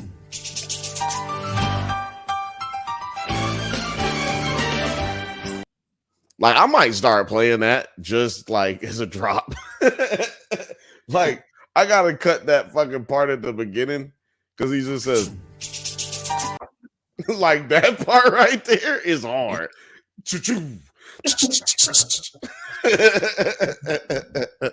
But yeah, y'all can go ahead and give y'all's if you want to try to run them off the riff. You can pick the same ones. Obviously y'all aren't gonna pick the exact same ones, but y'all can pick the same You got ones. like 2 of mine on there. Okay. Which one y'all want to go first? You can go. I'm curious to hear yours. Yeah, go ahead, T. 5. I'm gonna throw this on there because I couldn't have gone to school without it. Saved by the Bell. Ooh. Yeah. Okay. When I wake up in the morning and I don't think I'll ever make it on time. By the time I grab my books and give myself a look, I'm at the corner, run, see the bus fly by. Yeah, like come on, that just got you hyped for school. They're like, okay, I can't wait. Right. You gotta get ready. I'll be safe. And my dog ate all my homework, and I'm oh yeah, man. I love it. Okay. So who is your number 4? Number 4, I'm gonna give it to the millennial version of the Brady Bunch, which was Step by Step. That is Step by Step, day by day. Let's start over, a different hand to play. Yeah. Come on now, because it was our generation. It was literally the Brady Bunch, but made for the 90s. Make it happen the second time around. That means this nigga, hey, we not getting divorced this time, goddammit. Look, I got divorced last time. It ain't gonna be no second time, bitch. We're getting it right this time. Okay, so who is your number 3? Your number 3. Oh, I've been by the Step by Step house. I'm gonna say this every time Step by Step come on. I've been by there. It's in Pasadena. Yo, shout out to the Step by Step house. Okay, but who is your number 3, Producer T? I would give that to Family Matters. Hold on. I played the wrong button for it. Yeah, come on. Number 2 would be Living Single. Living Single. We true blue. Tight like glue. Single. In the 90s kind of world. I'm glad I got my girl.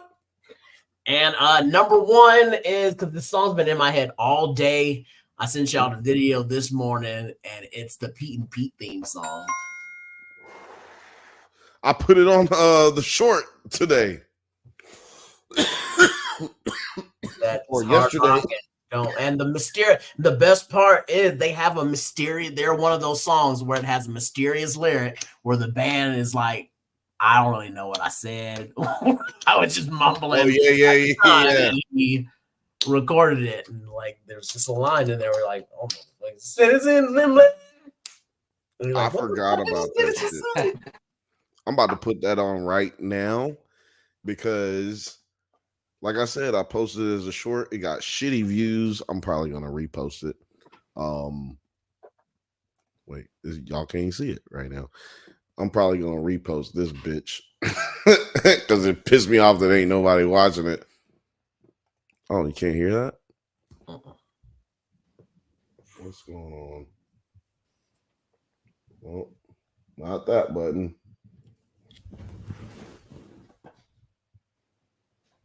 I never used the shorts before, like on YouTube. Oh, it's muted. Go up. There it is. Because what I was noticing is all these cameos, dude. Like, yeah, it was just random. I was just like, who? People are just coming on this show whenever. Like, that was the weirdest one. Was LL Cool J? I was like, yeah, he was on that episode, right? Because he was big in the 90s then, so I was just like, how the fuck did they get LL? Like Iggy Pop, I understood. Adam West, like I understood, but like the LL Cool J one, I just did not get. Yeah, I can't control the volume over here.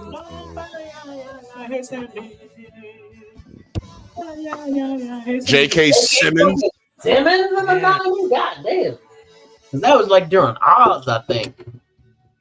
Yeah, dog. Yeah. Which, if we were doing dramas, Oz is one of my top opening songs. Okay. Okay. Damn. Yeah, no, you know what? Oz is my shit, dog. Yeah. I haven't seen it. Well, okay. What? I mean, I've seen some of it.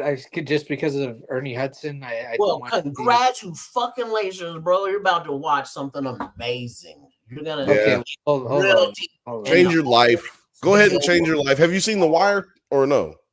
Yeah, I've seen The Wire, and Well, I'm everybody kind of that's in in the The middle Wire, of The Wire. almost everybody who's in The Wire is Oz. on Oz first. Okay, gotcha. And like That's okay.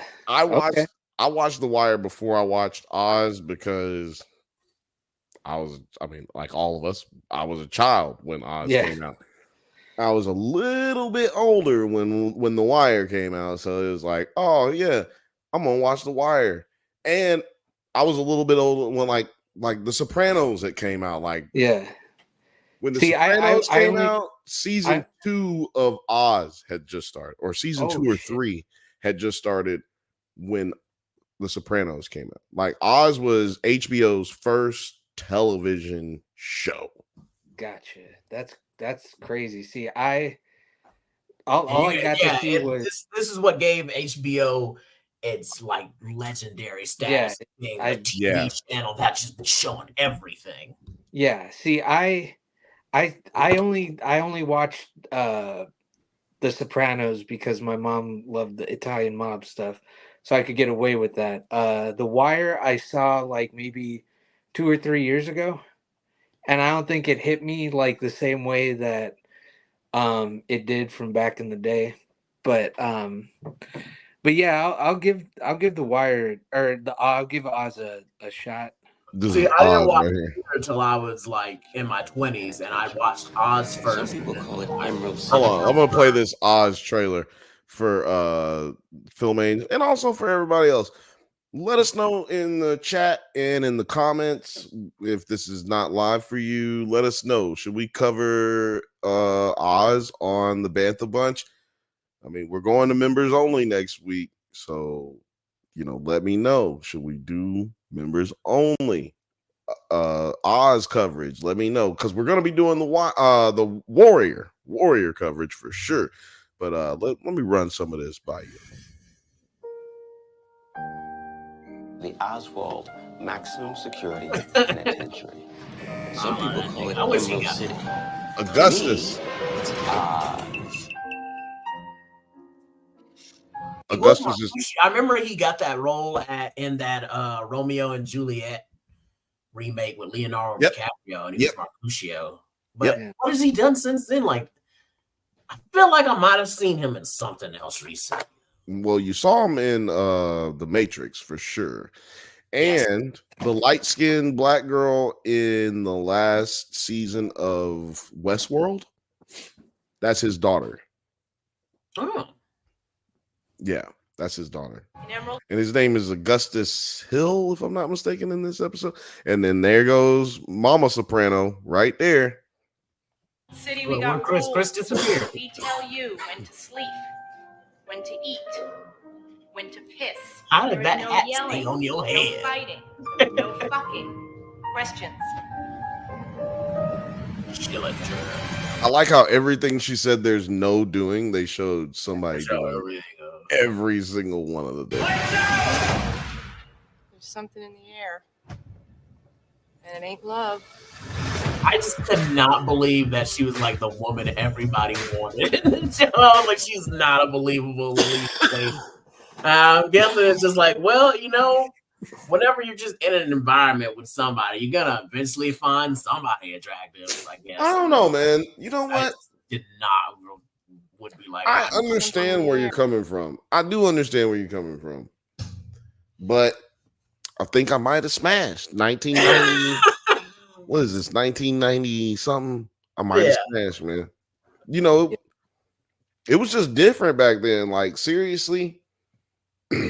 Yeah. Like, beauty standards, I feel like haven't really changed, because they always were looking for this thing, like specific things, and they still look for those specific things. It's just that women have more access to products that didn't exist at that time, and more knowledge of like technique, so they know how to do their hair on their own without having to spend like $400 to get their hair done.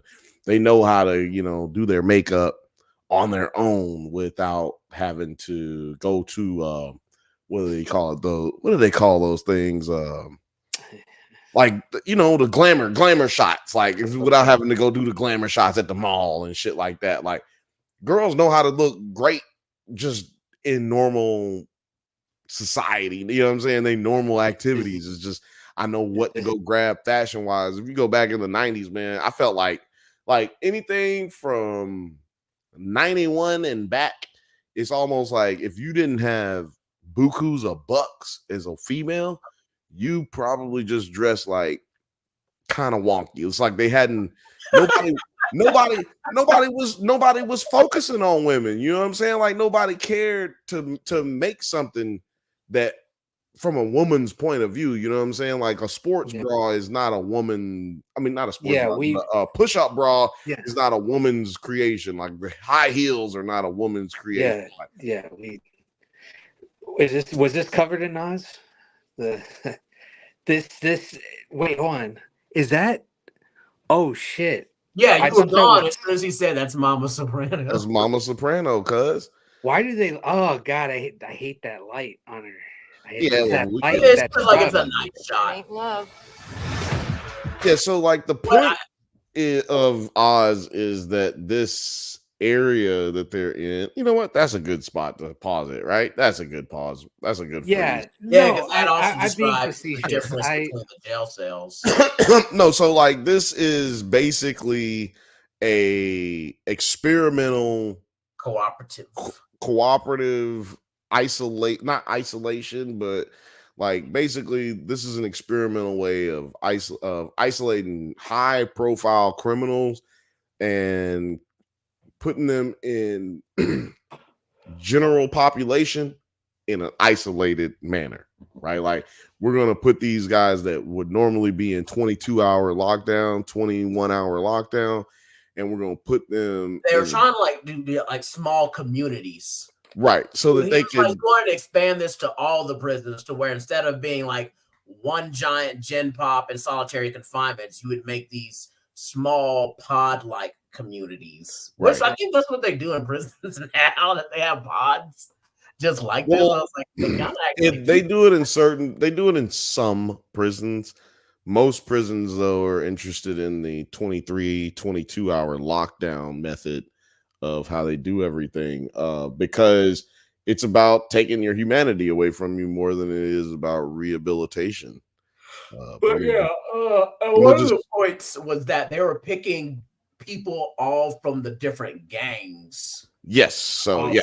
So they were definitely trying to mix the community together instead of them having their own sector. They were like, they picked the leader of the white supremacists to come, the leader of the Muslim gang, the leader of like the Bloods, and then just what they had like the Italians too. The Italians, and they had the gays had their own little section too. Yep, So gays. like, The entire Baskin Robbins spectrum was represented. Yeah, you got 31 flavors of structure, and you basically see how the project fares. Nothing but sausage in this bitch. Sounds interesting. It's pretty. Yeah, look, you got the Muslims and you got the Aryan.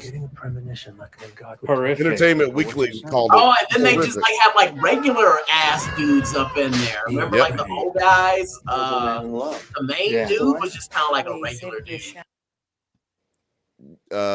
The main guy who gets in there, I don't think he actually committed the crime that he did he? Wasn't it like DUI, DWI? I think it was something like that. DWI. It was something like that. Yeah, it was something like that.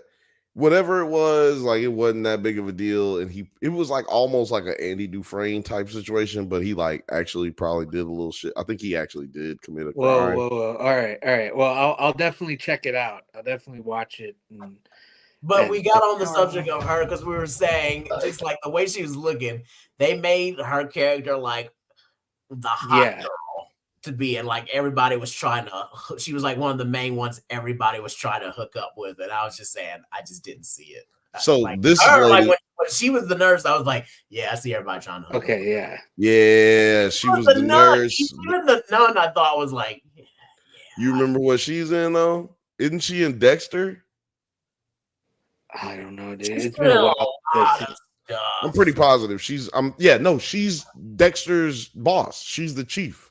Oh, chief inspector. She's Dexter's boss. Yep. The But who has she guy got that her plays hands Mayhem. on though? Hold on, she got her hands on. Oh man, where is he at? The him right there, right here. Him, Mr. Mayhem himself. That's what I'm saying. The guy who plays Mayhem. I liked him on 30 Rock as Dennis.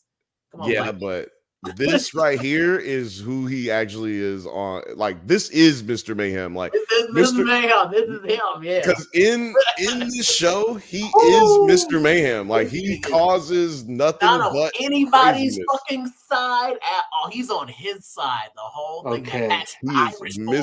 Mr. Mayhem.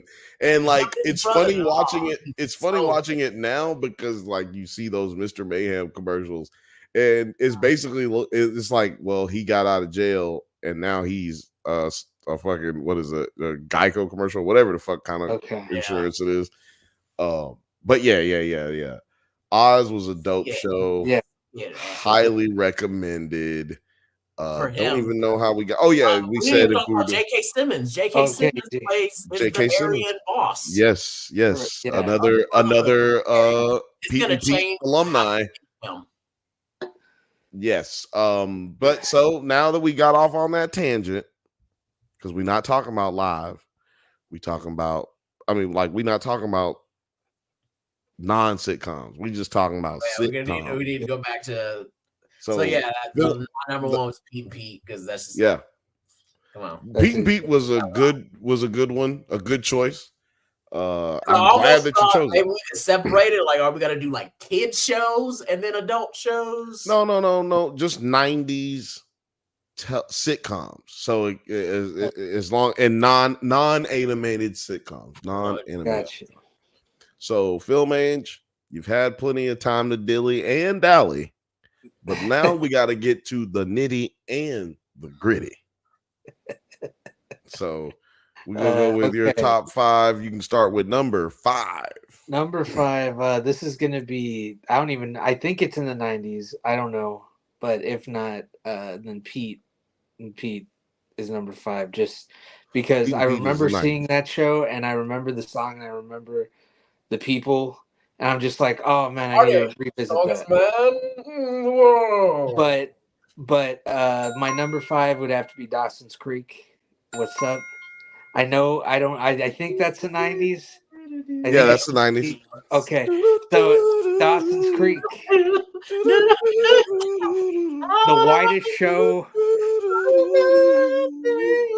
The widest song. Hold on, it's a little frothy. Columbo is almost a sitcom.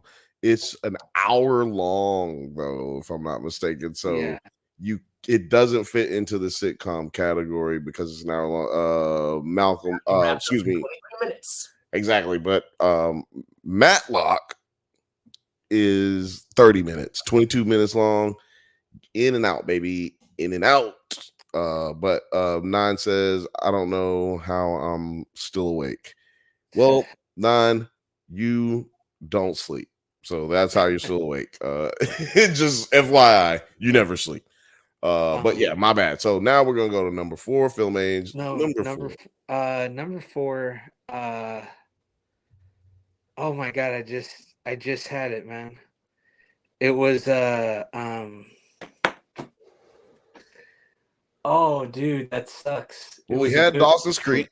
We had Dawson's Creek number 5. I had Dawson's Creek, and then never mind. It's gone now. Cheers. I'll put in place of that. Cheers. Number 4. Number 4. Yes. Well, now you can just move it up if you remember the other one. Yeah, I'll just move it up. Number 3. I'll go Full House. Full House. Everybody knows your Wait a minute, I can't remember Full House. Hold on, we gotta remember Full House. Yeah, you gotta do it. Hold on, you gotta do it. You gotta sing it. I gotta sing it. Yeah. I mean, I picked man. it too, but I forgot already. I'd rather sing my number 1, which is Family Matters. I don't like. I like everybody's on Family Matters. Hold on, I'm gonna pull it up for you. I got you. Yeah, Full House again. Pull out Full House. I got you. Hold on, man. Nobody can remember it. Damn.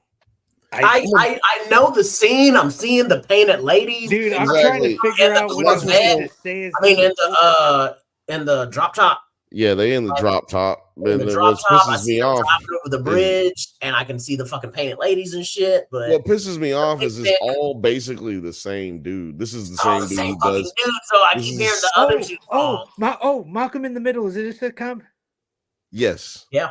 Okay. But I think Malcolm in the Middle was in the 2000s. Okay.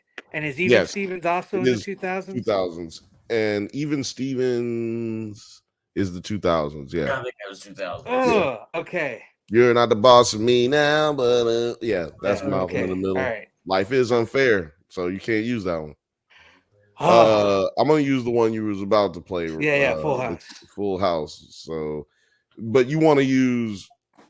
Was that what your number 4 was? And you couldn't remember Malcolm in the Middle? Yeah. But it doesn't matter now. Yeah. What? Okay. Oh shit! The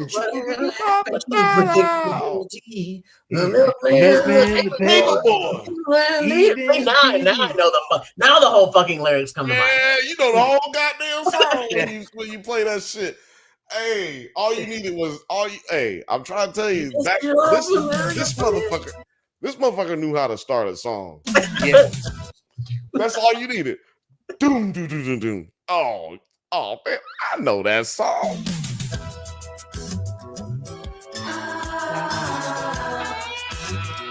Holy shit. DJ was singing the song. They're in the drop top. They're going over the fucking bridge. DJ was singing the song. Look at DJ when she gets right here. I know she looked like she laughing. Maybe she is just laughing, but it comes right up with the.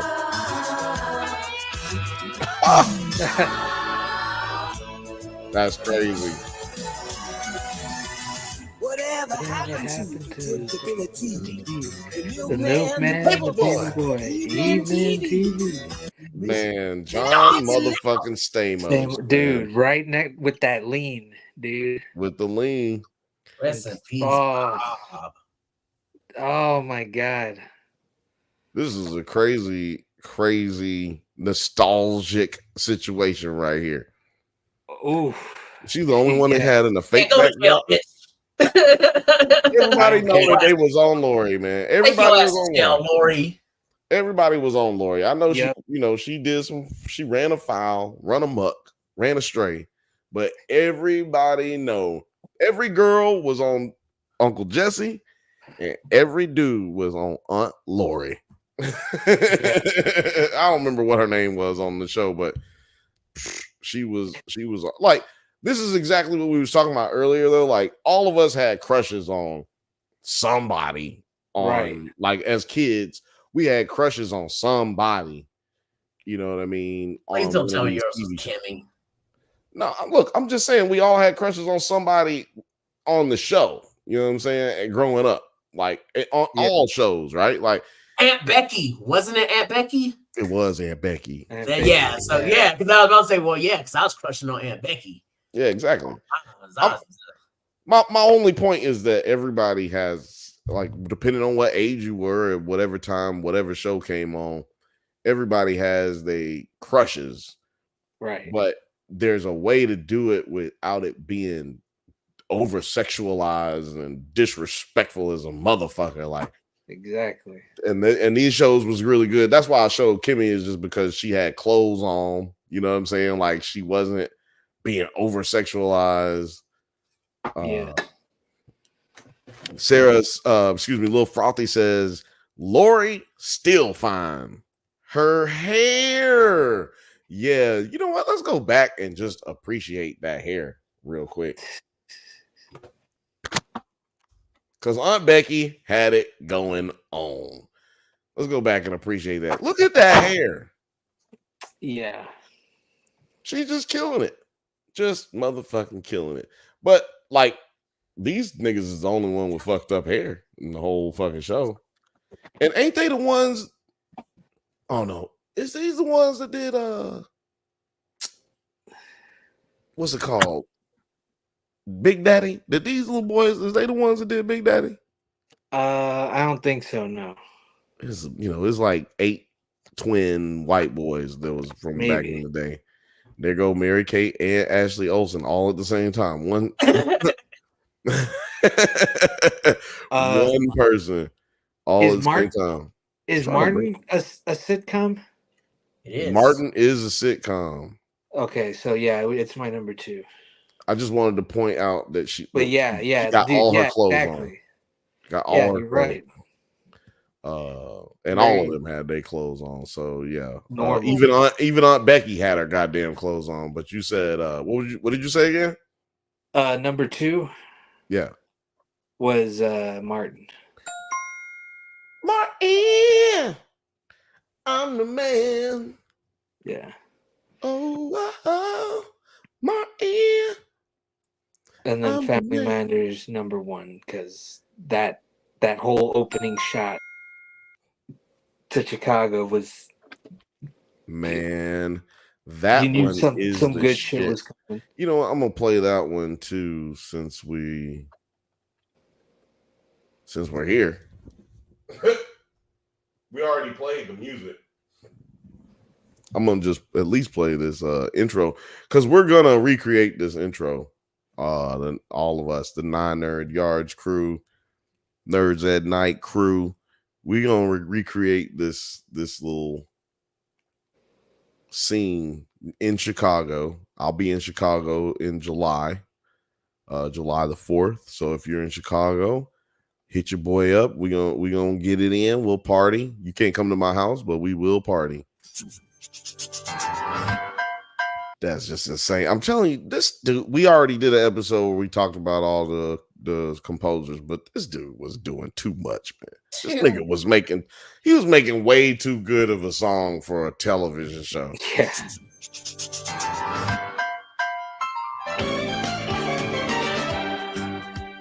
You know what it is? It's a rare condition this day and age to read any good news on the newspaper page. Love and tradition of the grand design. Some people say it's even harder to find. Well, then there must be some magic clue inside these gentle walls. 'Cause all I see is a tower of dreams. Hey, yo, did they just get rid of this nigga? They just didn't have what's his name? Lil Richie. Lil Richie was just gone. No, it was the middle daughter. She did too. Like, but I think that this just left both of them. Like the middle Richie daughter, kind of beat on there, but they replaced him with that other random child, CJ or DJ. Remember? Because you're right about the they definitely got like. They just kind of like stopped, like they just stopped mentioning the middle daughter. She just didn't exist anymore. Right? They completely. They sent her to boarding school. She got shot in a gang fight or something. Like, what happened to her? Got rid of her, and it was just Laura and Eddie.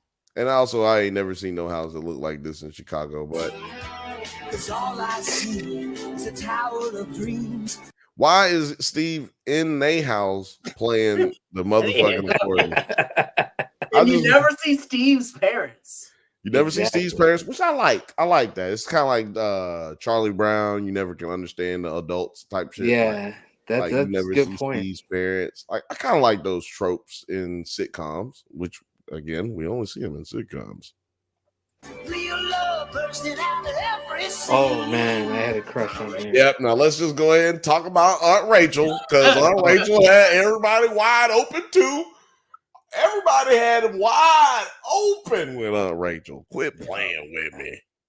And also Laura. Laura had everybody wide open too. And oh god, the mom too. Every woman in this show is like. Oh, you like the grandma? Hold on, let's go back to grandma. I didn't want to say anything. Hey, look at that! Look at that! Hey, Rosetta Lenore. Hey. She look like she can cook though. Hey, yeah. She'll hibachi your whole nether region. Okay. she'll put your shit in a kung fu death grip. Okay. yeah, this is a too young of a photo to comment at this age of Laura Winslow. But when we was young, it's just like Trudy with people who like our parents with Trudy on Good Time, Janet Right. Jackson. Like everybody was like, "Oh man!" But you 7 years, you 7 to 10 years old. You're just like, "Yo, I need to grow up. I need to get my money right." So when I grow up and I bump into Janet Jackson, I can get married to her. Were you the same age as her though? Like in like As Laura? yeah. No, I was younger. I'm younger than her. So Oh, okay. Then you're in the clear, man. You were a no, kid. I was in the clear anyway. Like I was a baby. Look, I ain't nowhere near as old. Like no, yeah, it would have been like a problem if I bumped into her. You know what I'm saying? For both of us.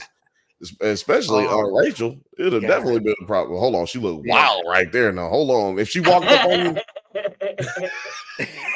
about to get that sloppy toppy. hey, if Aunt Rachel walked up on you looking like that, I know y'all ain't trying to get with it.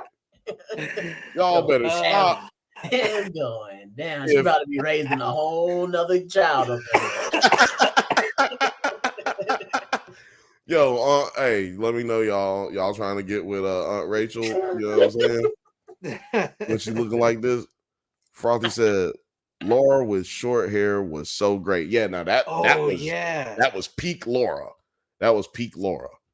Laura with short hair is peak Laura. Yeah. And at that point, she was what, 20-something years old in real life, you know what I'm saying? Like, right. Rachel about to be having me saying that I knew. Yeah, Aunt Rachel did not get enough love as far as from the writers, I feel like. Right, yeah. I think they had her own a restaurant eventually, right? She was Something running like that. Yeah. Something. Okay, I had to do her Like better. I couldn't keep looking. I couldn't keep looking at her looking like she had a lazy eye. That was messing me up. She was looking like Uncle Ruckus. I couldn't keep looking at that shit. But yeah, we're gonna recreate this scene right here, man. These little, because this is over here. So my mom lives over in this area. You know what I'm saying? Awesome. So I'm trying not to like tell everybody where my mom live at, but yeah, she live over in this area. This is over by the Bean. Y'all know where the Chicago Bean is. Yep. Yeah. So for y'all who know that, we got to redo all of this right here.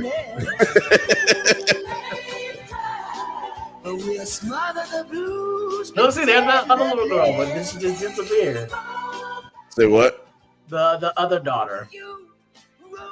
Oh, with her, like there she is. She just disappeared. Yep, that was her. She just gone.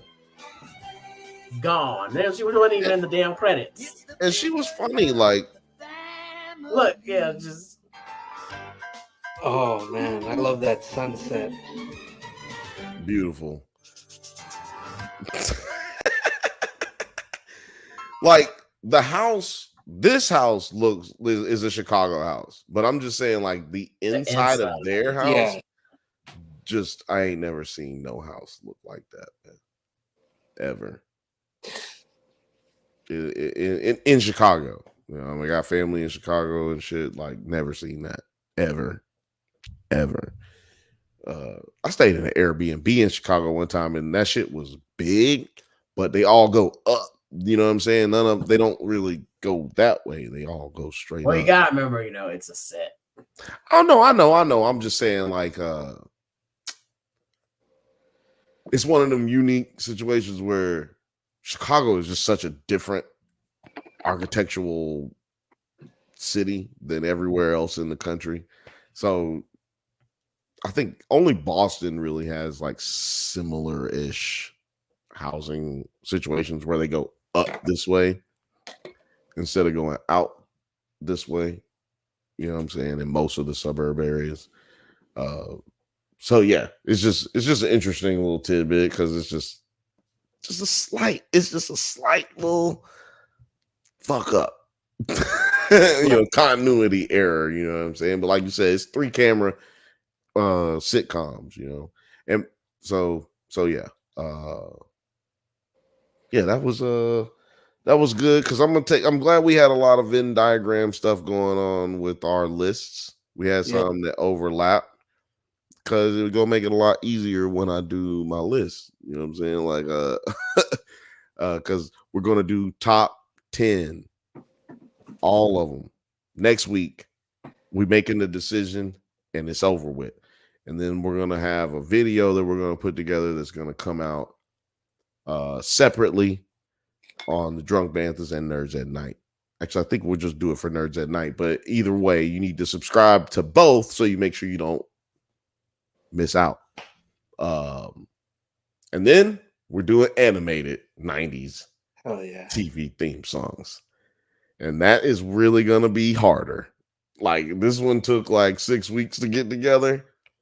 Then the next one probably going to take like 6 months. It's going to be real life battles because we're going to be battling now. Yeah.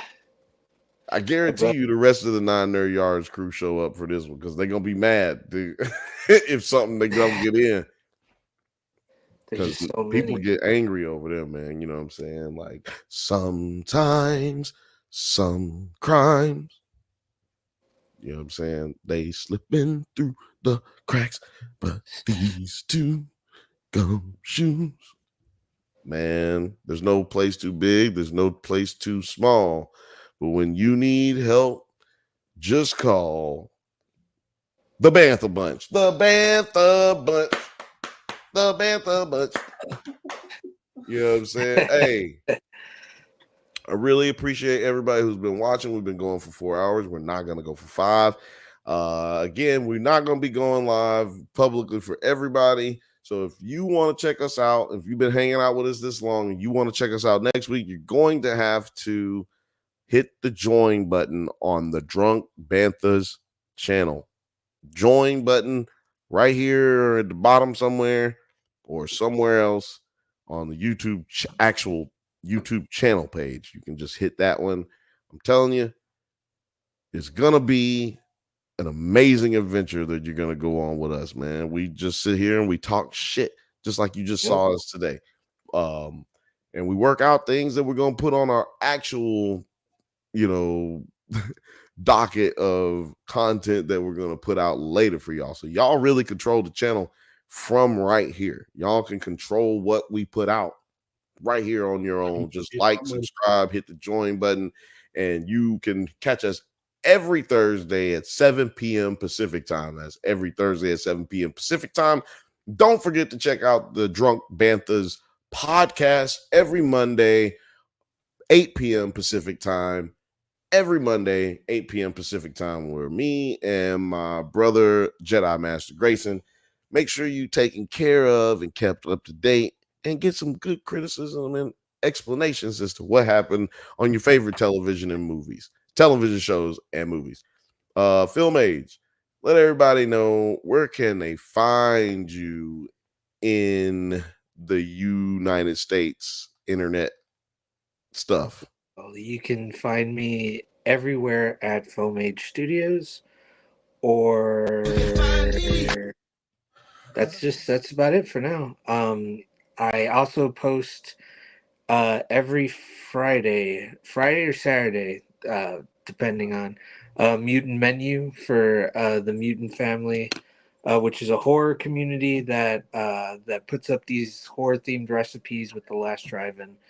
So if you have Shudder and you like Joe Bob Briggs, and you want a dish to pair with the films, there's about like 5 or 6 seasons, so you can go through the back catalog and cook up these crazy mutant dishes that I make. But yeah, that's it for me. He's got Teenage Mutant Ninja dishes for y'all, man. Go ahead and check him out at Film Age on everything. At Film Age on everything, man. Producer T, let the people know where they can stalk you at on the internet. On Instagram, you can find me at Terry F Photos. And then as always, if you're trying to get one of these awesome pins made for your company, you can give them out, or you can like sell them, or you can just buy them for yourself if you want. Just go to TPins CO on Instagram, or t-pens.com, and you can pick up your own little nice little enamel pen, or send me a DM and get your own enamel pens made. They're very cheap. Very cheap. Oh, sorry. Oh, yeah. You can find those at Terry Everything Terry. It's all gonna be in the description. Don't worry about it. Like I said, you can find us on the Drunk Banthas podcast. You can also find us on Likewise. What is the other ones? I don't know. Alex does all that stuff. I don't deal with anything outside of Twitter, Instagram, and the YouTube channel. So yeah, at Drunk Banthas on everything except Twitter. It's drunk_Banthas. That's drunk_Banthas for Twitter, at Drunk Banthas on everything else. Man, I can't express to you guys enough how much we appreciate you guys hanging out with us. It's been a fucking amazing time. Yeah, man, don't forget to come back. You know, it's been a dope time. Like, subscribe. Thank you to everybody who joined us, and thank you to everybody in the chat. Morgan, Frothy, 9, Film Age, Rachel V. Man, I appreciate y'all. Y'all really keep it going. We'll be here next week. Catch up with y'all. Peace.